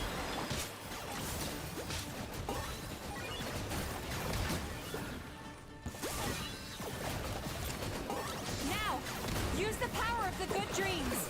I think you will find it to be quite ineffective against the power of my nightmares.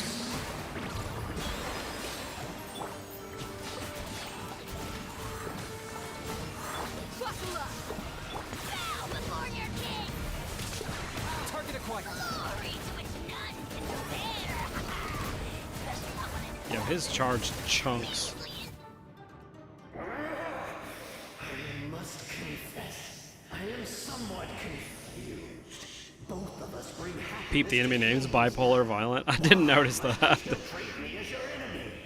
Because the happiness you provide is a lie. All you do is make them forget their negative emotions exist. And now they're living under the illusion that they're gone for good.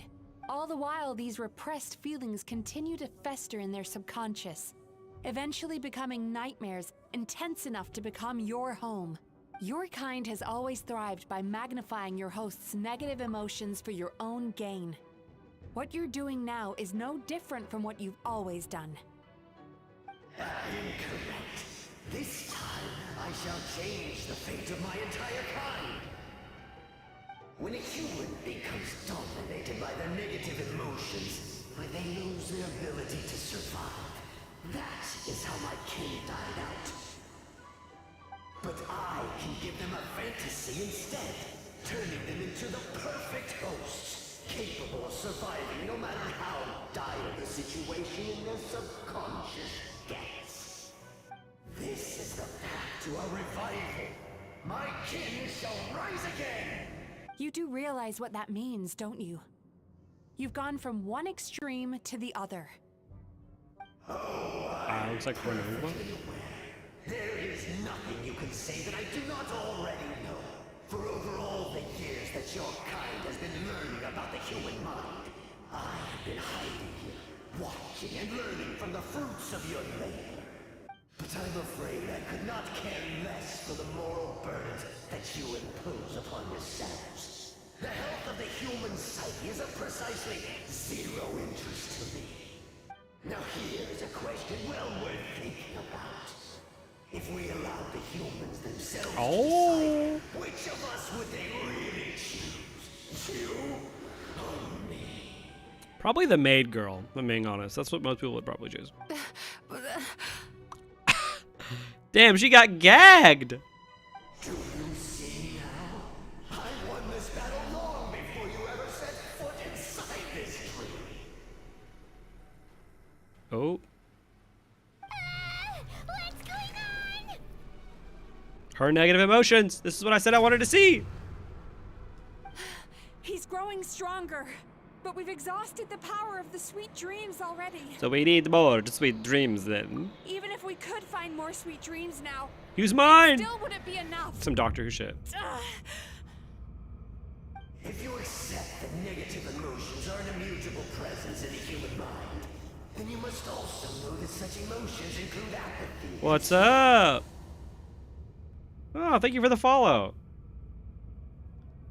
Despot.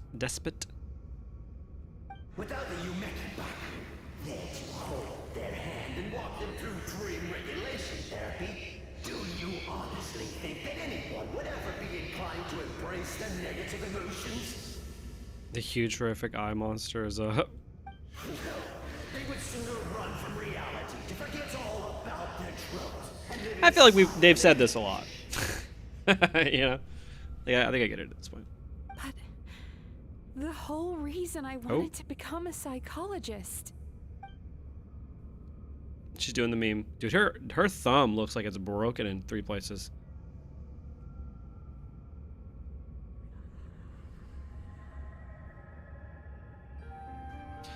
Mizuki! Traveler.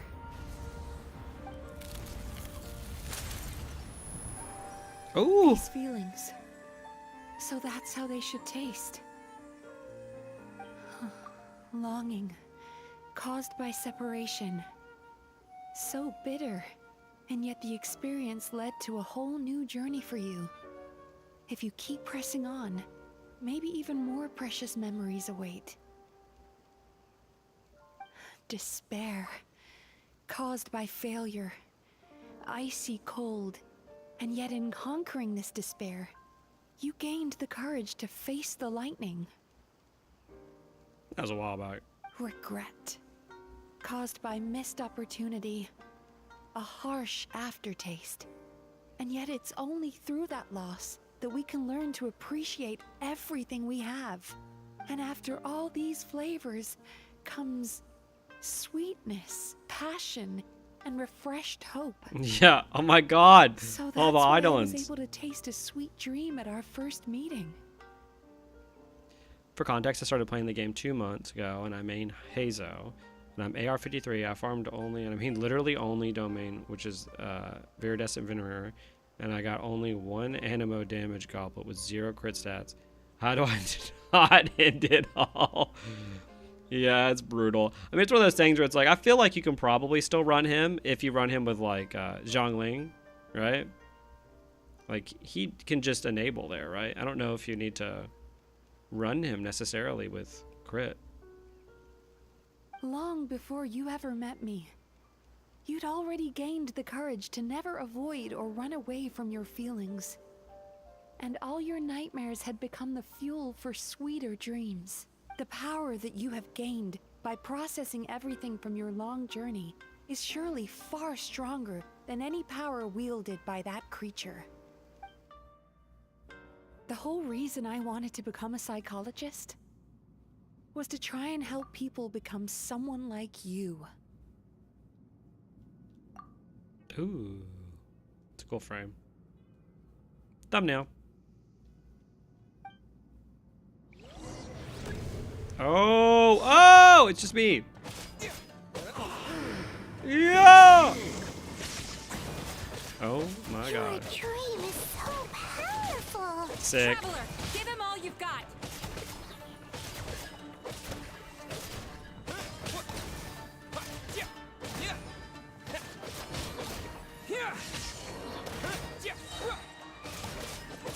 See, it's good my sister hates me.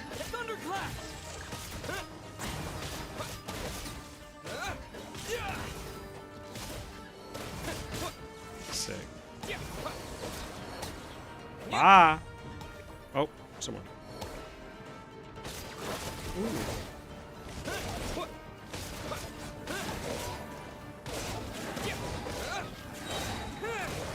Lightning flash. Ooh.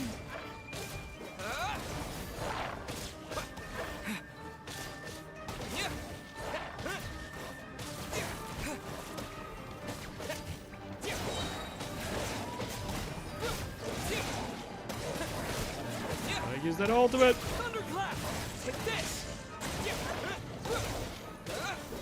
is what co-op feels like.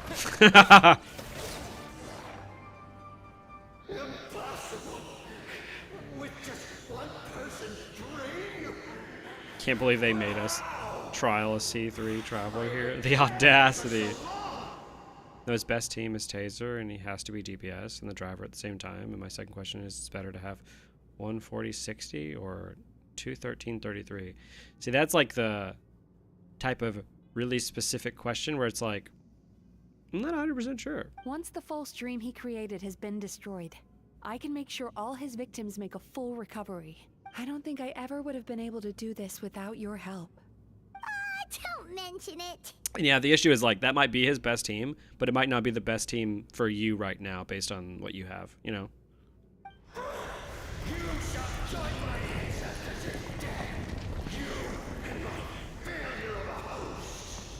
What?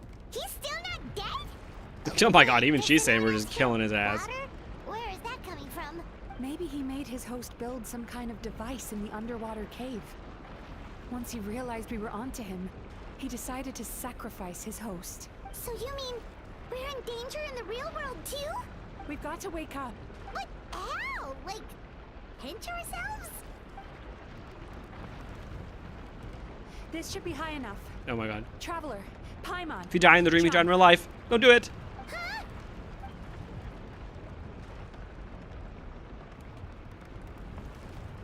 To be ferocious, should be used to it. We've killed a lot of people. Yeah, we're kind of murderers at this point. I assume I'm not allowed to open them again until you say so. Yes, just like the last time. Oh, baby, cutting.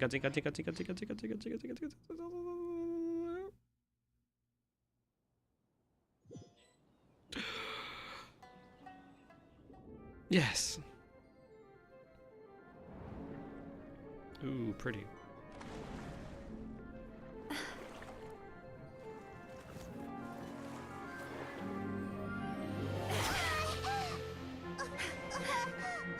Oh, out of the depths. That was the water we saw the whole mission, too. There's like an allegory for nightmares. Hold on tight. The Yumekui Baku are getting to work. She's Peter Pan in us right now.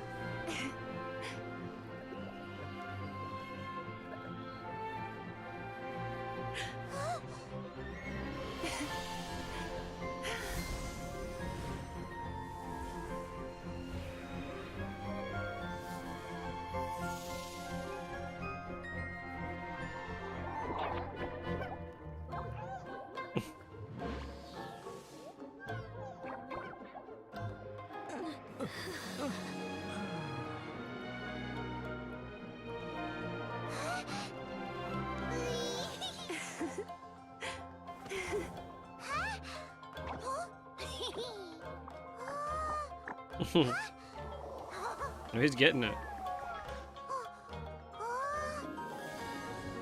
Oh my god.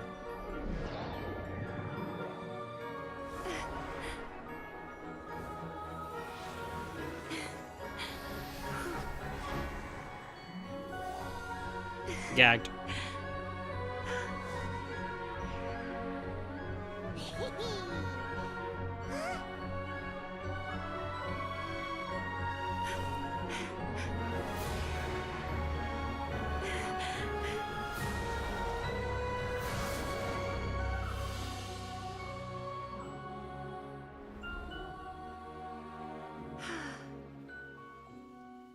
Disney vibes.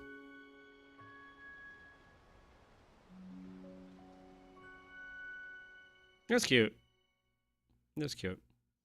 How loves being antagonistic.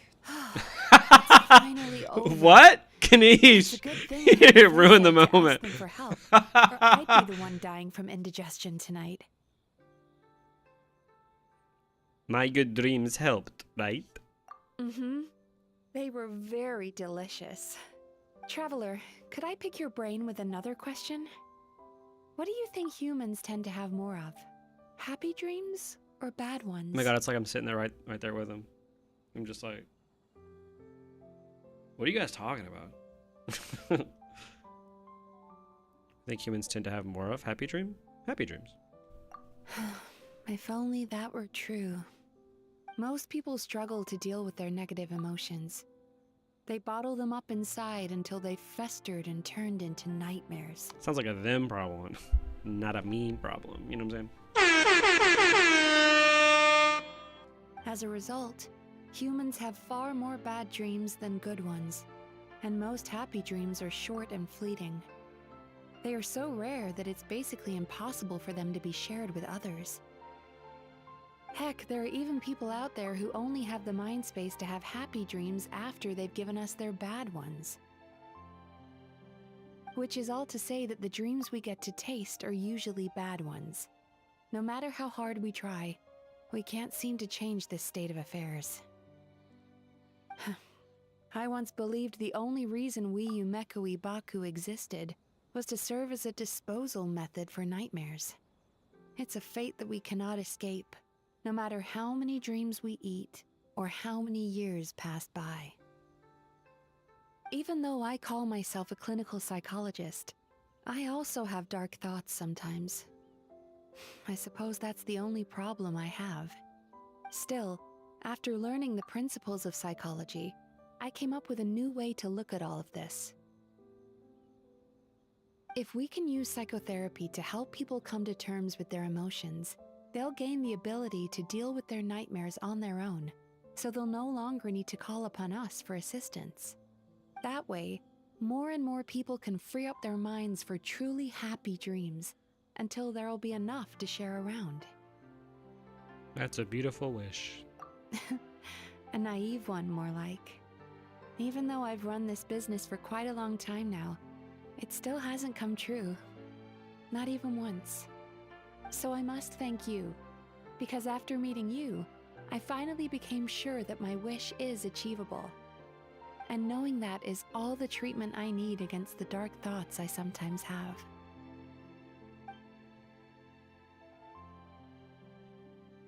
There you are! Paimon's been looking everywhere for you too! Why are they making her into a waifu character? What's happening?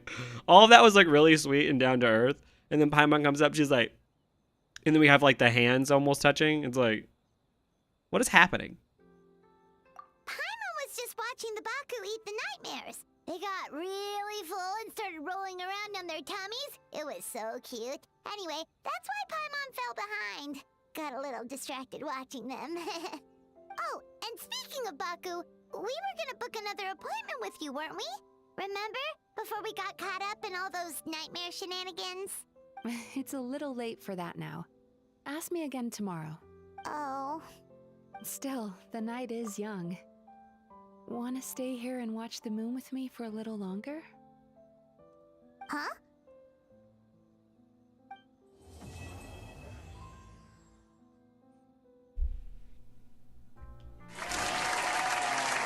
Oh, Kanish!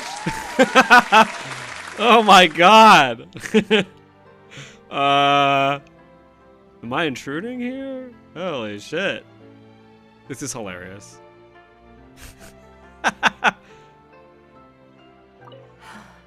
The moon sure is beautiful tonight. Let's have Kanish and her have their moment. Let's talk about that. All right, so what do you guys think about that quest?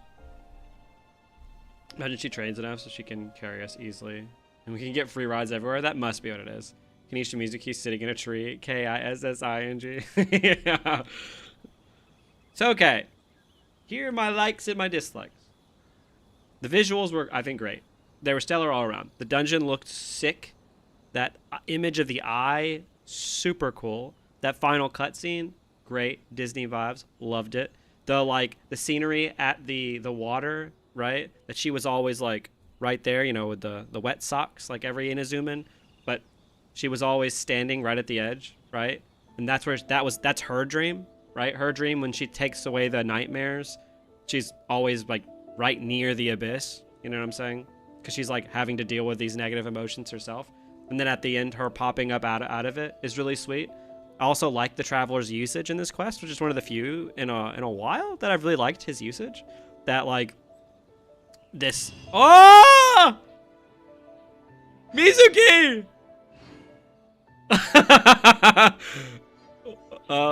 Damn. I guess her and Kanish, it did not go well between them. Tragic. You hate to see it, you know? You hate to see it. Aww. But, so that stuff I liked. I like the Traveler's usage, like I just said, until, you know, Kanish broke his ankles. I like that part. I think, though, what I'm not a fan of in the quest was the sort of issue that Genshin has always had, is the incessant need to, like, explain every little bit of information humanly possible, whether it be to tell us 858,000 times that negative emotions are worthwhile, or to tell us the dude's, you know, address and to have us go talk to the other two guys, and then to have us then go to the dungeon to then have the guy, like, also, where is the guy? Like, we kind of just kneecapped him. Is he dead? They said that the host was dead, right? But that's not him, though, right? Is the author guy dead? I'm assuming he's not. Start was all right, but it lost me halfway through. I think that's fair. Pretty decent, 7 out of 10. I liked it, but it wasn't the best. All right, Bucko, you've used up your tree licenses. Yeah, we only had the budget for this tree for like 5 minutes. I stopped paying attention halfway through. A job ruined. Yeah, he ruined their relationship. I like the message. You shouldn't just suppress your depression and forget about it. You have to face it. Yeah. There's still a bit more to this quest, by the way. It just did the finish. Continue with the quest and you'll see it's still not done. Okay, I guess let's finish it. I was like, dude, that guy's dead. Let's go to the... Oh, is there a Gooner bathhouse scene? I was surprised that we weren't going to get that, but there has to be, right? Are we going to see like Raiden Shogun and every female in the bathhouse? Away.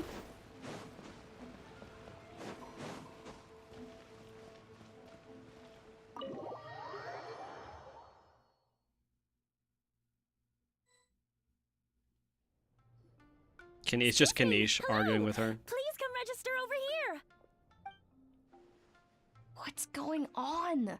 Why are there so many guests? Had I known, I'd have definitely turned some of them back. Oh, it looks like business is booming with Amura Ichigensai. Definitely preferred watching it instead of playing. And it's good to see that Murasaki and Shion are that's well because on of the my road beautiful to recovery. face. Morning, you two. Want to make an appointment? No, we own this place now. Thought you forgot. Also, we're dating, right? Yes, please. For today, if possible. Then I better get You almost another touched VIP my hand. Pass. You're our most Are you important leading me customer on? after all.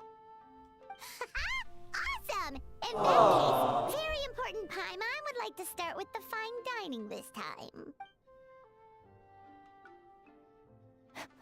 Oh my. Imagine if you'd taken my advice and sold your shares the other day.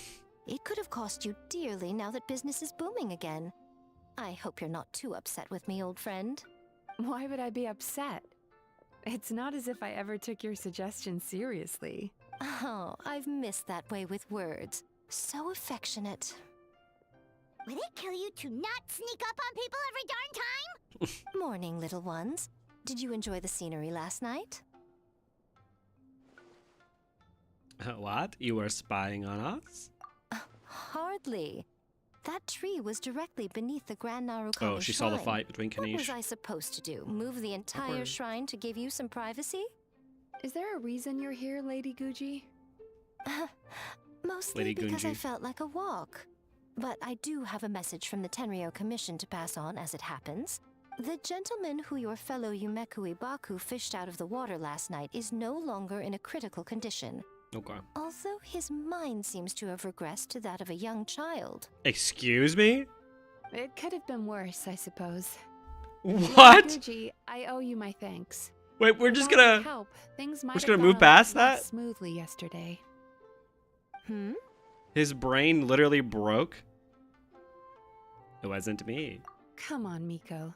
You've always been worse than me at keeping secrets. I admit that I feel inferior around Yeah, you. could have been and worse. Have an urge Anyway. to prove myself. How Moving could on. I not? But maybe these feelings are what have driven me to take this business as far as I have. Okay. My sense of inferiority keeps my ego in check, and my desire to prove myself gives me the strength to persevere. I'm able to accept these parts of me for what they are. There's no need for you to tiptoe around them. We love a confident queen. You could have told me sooner. The poor traveler here has been doing all my running around for me. True. But then again, without the traveler's help, you'd have been placed in a difficult position. Emura Ichigensai had amassed a huge following. For the Guji of the Grand Narukami Shrine to publicly go against him would have been a dangerous move. An angry mob of zealots could have done some serious damage to the shrine's reputation. Much safer for the Guji not to get personally involved. It was the right decision. While that's all true, my main concern was that I didn't want to upset an old friend. Otherwise, I could have taken a much more direct approach. Miko. I always seem to forget that you're more cunning and less adorable than you look. Seems like my worries about upsetting you were unfounded. It's not that I don't get upset. Everyone has their fair share of troubles, but every sorrow has its cure. Here's your new VIP pass. Please take good care of it.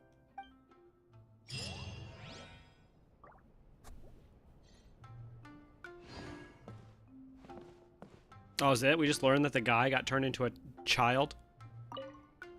Could we go over your past experiences when you have a moment? There's a lot of gaps in your medical history I need to fill in.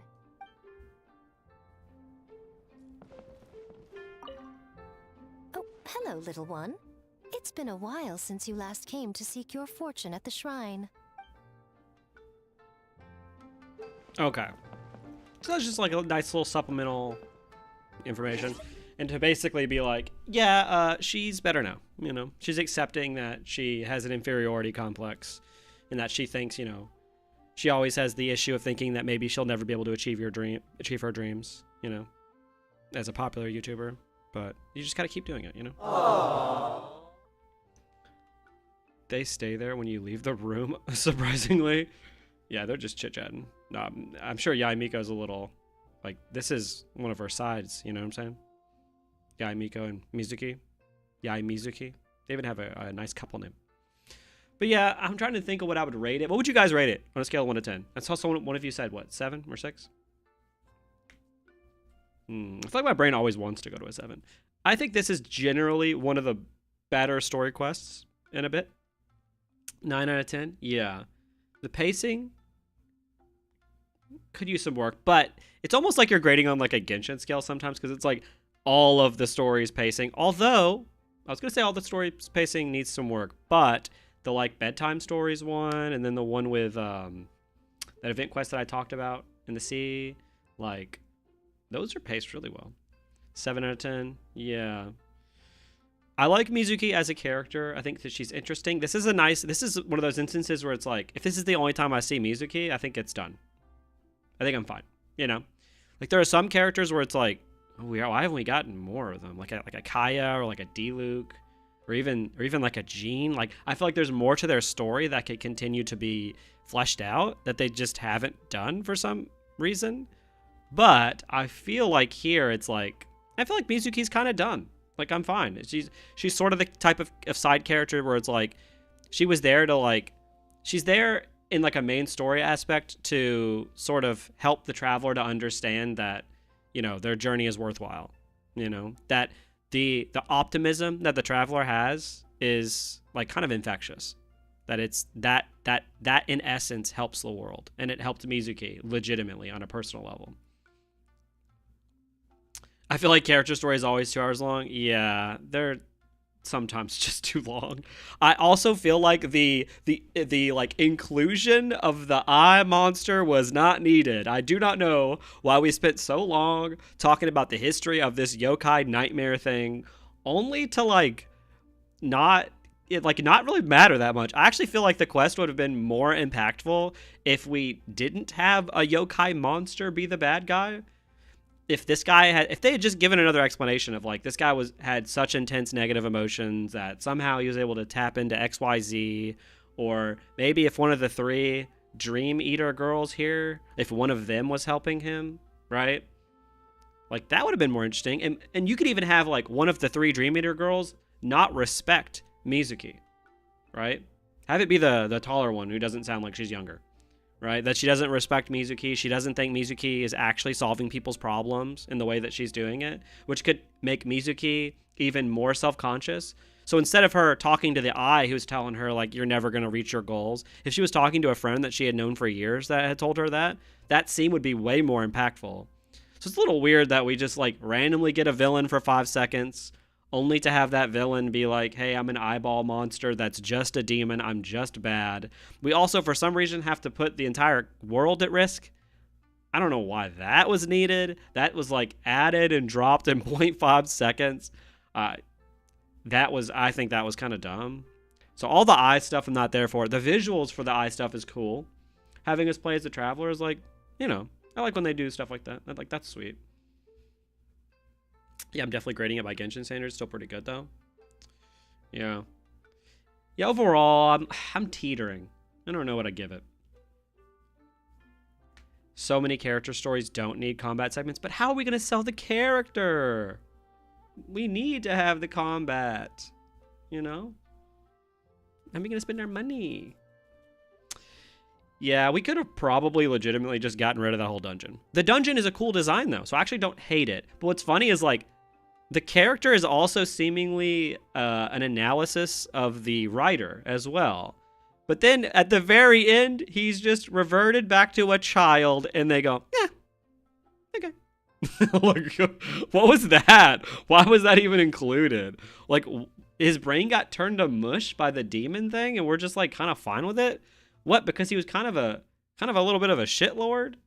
Like, that's not good. That was weird. That's like a weird inclusion there. And I also do not like the weird like romantic aspect of this. It felt really forced here. There's nothing throughout the entire quest. I guess it makes sense why she's interested in us. I guess.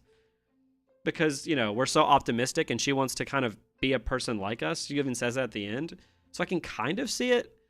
But our main character has always been pretty, like, not interested in stuff like that. So it's a little weird that they have that tree scene, which, again, feels like it kind of comes out of nowhere. Nouvelette's story quest didn't contain any combat. Yeah. Albedo's story quest had no combat. Yeah. So it's weird. Yeah. I don't know. Maybe those characters are just, well, not Albedo, I was going to say. Maybe Nouvelette's just so good. They were like, the community's going to know. They're going to pull for him anyway. Yeah, it's weird. Overall, I think I would give this like a 6 or a 7. I think it's generally one of the better ones. There's some clunky writing choices here.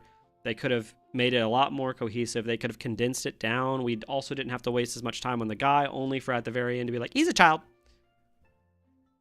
I'd genuinely rate the event story for this patch a 10 out of 10, so I'm looking forward to seeing you play that. Damn!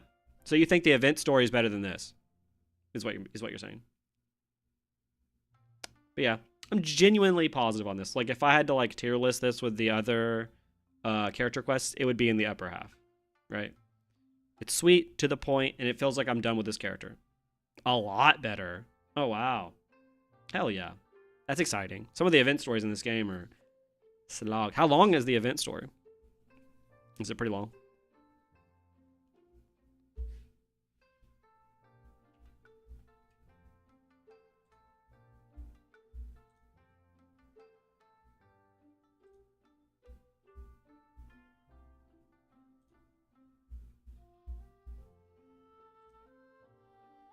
Oh, she's becoming standard. I did not know she's going into the standard banner. Oh, so her character, is it not very good? Is it another Dia situation? About 3 hours. Okay, so it'll take me like 12 hours. You know?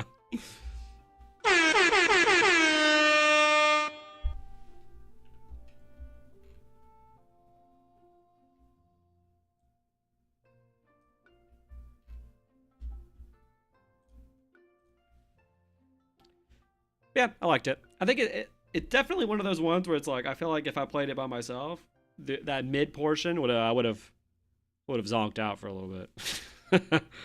But I think the beginning and the end were good, you know? And then the dungeon's fine. Again, it's like we have so much of Mizuki like arguing with the guy, like debating him. There's too much of it. She's worse than Sucrose at C0. That is tragic. I'm always confused why they don't put some of their limited characters in the standard banner now, but I guess it's because they know that people will still spend money on them, you know? And that when a character goes into the standard, that people are like, well, I don't want to spend money on it, you know? I guess that's what makes sense. So, I guess I'll be playing the event story, since you guys are saying it's great. I might do that Monday then, because Wednesday is for sure going to be Star Rail 3.1. Mark that on your calendars. Mark that in the Discord. It's going to be Wednesday. That's when I'm going to start it. There's 0 chance that I complete that entire story in one night. I feel like it's almost literally impossible at this point. And then Friday, I guess, is where I'll finish that story. If I could do it in 2 sittings. If not, then we'll extend it. But definitely Wednesday, Friday for sure. And then Monday, probably this event story. Limited characters aren't allowed to be put on standard, but they can make a new banner like Chronicle Wish for that purpose instead. Yeah, I've noticed that. Huh. Interesting. Yeah, it was a fun stream. It was a fun stream. I enjoyed it. I'm having to get used to, you know, doing these stories with you guys. It's cool. It makes them more enjoyable. Like I said, it probably impacts my opinions on them a little bit. Because I'm able to, like, you know, actually chat about what's going on rather than just be like, all right, here are my notes. Let me put it in my notes. When I do notes every now and then.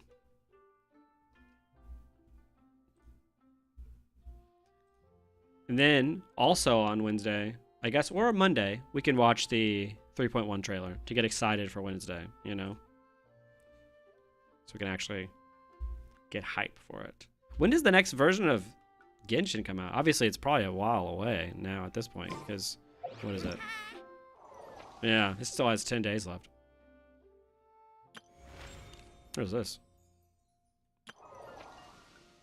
Oh, is there a new weapon here? What is this? Oh, well.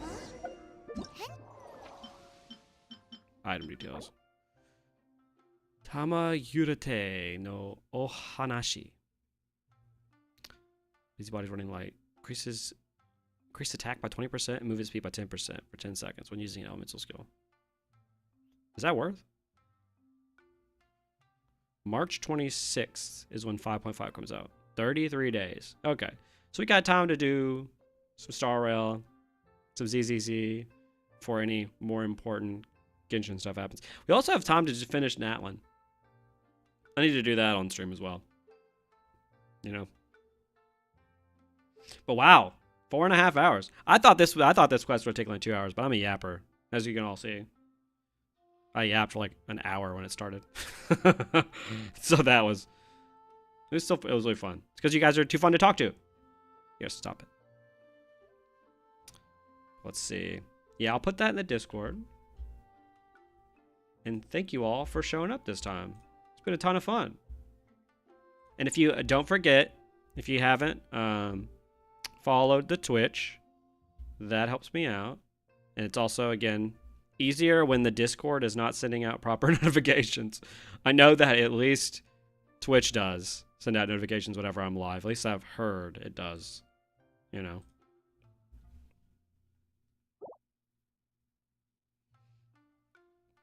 Be fun to talk to and watch. Oh, thank you so much. That's so sweet. Aww. You guys too. Thanks for streaming, of course. Thanks for being here. Again, you guys are always here like the whole time. It's wild to me. You don't like dip, you know? Like 4.5 hours we've been streaming. So,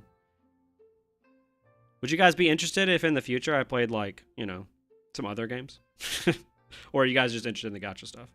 Which is, I think it's fair. If I did stream other games, it probably would just be on Twitch, if I'm honest. So that I don't like clog up the YouTube channel with like randy games.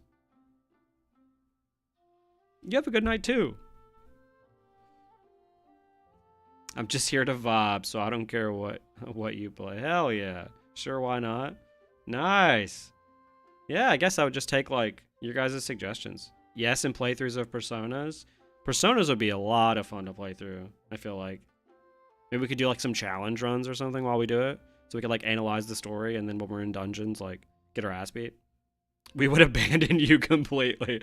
I knew you were like that, Sand. You just seem like that kind of person, you know?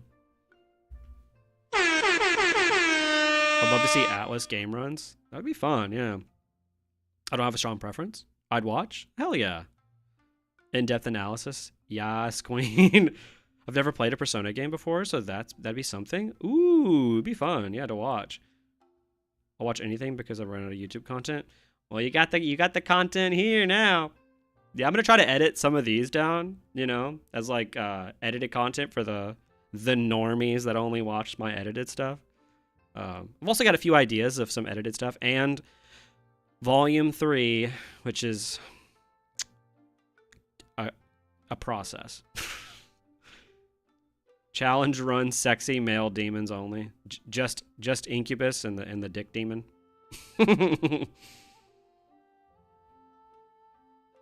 Yeah, Persona would be fun. Metaphor would be fun. Final Fantasies. Play Final Fantasy X and just gush about it for 12 hours in a row.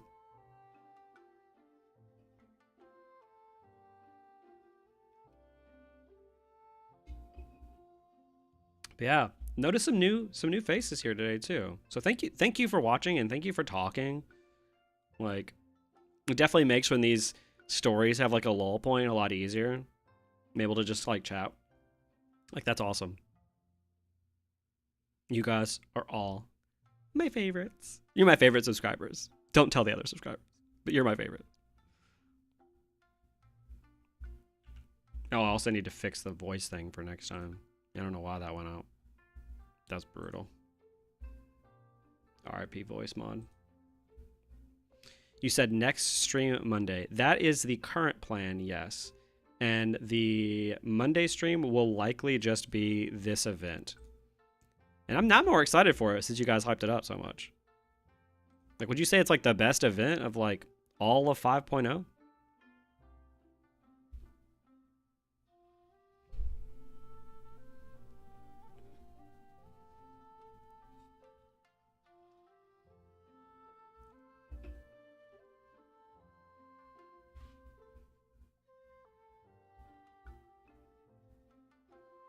Without any hesitation. Damn. Gave me a lot of food for thought. Well, okay. Well, that means that stream's probably gonna be like 7 hours of me like talking afterwards. I thought Lantern Light was better. Yeah, that finale of Lantern Light was legitimately really great. Like, that was legitimately good. This kind of reminds me of like, can you imagine if the finale of Lantern Rite is like Hu Tao hitting on you for like no reason?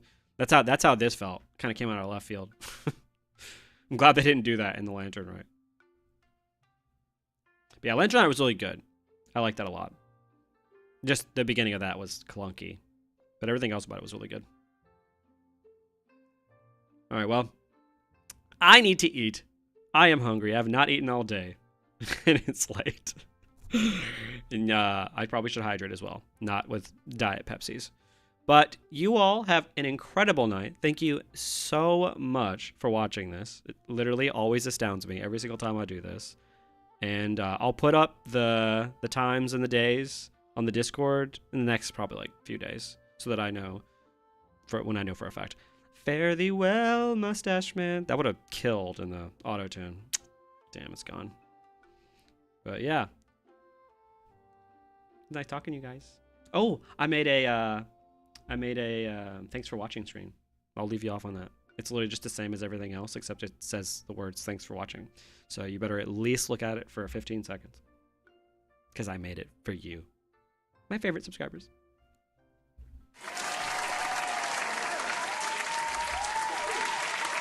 Bye. I love you all. Bye. See you probably Monday. Bye.